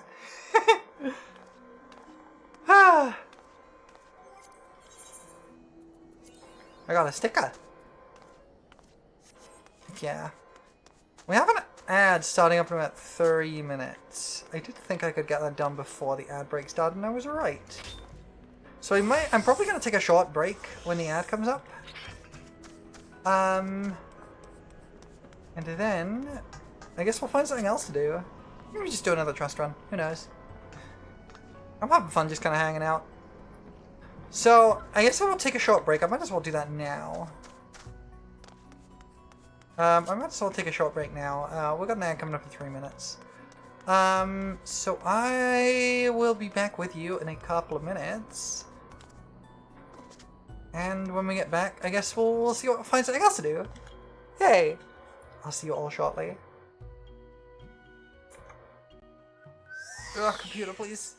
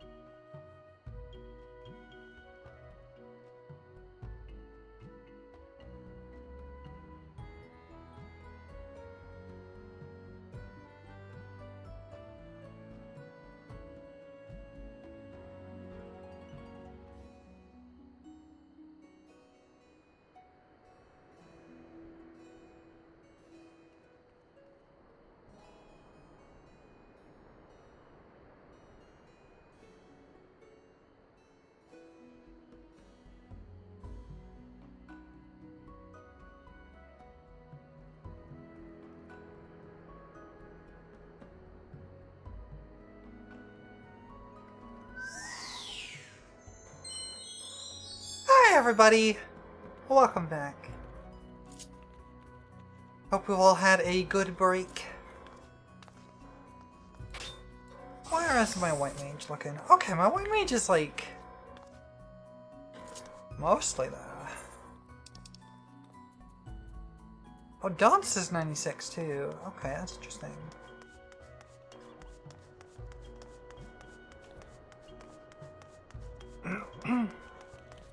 Okay, let's shake it up a little bit. Let's shake it up a little bit.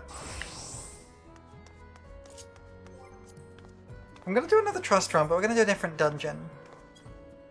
Because we can use like Thancred and Alphino for this one. However, Thancred is only level 91, so it means we have to do Hukatumu. I don't know how, I can't pronounce this one super well. Hukatumu, I think is how it's pronounced. Who has the lowest experience? Oh, I guess it's Right then. Estinian! He's the Asher Dragoon. Alright. I guess this will get some experience for people. It won't get a lot for them, or for me, but it's worth doing, I think. Alright, I meant to put those in my house. I for war.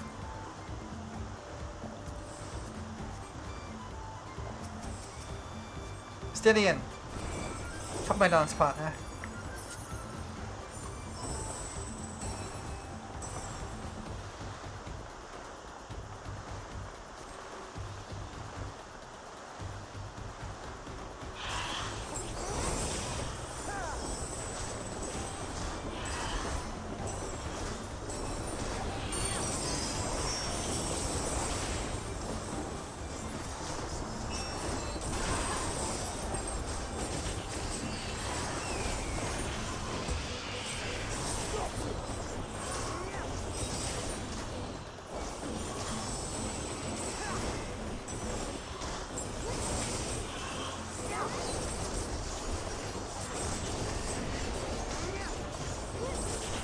Dance's burst is pretty busy, honestly. There's a lot to do.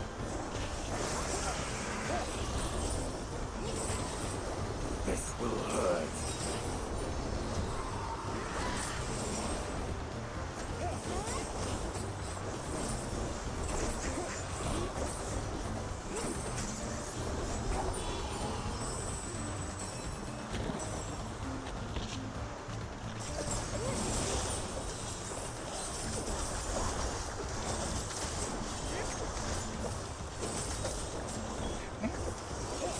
It's been a bit since I played Dancer.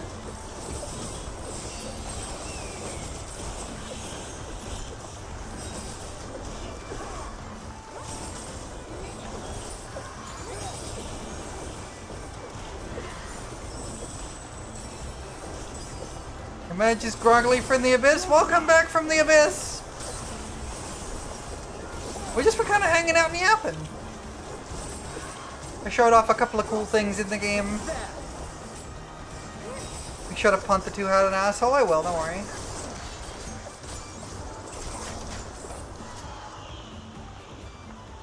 We're just mostly been yapping. We ran we in like a raid and a boss fight, and now we're just kind of hanging out. We're doing a bit more trust running. For funsies.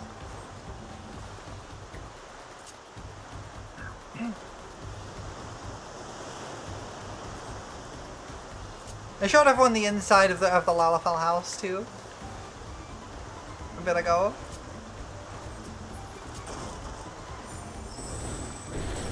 You was asleep? I kinda figured.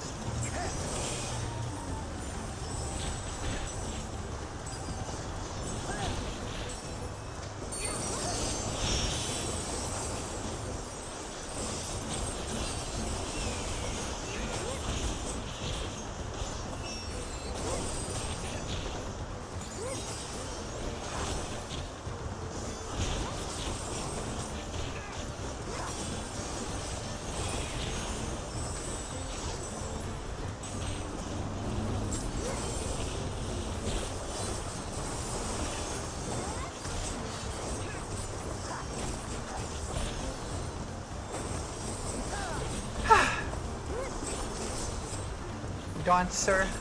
I like Dancer, it's quite fun.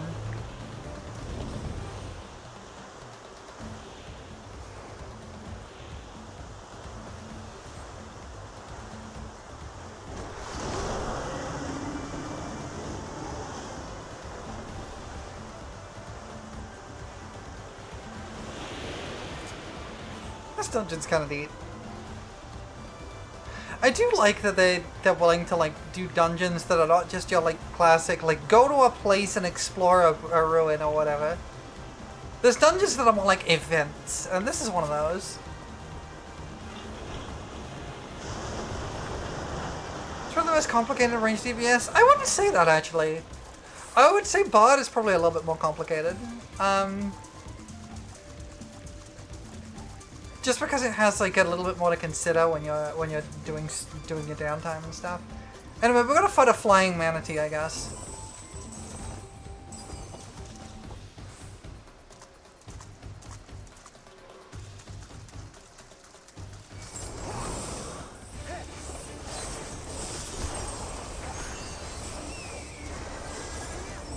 Should have waited a little bit longer, but never mind.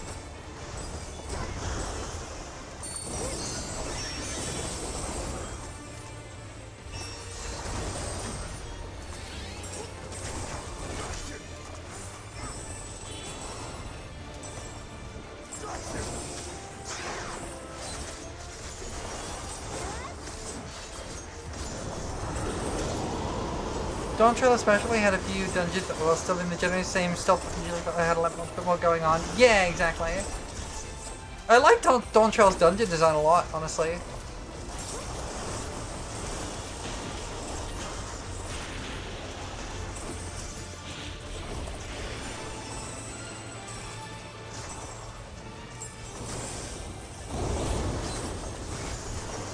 I do think it would be nice to get away from the like pattern they've fallen into with dungeons though, because they do kind of have like a consistent pattern to them now, which in some ways makes sense and in some ways is a bit of a shame. It would be nice to see them branch out a little bit from just that you fight 3 bosses in a dungeon.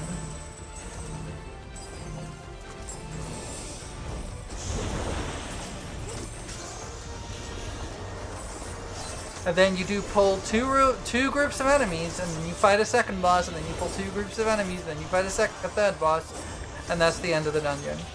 I kind of wish they had a bit more going, like a bit more variety to them, I guess.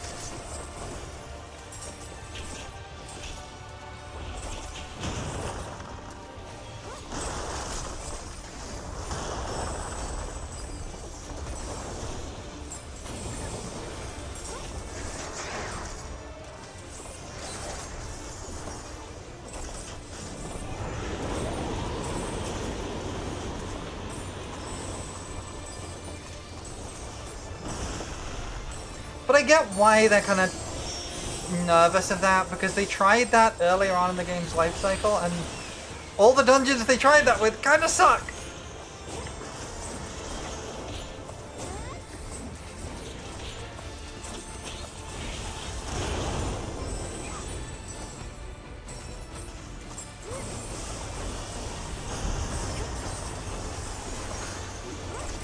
They are a bit formulaic these days. They do have stuff like variant dungeons. The variant dungeons are really nice. I love those. They are utterly separate now.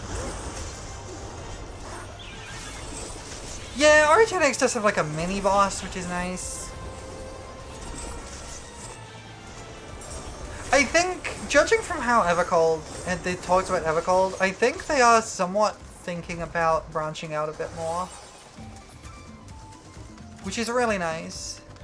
I think that's a really good idea. Because they've been talking about how the content has got a bit stagnated.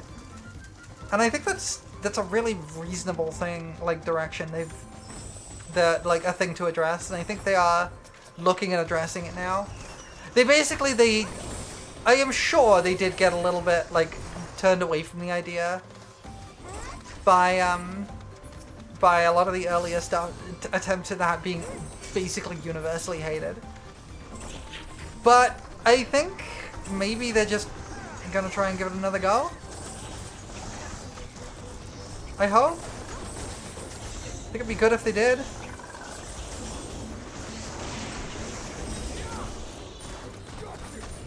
Can't hurt to try, right?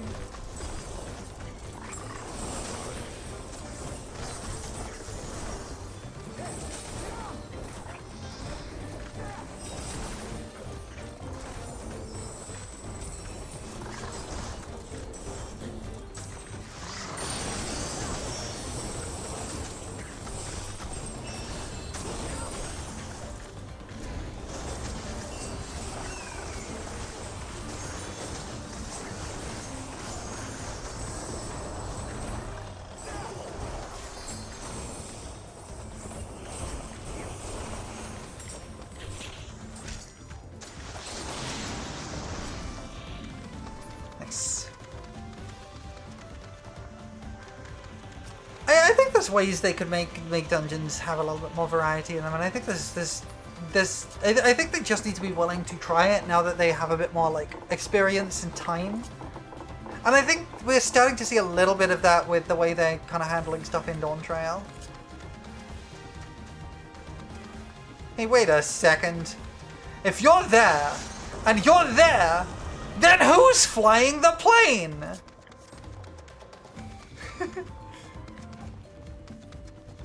Also, these dungeons are just really pretty as well. Like, look at this. This is super pretty.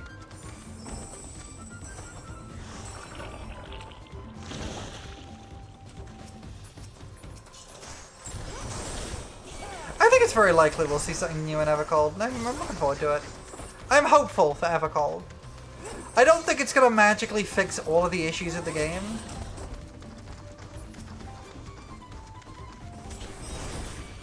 But I think it does seem like they're addressing a lot of the like problem points the game has, which I do really like. I think that's a really good approach. I have you.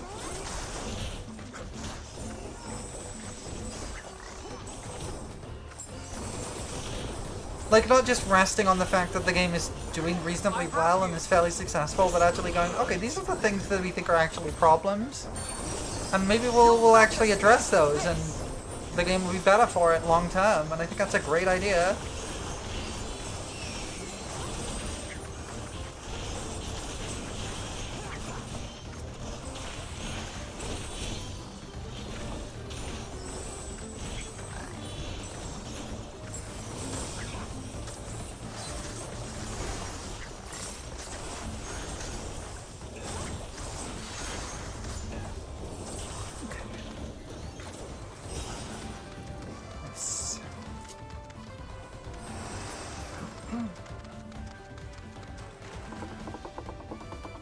Because I think that the game does have an issue with being a little formulaic in places, and a lot of the outdoor areas have the problem that they are kind of irrelevant.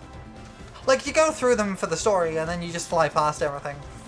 And it would be nice to have a little bit more of a reason to stick around in those areas. A little bit more of the Final Fantasy XI stuff of like actually needing to spend time in the environment and get to learn the area and the enemies in there.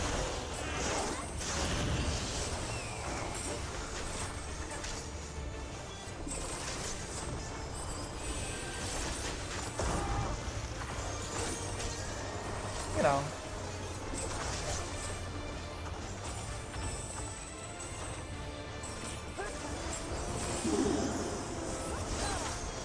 There's a good argument I've seen that like there's basically two genres of MMO.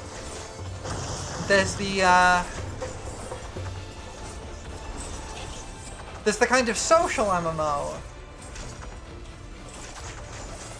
And then there's like the I can't remember the term for it. But there's one type followed by what's called what is referred to as the theme park type. And FF14 is a theme park MMO. Oh, whoops. It's an MMO where the main content is stuff being served to you. Whereas there are a lot of others where the main content is the other players. And I think that is a very nice middle ground, because they both have advantages, right? An open world, like a sandbox MMO has more of that, lives more of the fantasy of like living in a world with other people, right? Whereas the theme park MMO has a lot of advantages in terms of the ability to make like interesting content and like support things long term. Things like there's a lot of benefits to this style of MMO, but it does mean that there's certain elements of the MMO that kind of get left by the wayside. And I think there's a nice middle ground that can be hit, and I think we're seeing approximations to that in stuff like Eureka.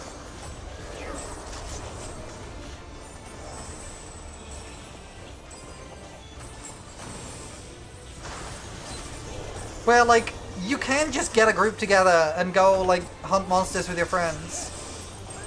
That's a thing you can do in a lot of MMOs, and it's actually a worthwhile thing. Because, like, you could get a group of people together to go and farm random mobs in the environment of FF14, but, like, there's no reason to. And it'll be nice to see some changes to that, I think.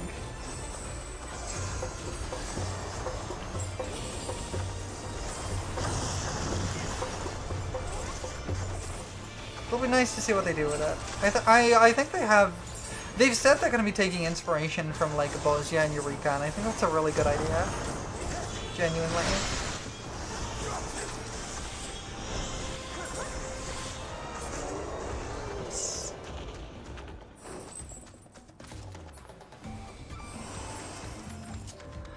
I wouldn't want the entire game to be like Bozia and Eureka, but I think there's a lot in those areas that are worth looking at to... in terms of like making the main game feel a little bit more alive.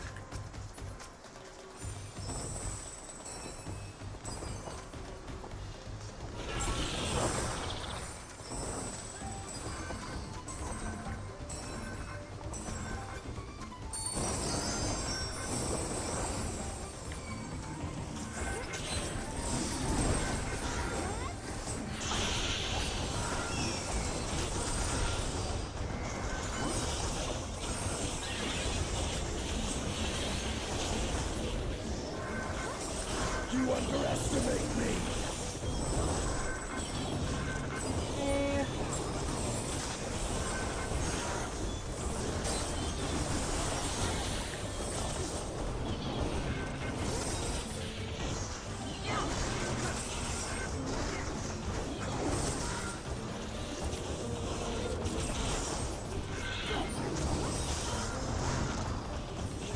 You're mine.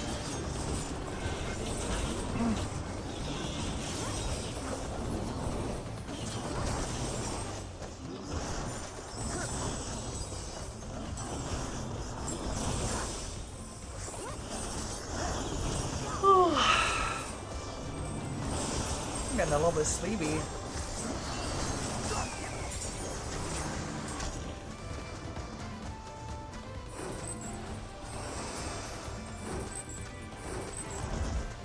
Oh right, the boss of this area is the giant tokusatsu bug. Okay, please get out of here, I don't like you.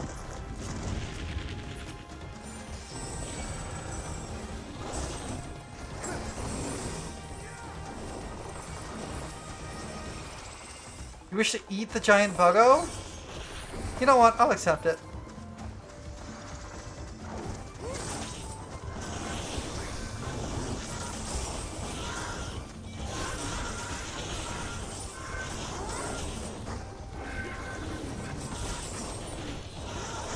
This will hurt. And you.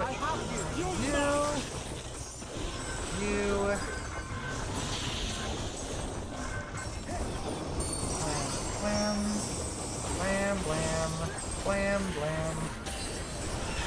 I'm trying to get the hang of like how to do Johns's like rotation properly because I'm a little bit rusty on it.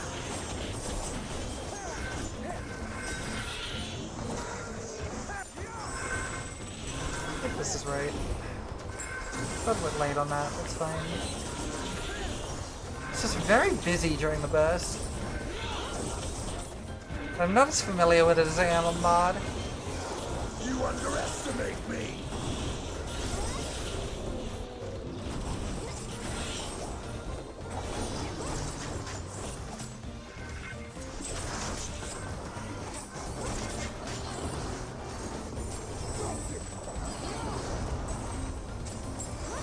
Yeah, I'm just not familiar with like completely familiar with like the best order to do stuff.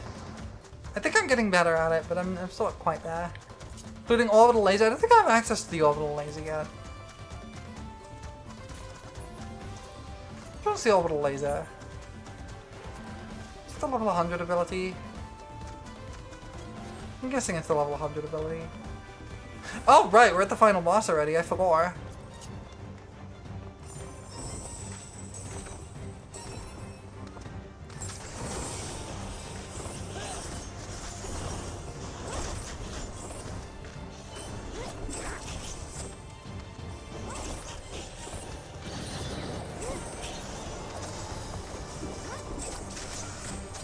We need more feathers, ideally.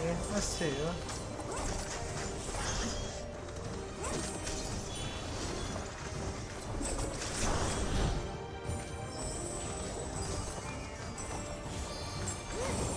Okay, we're going into best.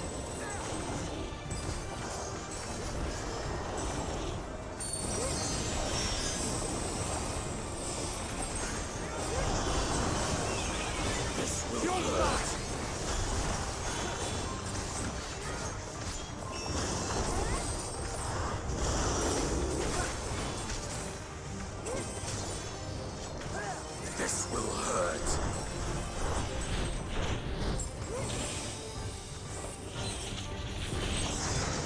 Dang it.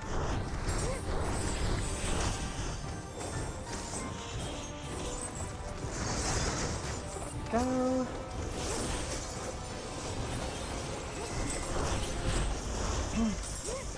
Okay. It's been a hot minute since I've done this one. This will hurt.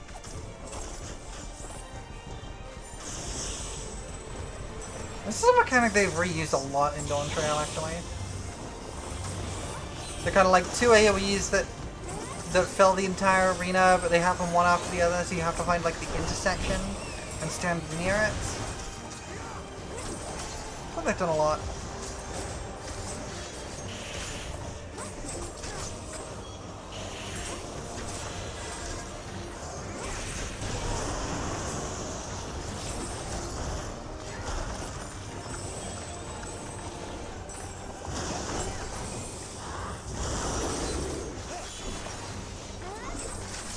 Okay.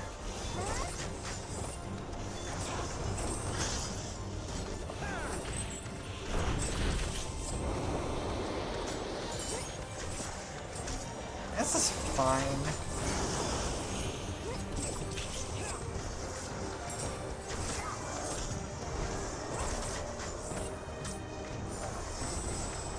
We got this.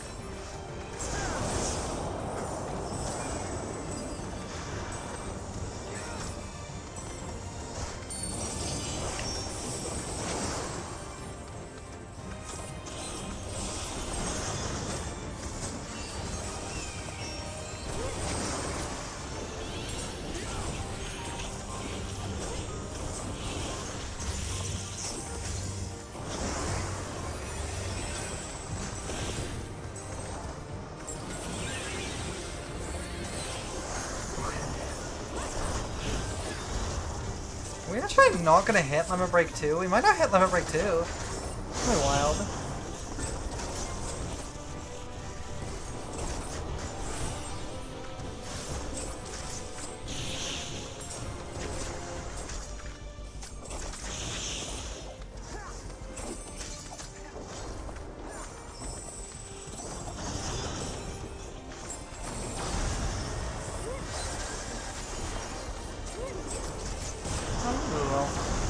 Should hit it fairly soon, I think. There it is. LB2, let's go! Crossbows! Yeah! I got a minion! I already have it, but I got it. I can sell it. It probably isn't worth much, but I got it. I'll put it in the free company chest.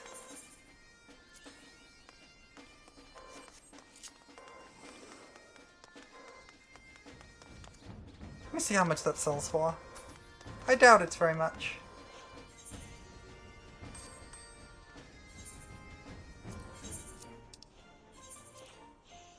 Oh, you know what? I'll take 88k. I'll take an 88k little minion boy. I need to just pull my retainers in because they are selling stuff, but I haven't played enough, so they've been kicked off the market. Wait, are they not selling stuff? I thought they were. I thought I had my folks selling stuff. Oh, there we go. Yeah, they were. There's only a couple of them. Yeah, okay. Fair. Well, that was fun. How did my trust get leveled? Because I think a couple of them leveled up. Yeah, we got Alpha now to 98. Those two to 92. Nice. Don't think I need to do that one twice or 3 times more with those two in order to get them up to the next dungeon. We don't have to do that now.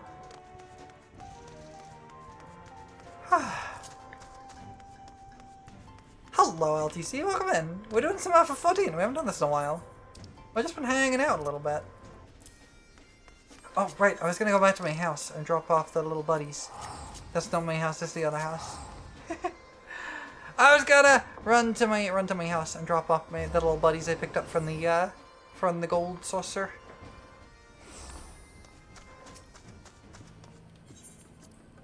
I wonder how big those are. How big are they?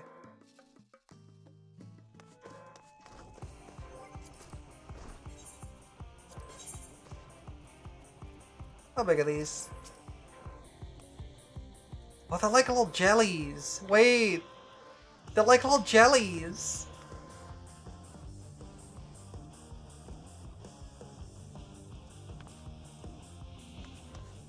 Can I put them on top of this? Can't, I don't think.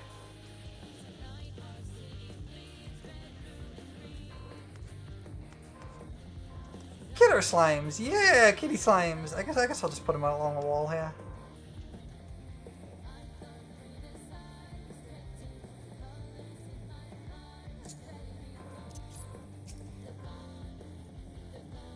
So many at level 71. Yeah, that's how it is, really.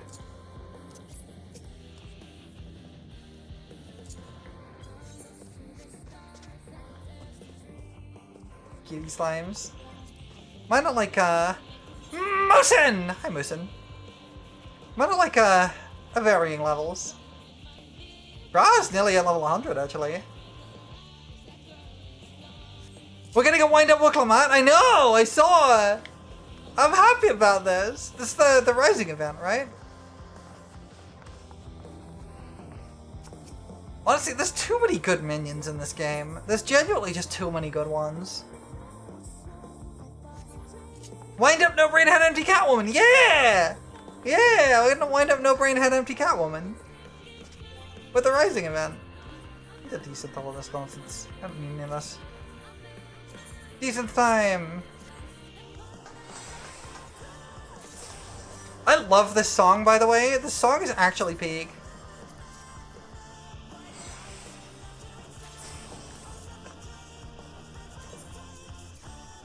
Like, even though this raid sequence has Tom Morello in it, this might be my favorite track in the series. In the whole raid set.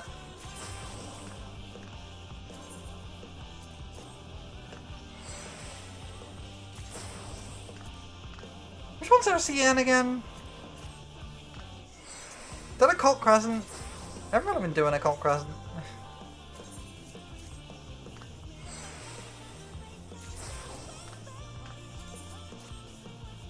I did a bit of a Cult Crescent and then got bored of it.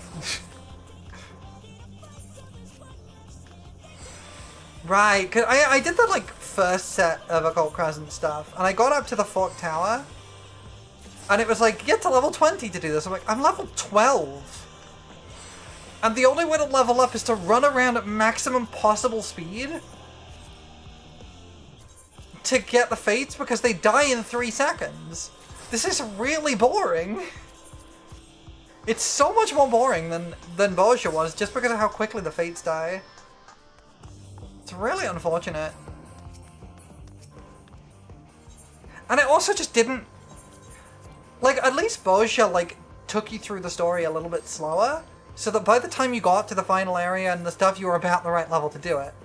But Occult Crescent just kind of front-loads the story and then says, now get on with it. And it's just like, well, I don't want to. This is boring.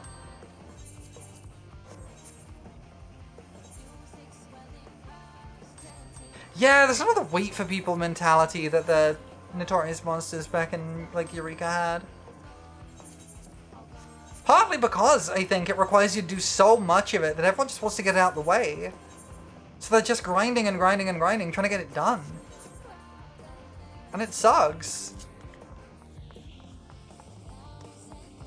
And I'm someone who, like, when I first started Eureka, I thought, this sucks, this is not fun. And then I got a big group. I ended up doing it with part of a big group, and Eureka is some of the best content in the game. Honestly, it's so good. Once you get like an actual group together and don't just try and wing it like you do in basically everything else, you have to actually try and like organize a group and like get folks together. And when you can do that, Eureka is great fun. And Bozja's kind of the same. It's not quite as fun, but it's still real good. Bozja sacrifices a little bit of the like fun element of organizing stuff to do in order to make it more playable YOLOing. Which I think is fine. It's a fine compromise. I'm climbing up to the roof of my house. I think that's a reasonable compromise. I got a rooftop cafe. Roof Lala, yeah. It does have the issue of a bunch of things, it's more fun in the group. Yeah, but I think, like... I understand the mentality to trying to make the game, like, completely soloable, right? And I understand the logic behind that. I love the roof, what is my wisdom? Get off the roof, it's my roof. That's my wisdom.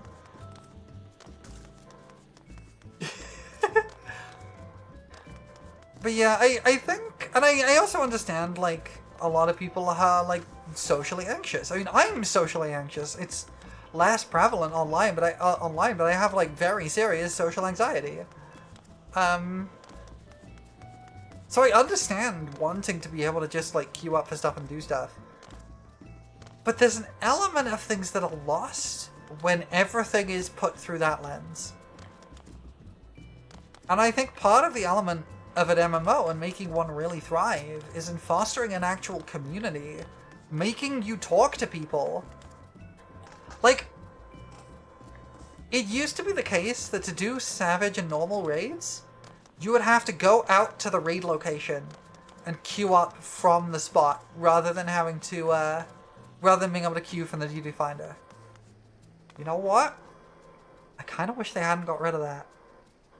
Because what it means is, when you're doing Savage raids and you're doing your weekly raids, you're meeting up with other raid groups doing stuff at the same time.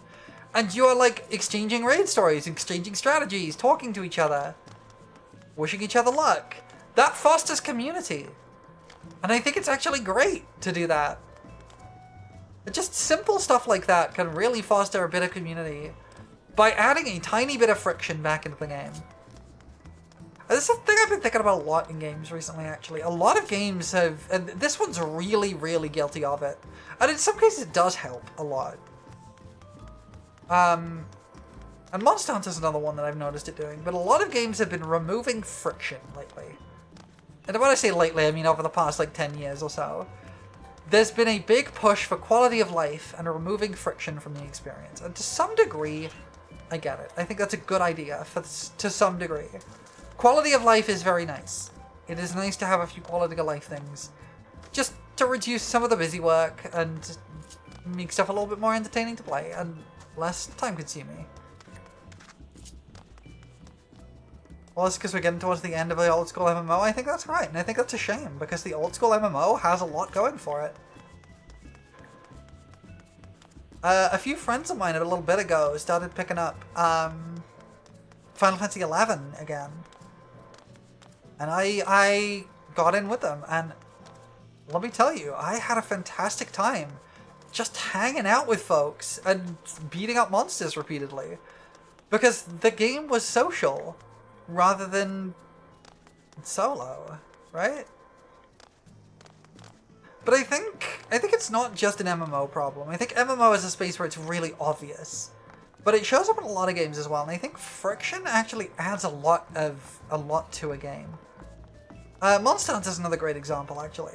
I was thinking about this the other day, and it started really with Monster Hunter World, but it's kind of got worse with Monster Hunter Wilds. Because classic Monster Hunter was a monster tracking and slaying game. The point of the thing was you tracked the monster, you learned its behavior patterns, and you got really good at tracking and hunting. Like and that was part of the game. Monster Hunter Wilds is a boss fight simulator. And to a degree that's what Monster Hunter always was, but they completely removed the tracking element.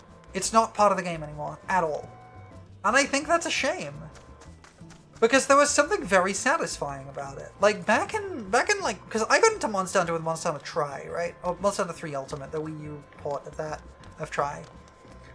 And in that game, this is classic Monster Hunter, so monsters would not show up on your map at all unless you throw a paintball at them, in which case they would show up as a paintball marker on your map.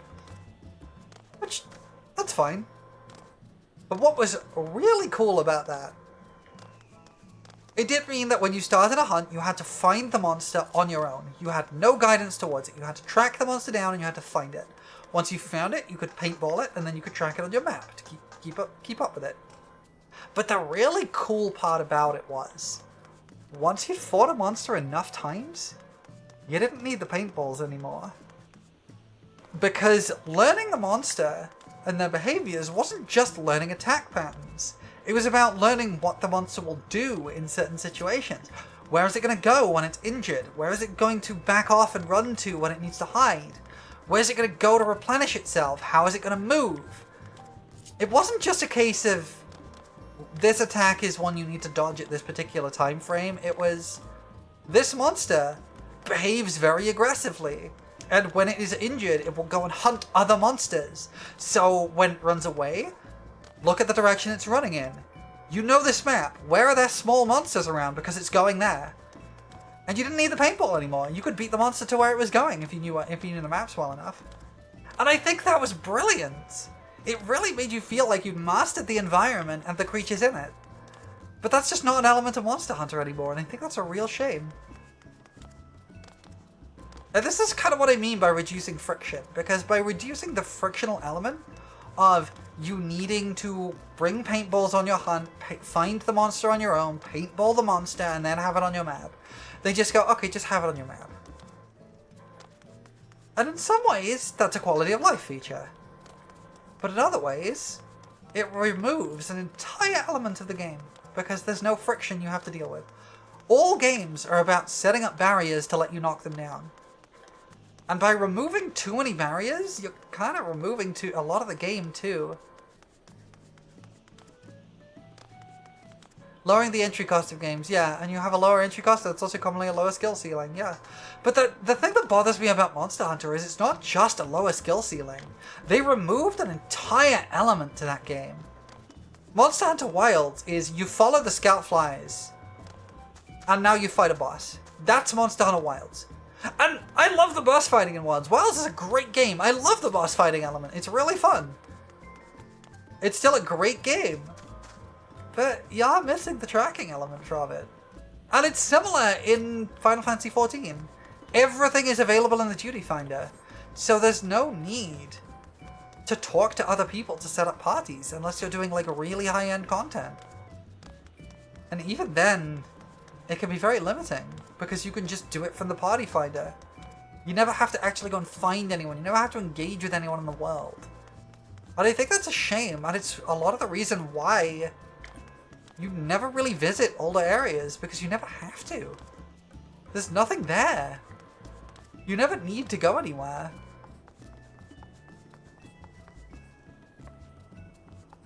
You prefer that, but I'm you. Yeah, well, exactly. That's exactly my point. In some ways, it's really good that way. In other ways, there's an element of the game that just isn't there anymore.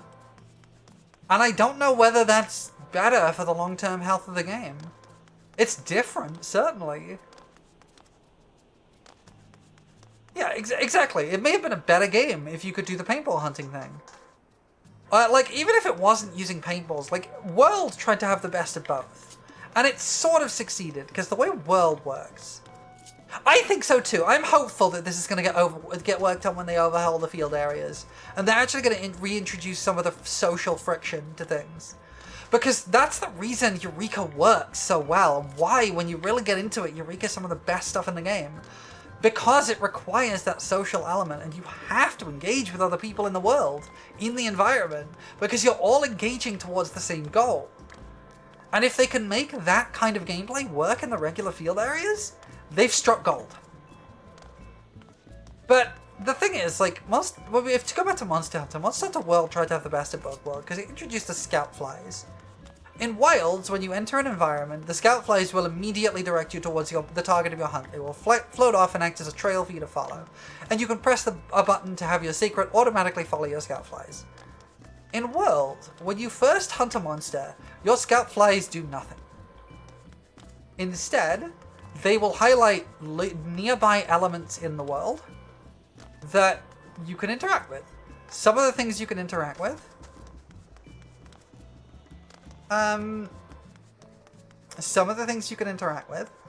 are tracking points where you can like examine footprints or pick up residue, and that gains you points towards studying the monster.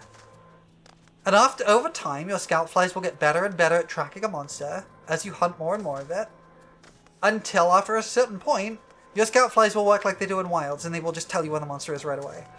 And that sort of works. What it does is it puts what used to be a hard skill you had to learn, learn yourself, into the game mechanics as a level up system. And that sort of works. I don't think I prefer it over the old system though. But I'm an old school Monster Hunter fan, right? World brought in a lot of new people for a lot of the benefits it did do. And a lot of what World did were really good quality of life changes. Infinite whetstones, for example, very good. That was not a thing in old school Monster Hunter. You had to keep stocked up on whetstones.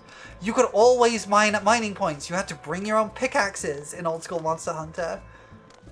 There was a lot more consumable stuff that you had to manage in old school Monster Hunter. Not all of it really added anything.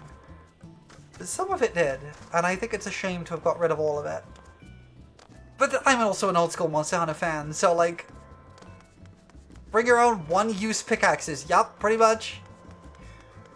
It's, old school Monster Hunter was great. I am a big fan of old school Monster Hunter, but I do understand why it had to change a little bit. And I think World took it in a really good direction for the most part, but I do think something was left behind. I love Monster Hunter World. I think it's possibly the best Monster Hunter game, but something was left behind, and I think that's a shame.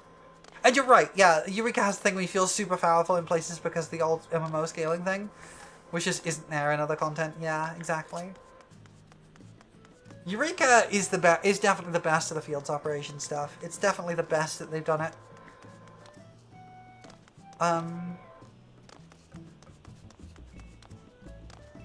But I don't think they're gonna bring Eureka back in the same way. I will say the Eureka Animos is kind of okay. It's about as good as Bozja. But Eureka, what is it, like Pyros and the Hydatos, I think? That's some of the best ones. They're so good.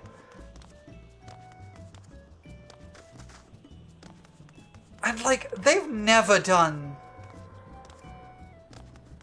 anything like Baldessian Arsenal again.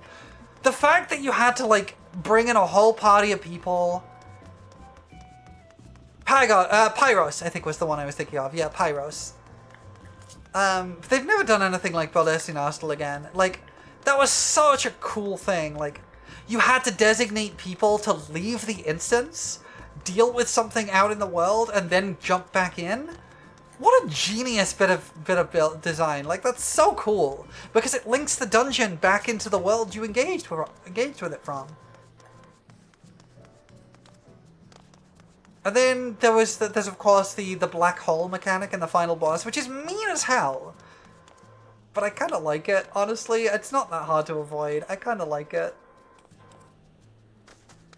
And, like, people argue that having to, like, manually spawn the instance to the dungeon is a problem, but, like, I actually really like that. It's not hard to do with the right group. If you've got a dedicated group who wants to go in and do Baldesion Arsenal, they will do it, because everything is chained.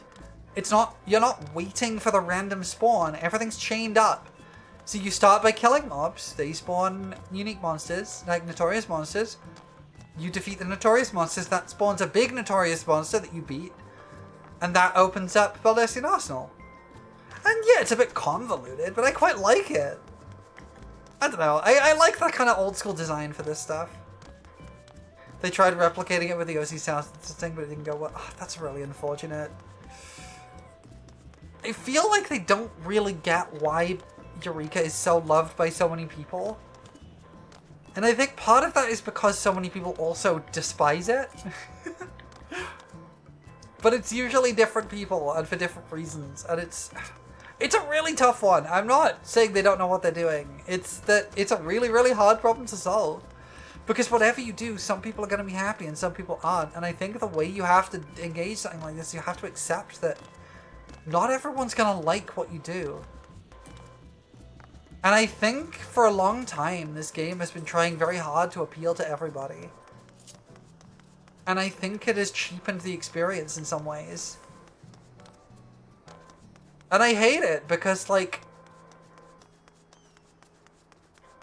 accepting that sometimes the game has to not be for everybody could mean the game could become not for me is a difficult one, because I love this game a lot, and if it changes to a point where it's no longer something I actually enjoy, I mean, I've been burned down on it for a while. Partly because of all of the stuff they've been doing to kind of like sand off the edges, right? I miss the social element to this game. I used to spend so much time socializing in it. And I kind of don't anymore. Maybe I could get back into that, but, you know. Part of that isn't the game's fault. Part of it's just me. A large part of it's just me. I've changed since I started playing this. But I think if you're going to make a game that is great, you can't appeal to everybody. You have to choose your audience.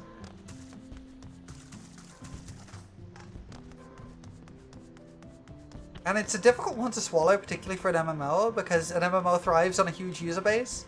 So like the more people you can like appeal to, the more your user base grows. But there is a point where you have to say, this is what this game is. And I don't think it's at the point where it's like completely...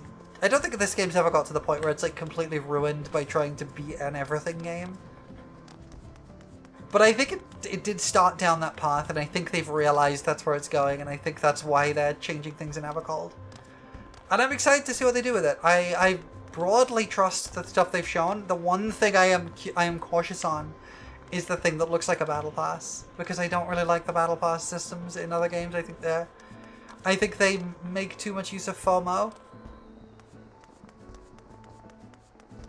I think WoW does some extreme contortion to appeal to everyone. I've not played WoW, but from what I've heard about it, I think that's probably correct. And I think it's a big part of why a big part of the WoW audience pivoted to Final Fantasy XIV a few years ago, because they felt like WoW was not the game for them anymore, because it had become too sterile. FF14 is kind of heavily based on WoW's design, yeah. But it also has done some experimentation of its own thing. And I hope that they've realized they can branch out from WoW a little. I'm hopeful for what they've shown in Evercold. I think Evercold looks really interesting. I'm hopeful for the evolved forms of jobs, and I think they're going to be very interesting. I will try out probably on all the jobs I care about, particularly. I'm probably going to try out both and see which one I prefer. But I definitely like a lot of the ideas they've come to. Like, most of the classes will be, like, every class will be mostly online by level 50 is something they've said, which is really nice. You're still in a Realm Reborn? I have some advice if you want to get back into FF14 for getting through a Realm Reborn. Because it's commonly said that when you're in a Realm Reborn, just stick with it because it gets amazing in Heavensward. And that is true. However, I think that advice encourages people to rush through A Realm Reborn. And that itself encourages people to burn out in A Realm Reborn. What I will say is, the game's not going anywhere. Take it at your own pace. If you don't feel like doing the story today, don't do it. Do something else. You didn't think A Realm Reborn was bad? Me either! I think A Realm Reborn is perfectly great! I think it's got its problems. I think it's perfectly fine. As MMO stories go, A Realm Reborn's real good. It's a pretty solid story. But let me tell you, God's damn do they step it up in Heavenswood.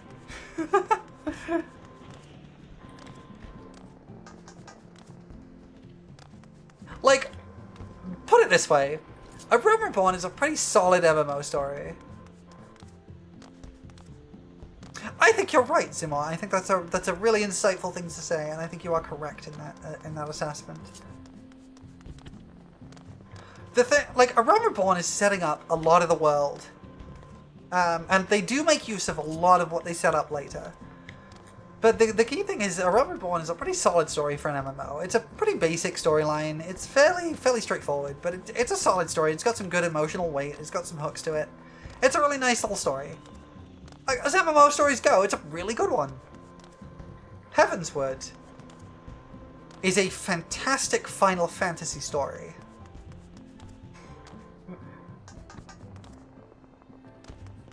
Shadowbringers is one of the best storylines in a video game ever.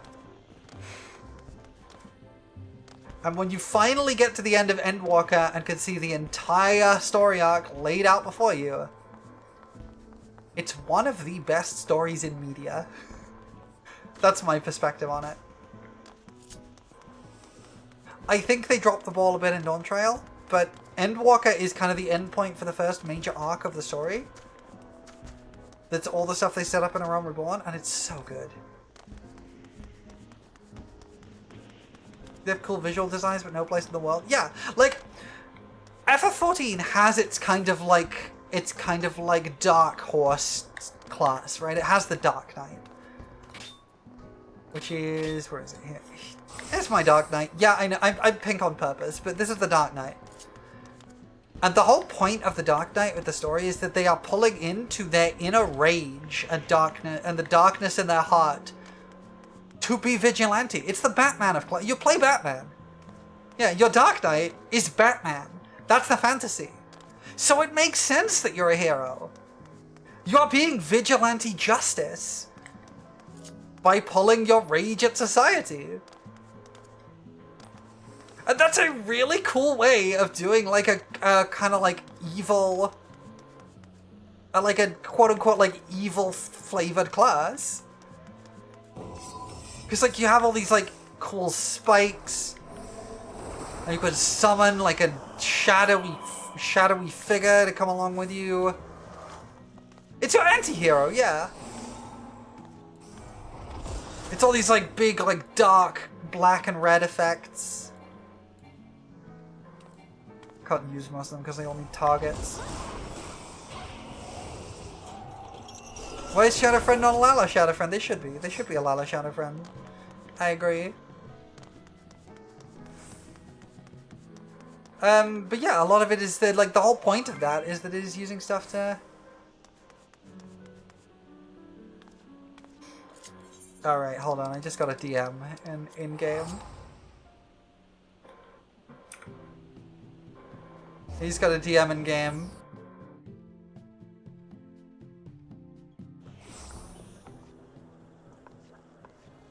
You got to a point where the classes were just not good. Ah, that's a shame.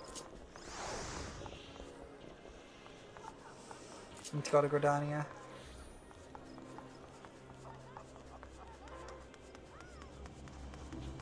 Yeah, a few classes in FF14 do start off real slow, and I'm hopeful that the changes in Evercold are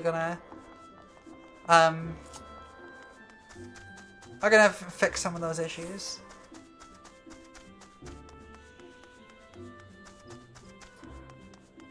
Yeah, the Conjurer definitely starts out real slow. It's a healer class, so you don't get a lot of your combat abilities. Yeah, they've said that they want to make sure that every class is kind of online by level 50, which I think will mean it'll go a bit faster. Oh, I forgot I can come down here. Which would be nice.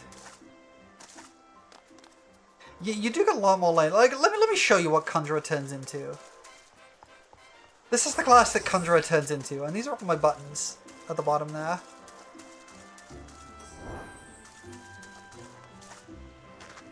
There are a few that have better stories than others. Yeah, 50 is kind of, up to 50 is kind of meh for most, and they start to get online around level 50.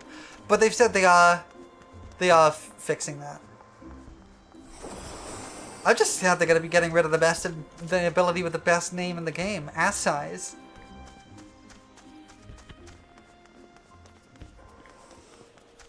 I've been told to look for somebody in Gridania, so that's what I'm doing. But you get a lot more like healer abilities on White Mage. You spend a lot more time pressing buttons. You do still start off with, you do still basically spend most of your time doing what is effectively arrow, stone, stone, stone, stone. They got rid of Sokka too. Yeah, I like Sokka. I was warm. I was warm, apparently. Hold on. I'm turning around. I'm turning around. Let's put on a lovely show for Penny Senseless! Penny! Hi, Penny. How you doing? How was your stream? You're playing Shantae. Oh, I still need to play Shantae. Blem, blem, blem, blem, blem, blem. I'm being blemmed. Hi, Penny! Sorry to remember bonus stats up better than most of WoW's current expansion. Yeah. Hello, everybody! Yes, hello. I'm very warm, so my brain's a little bit shot. Hi, hi, hi, hi, hi, hi! I am Prolo. I am a Moon Fairy VTuber. I've not committed any crimes recently. You can't prove it. Ba ba ba bum. Thanks for putting me in a jar. I've been told I'm very warm. I'm looking for somebody. I'm hunting. Crunchy Fairy? No! Don't eat me. I hope you had a good stream. I hope Shantae was good. I've been really wanting to play the Shantae games. They look really fun. They look like really like my jam. Mlem, I see you. If you gotta do some post-stream self-care, get yourself a snack, get yourself a nap, do whatever you need to do. Self-care is not optional, but you are more than welcome to hang out. Please do look after yourself. Thanks for sending people over. I'm gonna snooze my ads again. Gonna get some foods. Please do get some foods. Get something tasty. Calder? What the heck? What the heck? Why am I playing hide and seek right now?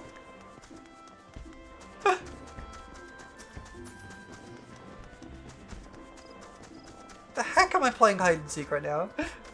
Wait a second, did I just... I'm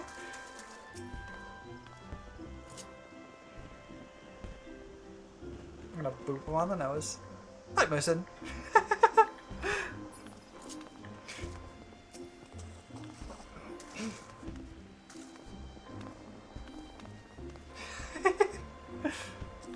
I'll do it with your head off next time? Shan't. Yeah, I spotted the flash of orange. But yeah, we've just been playing some FF14. We've just been yapping and hanging out and talking about Final Fantasies, doing some silly things. I'm just kind of yapping. It's been a pretty casual day.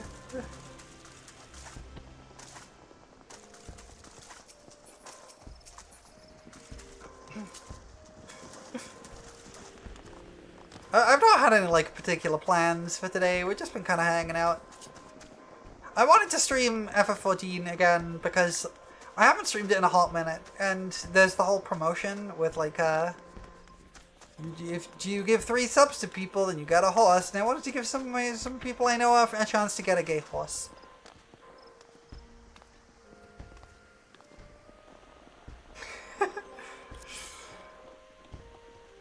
And I thought it was a good opportunity to open up the game again. I see. Moosin's mandivilling at me. I unlocked that in Monster Hunter yesterday.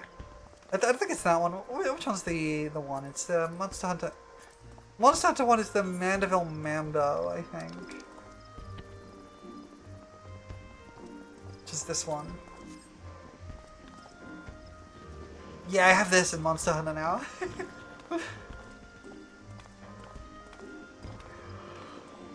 Whew. It's really hot today for some reason. It's not even that warm outside, it's just really hot in my room.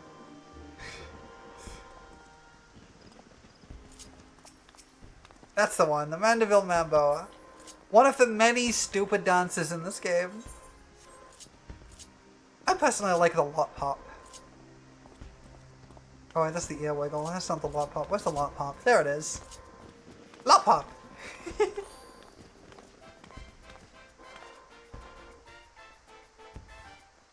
There's a lot of silly dances in this game, and I love it.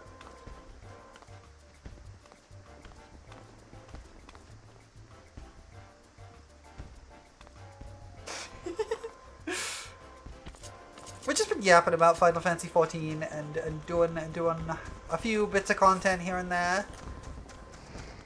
And doing some yapping. Yeah, that emote's based on the one on the dance from A Hat in Time. But it's a simplified version of the Hat in Time dance. Which is sadly not in this game. It's another silly dance we got. I don't have every dance, but I got a lot of them. Just the Moogle dance. There it is. I like the Moogle dance. Smug dancing is universal. It's true.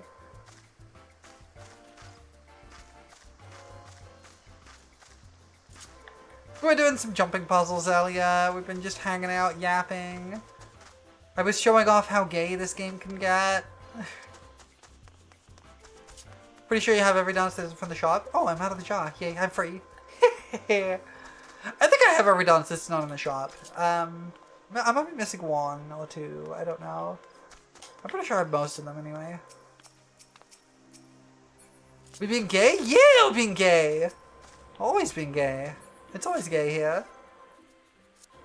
This game gets real gay. Final Lesbian Fantasy 14. Yeah, there's a lot of Yuri in this game.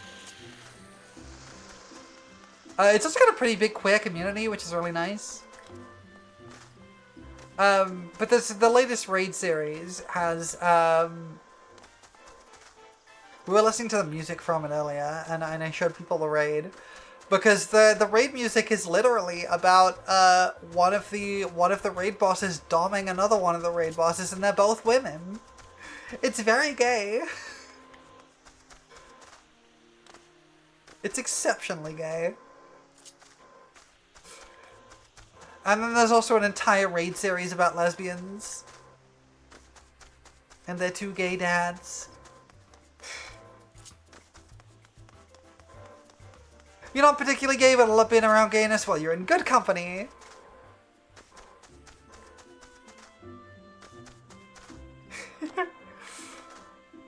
You don't gotta be gay to enjoy the gay vibes.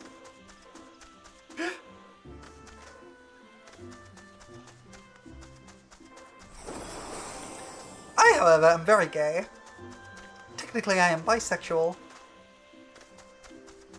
I like men, I like women, I like NBs, I like everybody.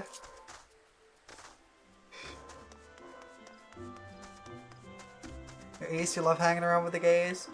Yeah, I like hanging around with a lot of people under the queer umbrella.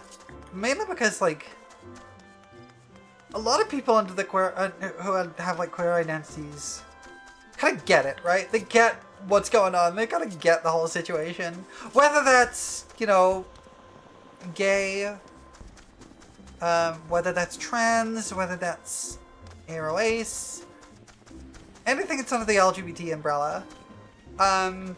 There's kind of like a kind of shared understanding of like, we get it. You know what I mean? I'm just running around in circles. It's a Lalafell thing. Don't worry about it.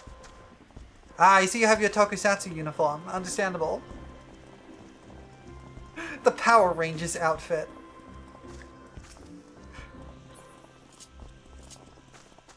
Everyone has their own experience, but we all kind of understand. Yeah, and it's like there's an element of it where like you don't become aware of that element of yourself without having first unpacked some stuff within yourself and unpacked some stuff about the society at large, right? You don't get to that point before having done that, so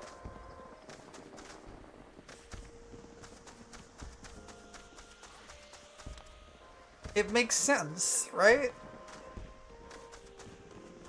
And like, there's gonna be people who are not under the LGBT umbrella who have also done that level of unpacking.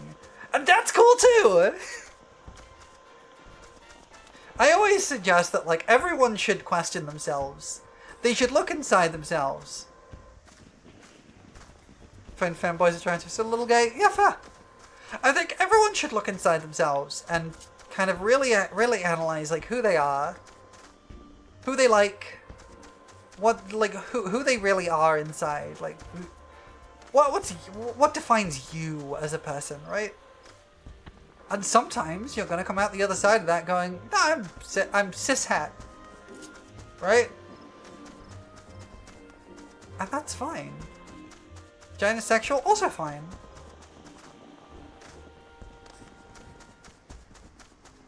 Question myself all the time. People tell me it gets unhealthy. There's a limit. But like, everyone needs to do that little bit of introspection, I think. Because a lot of people end up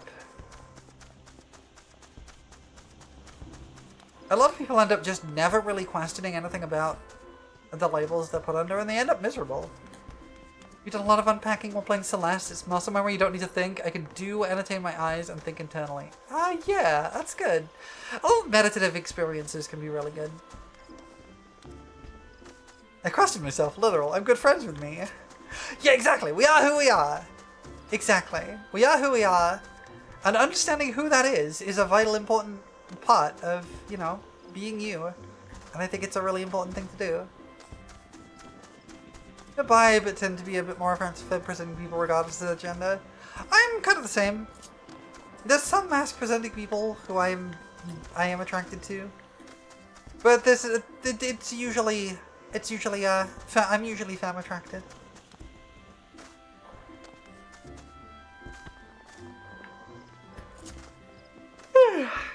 Sleepy.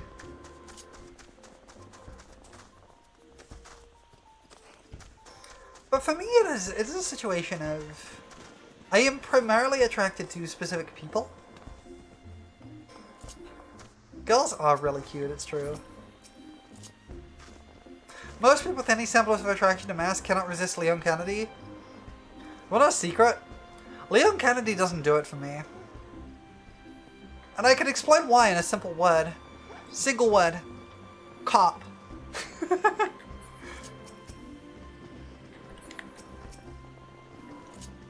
Has anyone ever considered hot evil women? Never. Not ever. No one's ever considered hot evil women before. But Leon Kennedy just doesn't do it for me. Now you show me Viggo Mortensen, and I'm like, okay. I crushed on Aragorn as a kid. I'm not gonna pretend I didn't. I don't know that's the most milquetoast basic take, but you know, Aragorn was hot.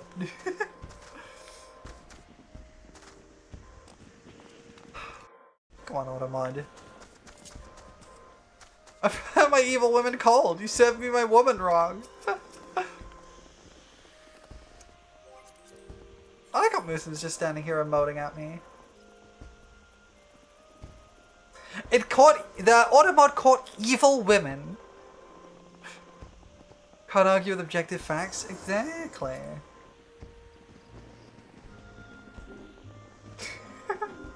Automod is silly sometimes.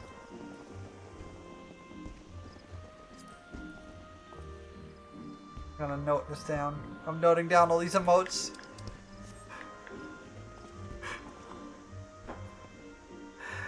Yeah.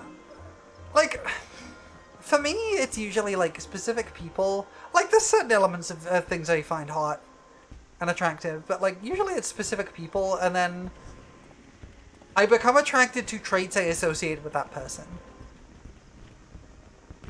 Like when I was younger, I once dated a girl in glasses, and I started finding glasses very attractive.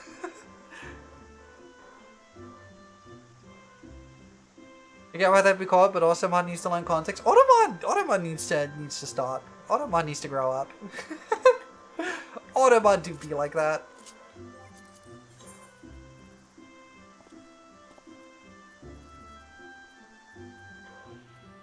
Got some. I'm gonna throw money at Moosin. Have some money. Have some money. Dance for me, peasant! I am sadly out of ad snoozes.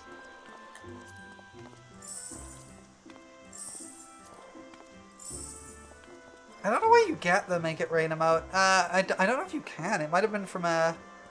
It might have been from a Make It Rain event a while ago. There's this one though. So it might be Mog Station.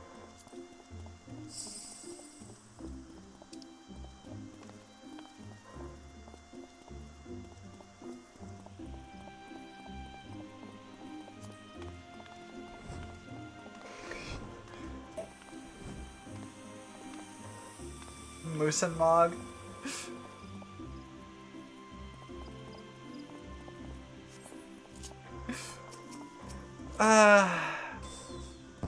Yeah, I'm afraid we'll have to sit through the ad break. I apologize. I would love to turn it off, but I am out of snoozes.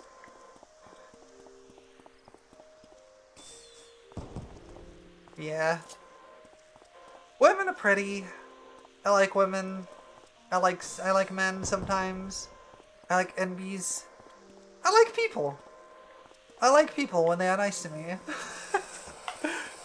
But I am also I also consider myself to be an identity that is sometimes referred to as aquaromantic. Otherwise known as WTF romantic. It basically means that I feel both platonic and romantic attraction and friendship very, very strongly, and it is very difficult to tell the difference. And often there really kind of isn't any difference.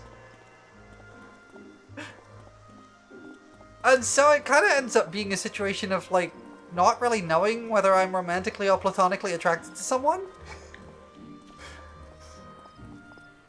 And there is a difference. I feel them differently. But it can be very hard to tell. And that's why it's a very confusing identity. I got big feelings. Yeah, I get big feelings.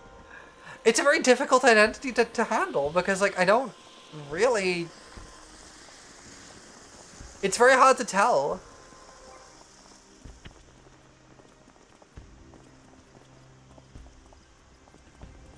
Oh, I got my chocolate saddlebag. The one where you throw gold is called /gratuity. That's the name of the emote.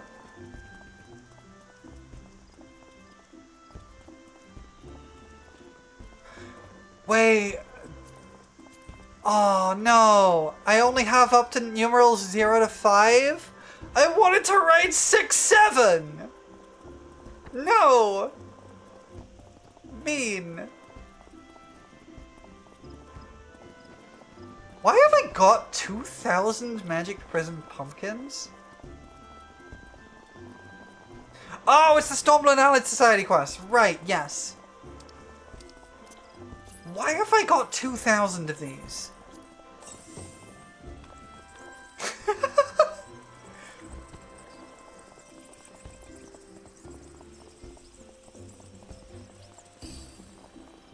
I could do this 1,997 more times. Trish just deciding he doesn't want you using emotes today. I'm so sorry.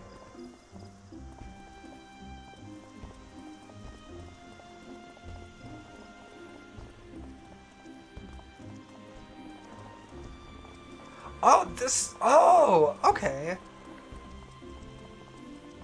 Oh yeah, it appeared on my end too. It showed up just fine for me. Yeah, the Twitch mobile app is a mess. So this is fun. I often keep like old event items that have no use anymore, just for posterity. And this one's fun. So this is a certificate of collaboration from 2018. This is the very first Little Ladies Day event I engaged with. And that was the one, that was the event that allowed you to get this emote. I got this one for free because I got it from the event.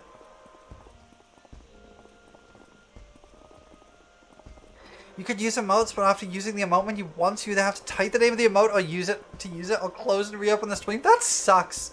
I didn't notice. I was watching a stream this morning because I woke up pretty early today. And I was lying in bed, and I just idly tapped into Twitch, and I saw that Hasper was still going, even though I had gone to bed after being on her stream. And so I just like I put her up on my phone, and I put her up on my phone, and it wouldn't let me use emotes for some reason. I noticed that was going on, but I just assumed it was my phone being stupid. You even updated Twitch and it's still busted? Yeah. It wouldn't surprise me if Twitch is vibe coding stuff now. It's real frustrating. Phone Twitch does suck. If I have to watch a Twitch stream in bed, I will usually put the stream itself up on my stream deck, and then on my Steam Deck even, and then have my phone just for chat.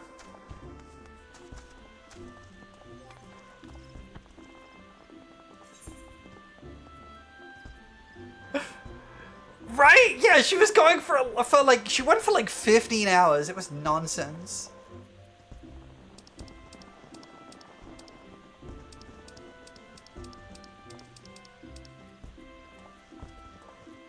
I hope she has got some good sleeps.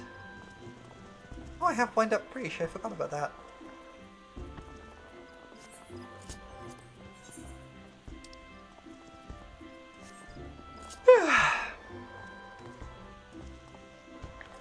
What do I got in my cat book? I started my cat book, I may as well finish it. Or at least do a little bit more towards it. I'm not doing Everkeep Extreme.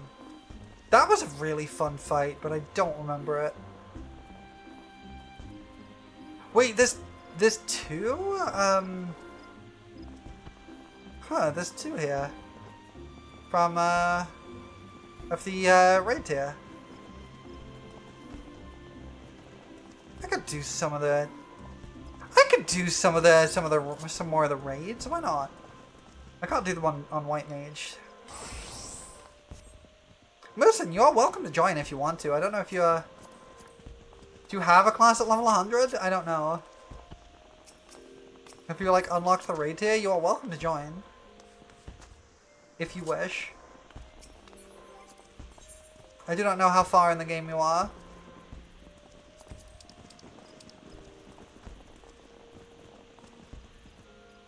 Cruiserweight when 1 to 4?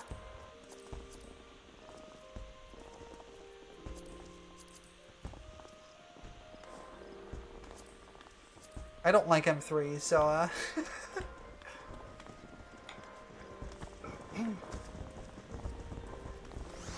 I'm assuming Musin does not want to join.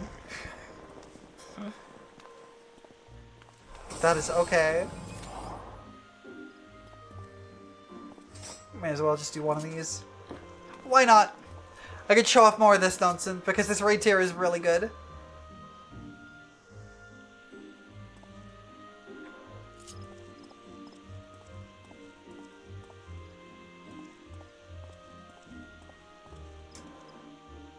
I've really liked the raids from Dawn Trail mostly. There's like one I didn't really like. You're currently collecting much wood in the Minecrafts? Fair enough. Gotta get wood. Gotta make sure you got wood.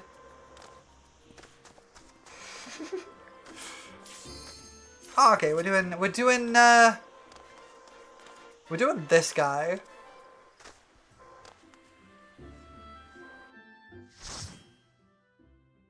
It is on Switch 2, yeah. They've done the Switch 2 build. There's a Switch 2 version now. Anyway, let's fight a Gundam. Let's fight a guy who is a Gundam.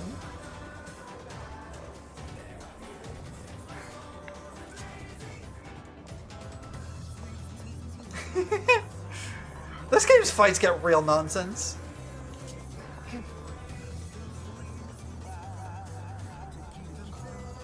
Gund! We've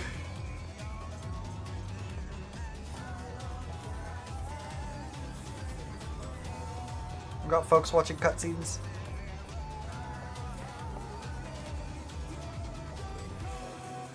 Oh, we have a golden frog. Oh, somebody left. Well, I miss the useless war crime lesbians.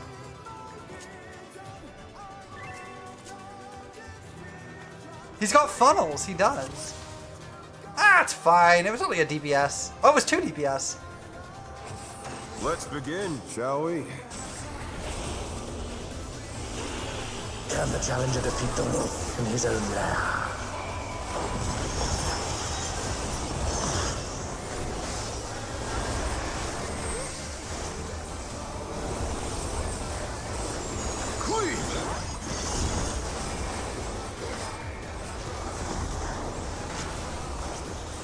I wonder if you can keep up.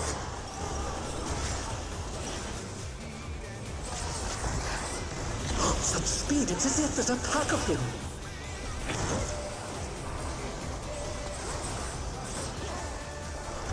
Right, I'm remembering this fight now. I've only done this one like once. Observation, well done. Nice.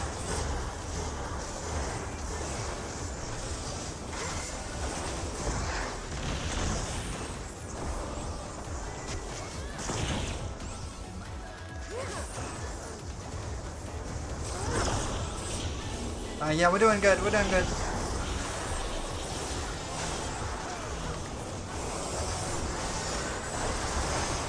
This is going well.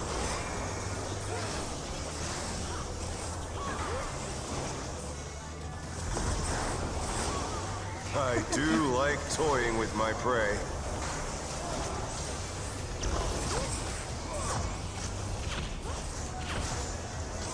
I remember how this works.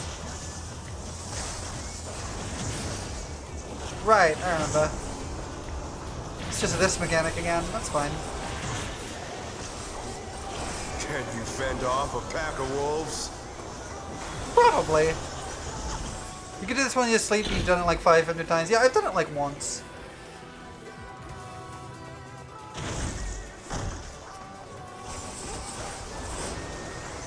I'm remembering though, slowly. It's been a bit. Troop.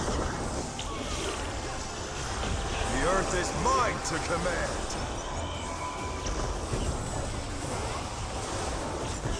Oh heck, that's how that works, right?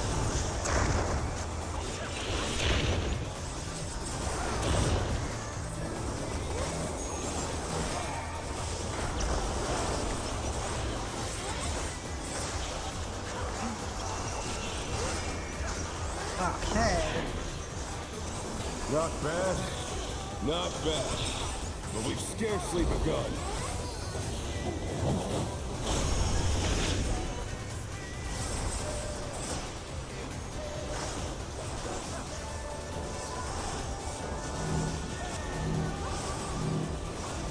It's not the ability I wanted to use. Never mind. Wow, that proc Blackest Night? Okay, I'll take it.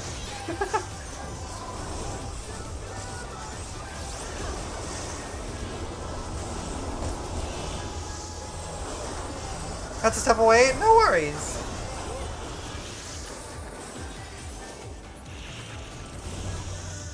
Bear my biting wings.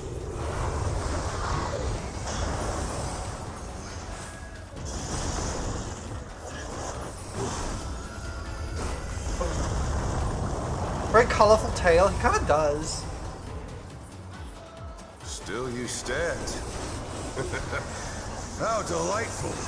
Come out here so people can get to your butt.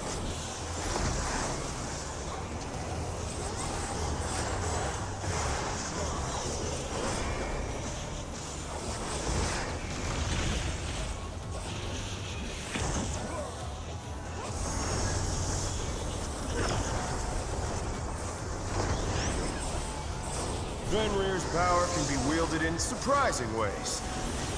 I can show you where Palace of the Dead is. I know where Palace of the Dead Where did is. that colossal thing come from? Ah, heck. He's put the Colossus to the sword.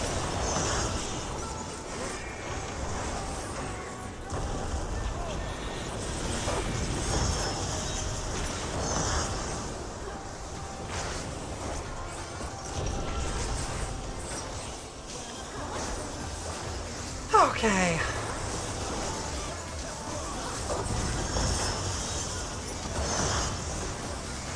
The fights in this game get really nonsense, as you can see.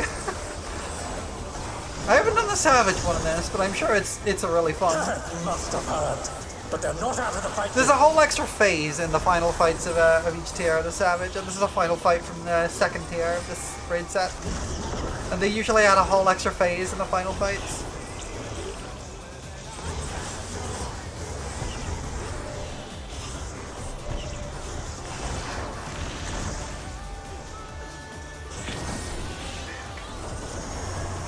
You're mine!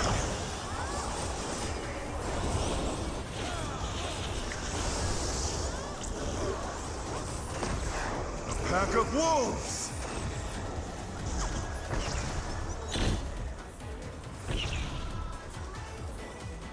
Oh, heck. Ugh. That's not ideal. I took 4 Vuln stacks from that. I'm a little out of practice at this one. He probably does turn into a jet plane at the Savage in the final one, but I've not done it, so I don't know what his second phase is. I just know there is one. It would not surprise me if he turned into a jet plane. Anyway, we win. Ooh. What did you drop? Oh, I have this It's already. all over. And it's not Until sellable, so next time. I can't roll it anyway.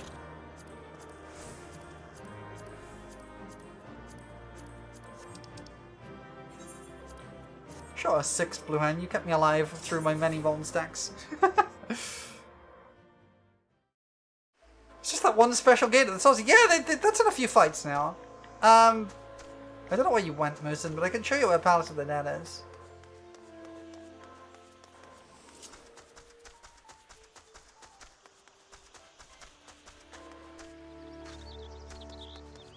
I don't know where you went. Where did you go?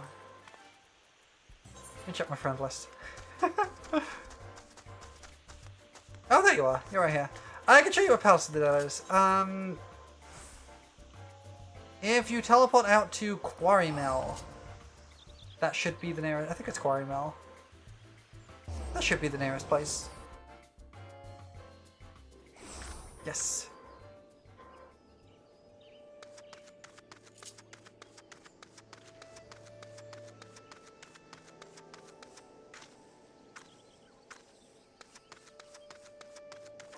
This person's name is Yikes, dude. I love people's silly names. That's really good. Alright. There should be a guy here. If there is not a guy here, then you got some stuff to do. But there should be a guy here, and he'll let you into Palace of the Dead.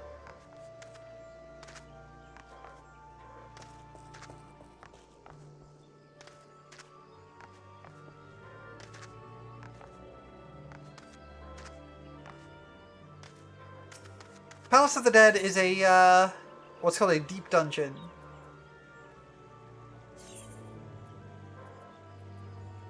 About to floor 101? Huh. There are people, but not a blue mark? Have you unlocked Palace of the Dead?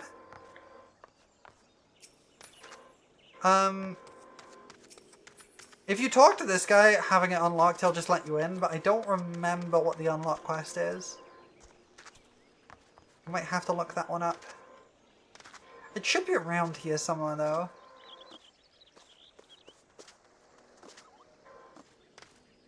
I mean, if talking to this guy doesn't immediately let you in, then you haven't unlocked it. I do not know when you got to do that, unfortunately. It has been many years since I did.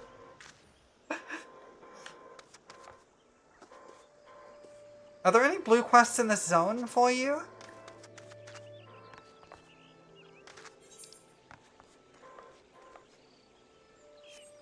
Because it might be one of those. There might be a blue quest in the zone. Okay, it's probably not that one. I do not know how you unlock it.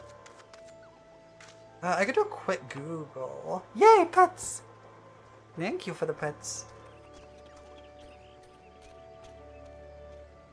Let me do a little Google quickly. Unlock Palace of the Dead. How do I unlock Palace of the Dead? I don't remember.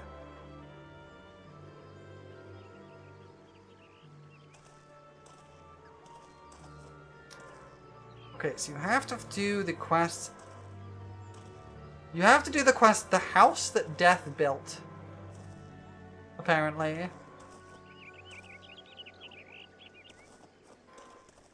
Which is in the South Shroud. Oh no, hang on, no, it's in New Gridania. There should be a quest in New Gridania for you.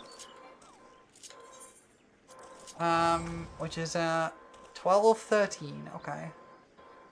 Back to New Gridania.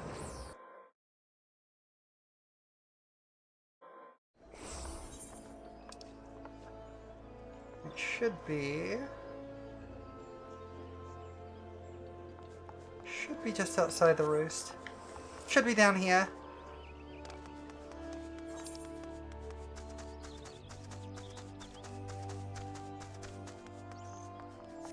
Should be around here somewhere. Possibly inside, just here. Should be somewhere around here.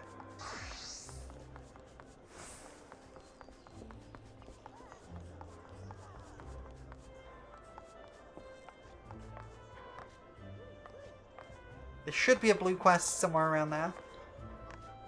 Called The House That Death Built, and that should unlock Palace of the Dead for you. Hooray! Congratulations.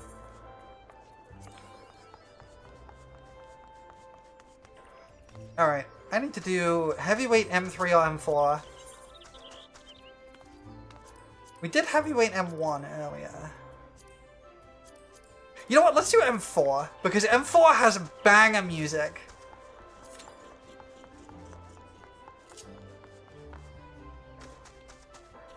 If you've not seen this before, it is the final one in the raid tier, but without any of the context, it's not going to matter, so... for spoilers, but it does have a really cool bit of music. It's one of the few bits of music that was not made by Soken.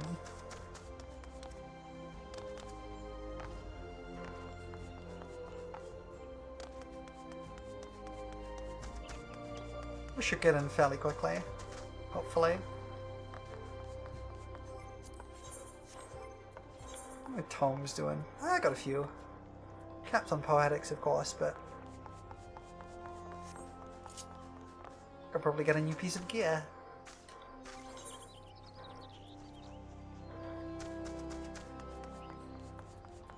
These ones kind of actually are worth getting, actually. Would be nice to replace my tank earrings, so maybe I'll roll on a ring. Probably should have done that when I did M1, M9 earlier. This one is M12.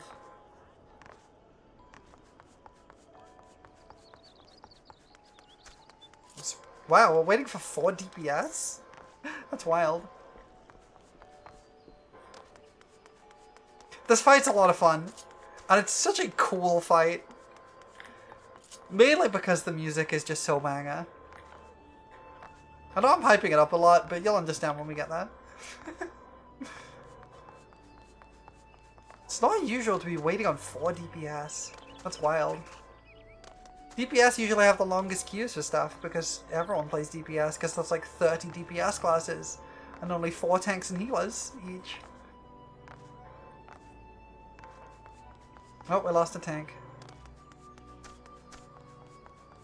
We'll get it. It'll happen. I used to hang out in Gridania. It's kind of a nice place. It's kind of chill. I like it.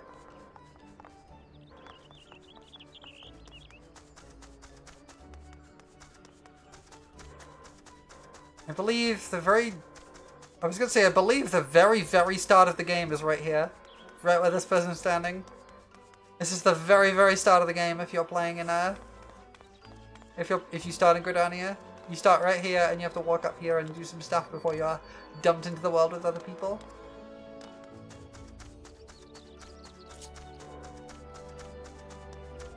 It's a very pretty fantasy forest. I really like it.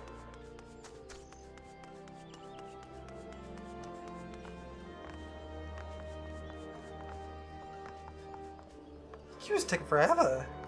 I usually run tanks because you get very quick queues. I wonder if the ghost's here. Let's see if the ghost's here. There's a ghost that sometimes shows up in Gridania. Palace unlocked? Heck yeah. Is the ghost here? Don't think the ghost's here. There's a ghost that shows up around here sometimes. She just kind of turns up and just stands there. You can't interact with her or anything, but she's sometimes there.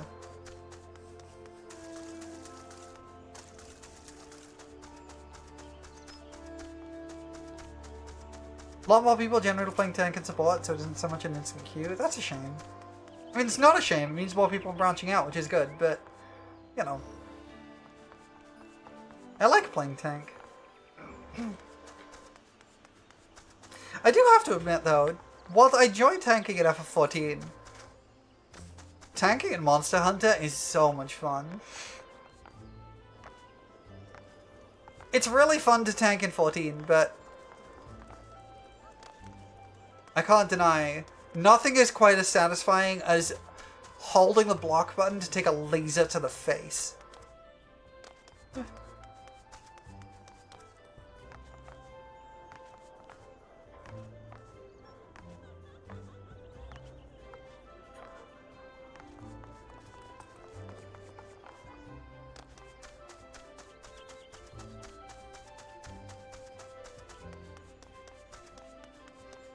Incredibly satisfying. Oh, there we go. Get ready for some peak music.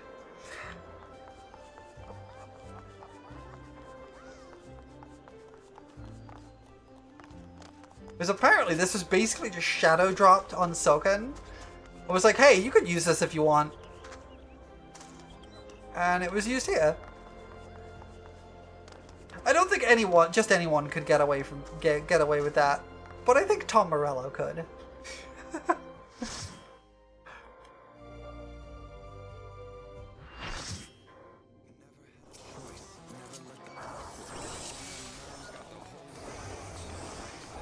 The president must pay for his crimes. Give him what for, champion.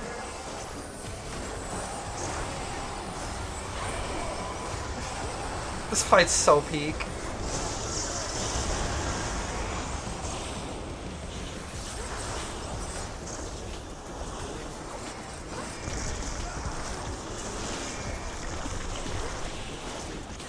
His arm has a life of its own. Is this the power of the mythical Lindworm? I'll turn my music up a little bit. Hold on.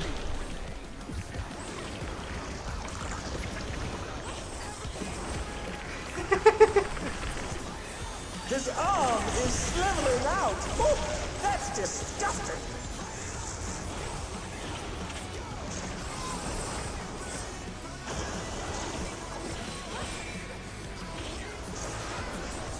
This fight's so much fun.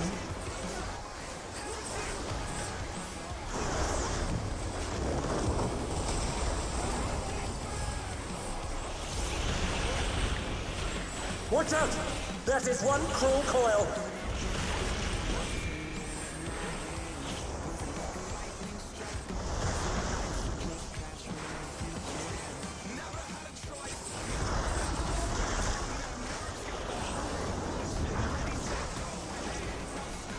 Once again, they slip beyond their opponent's reach.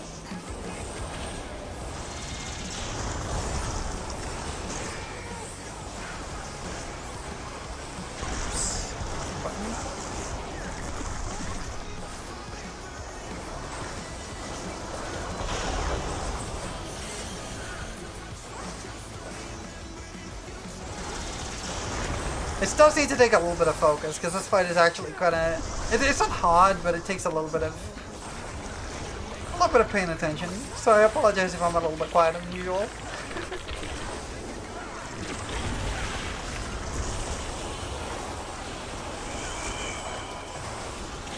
Another attack evaded with a bomb.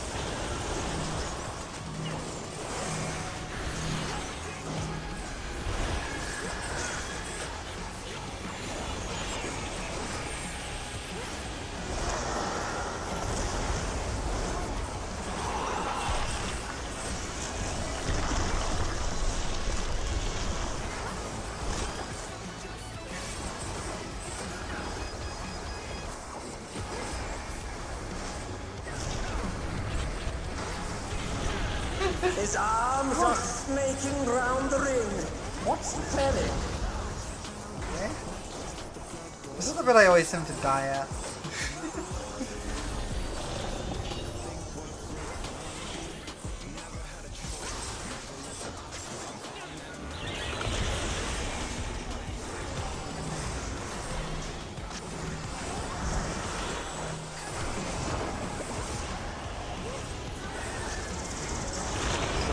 This push mechanic is what tends The to door kill me. has latched onto the champion.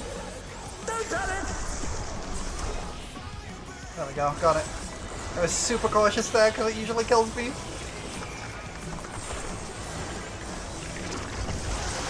Oh, I got out! I got out of it! Yes! Okay. It really does! It slaps so hard! And they're back in action. Can they turn the tide?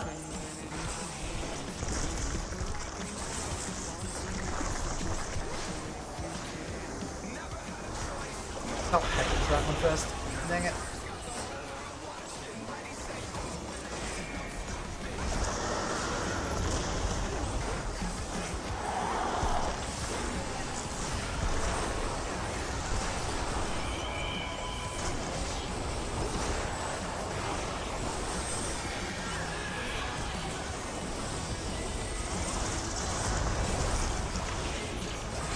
Oh, the music just slaps so much. We're doing pretty good though. We're doing pretty good.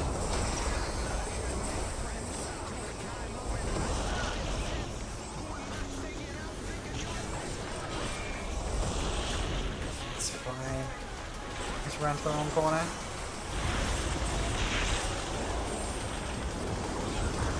Should have put that further north. Never mind.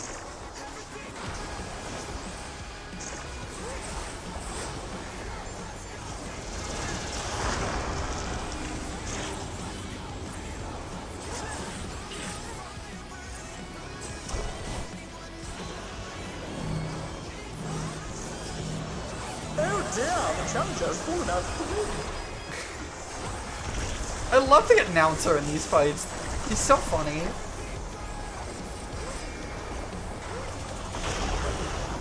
He just adds so much to this.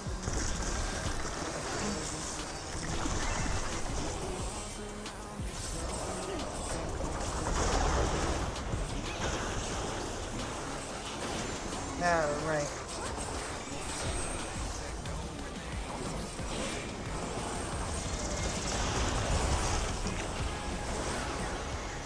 Almost got it.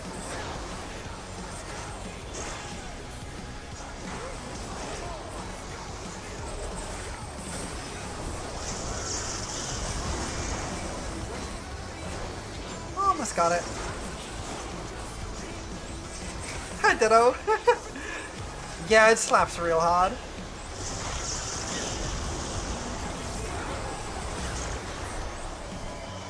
Oh, right, yeah. The battle is decided. Victory goes to the champion. Oh well. What the? Could the Lindworm's regeneration be out of control? Yeah, we ain't done yet. We're on the victory lap, though. We're basically done. The Lindworm's completely healed. What outrageous regenerative power! Oops.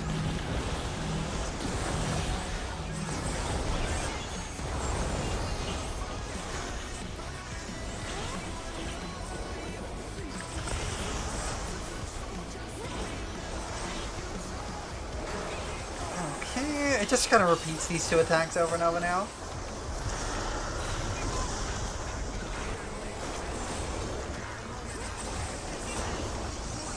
Probably hit it with a limit break at this point, but I'm a tank. I don't get an attacking limit break. I get a defensive one. It's basically dead at this point now. There we go, we got it. What a cool fight. I have this already. Probably go for, I'll probably roll in a ring. Yeah, I'm grabbing a ring from that, that's fine.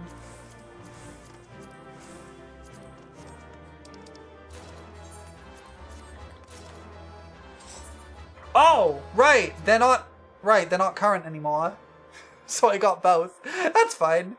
I forgot that they're not limited anymore. Ah, that fight's so good. The raids in this expansion have been real solid. For the most part. There's like one or two I don't really like, but for the most part they're really good.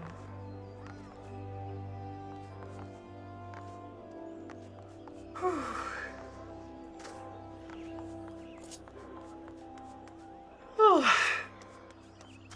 Okay. I've done about half the cat book, which is nice. Y'all, I'm getting pretty tired. This has been a really fun day for the most part. I've just been kind of hanging out and yapping, and it's been real good. And a lot of people have got that gay horse. And I'm happy about letting people get that gay horse. I'm gonna go back to my house so I can show off my own gay horse.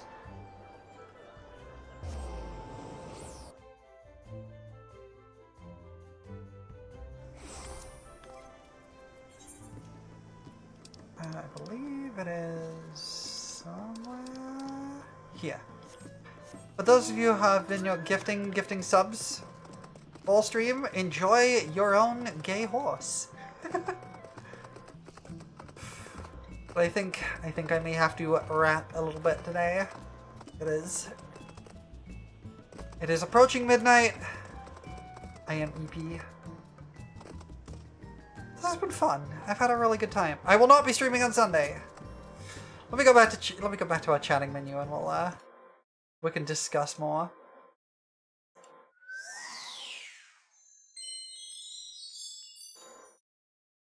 Hi everybody.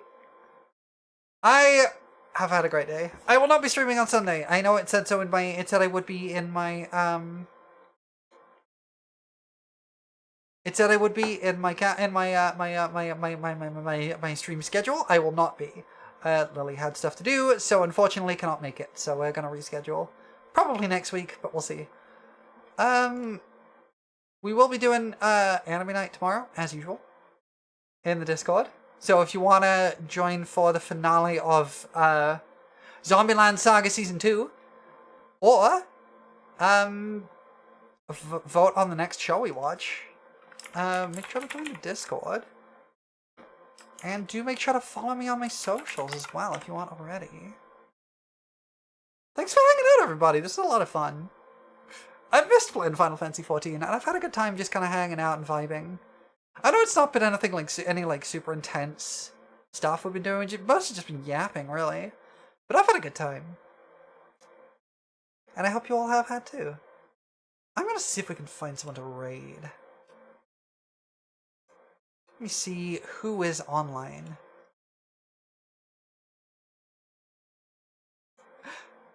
Thanks for the follow! Altercation! I get it! Altercation!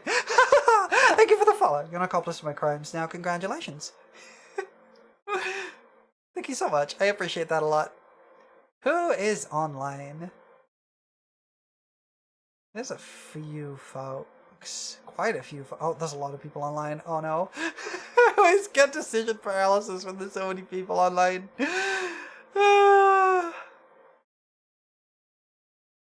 Oh my god, there's so many people online.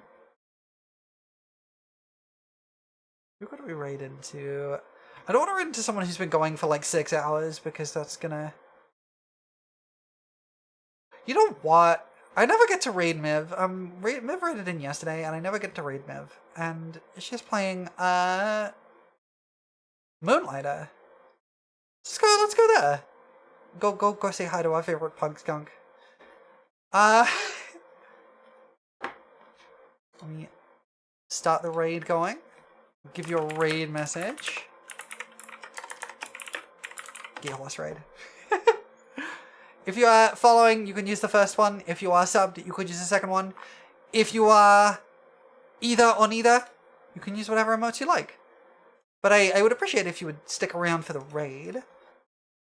Because it is, it helps my stats, it helps my friends' stats. And I would appreciate if you'd use the raid message or just say something nice. Thanks for hanging out, everybody. I love you all, and it's been a great day. I've missed FF14, and I'm glad I can get back into it a little bit. I do want to get back into it in a big way, but that's going to take a little time, I think. But for now, I'm going to get some rest and maybe some food. Thanks for hanging out, everybody. I love you all, and I will see you all another time. Maybe Monday, I'll be playing some more Dark Souls 2, probably. Which I'm having a lot of fun with. Please take care, have a wonderful rest of your day, and I will see you all later. Bye, everybody!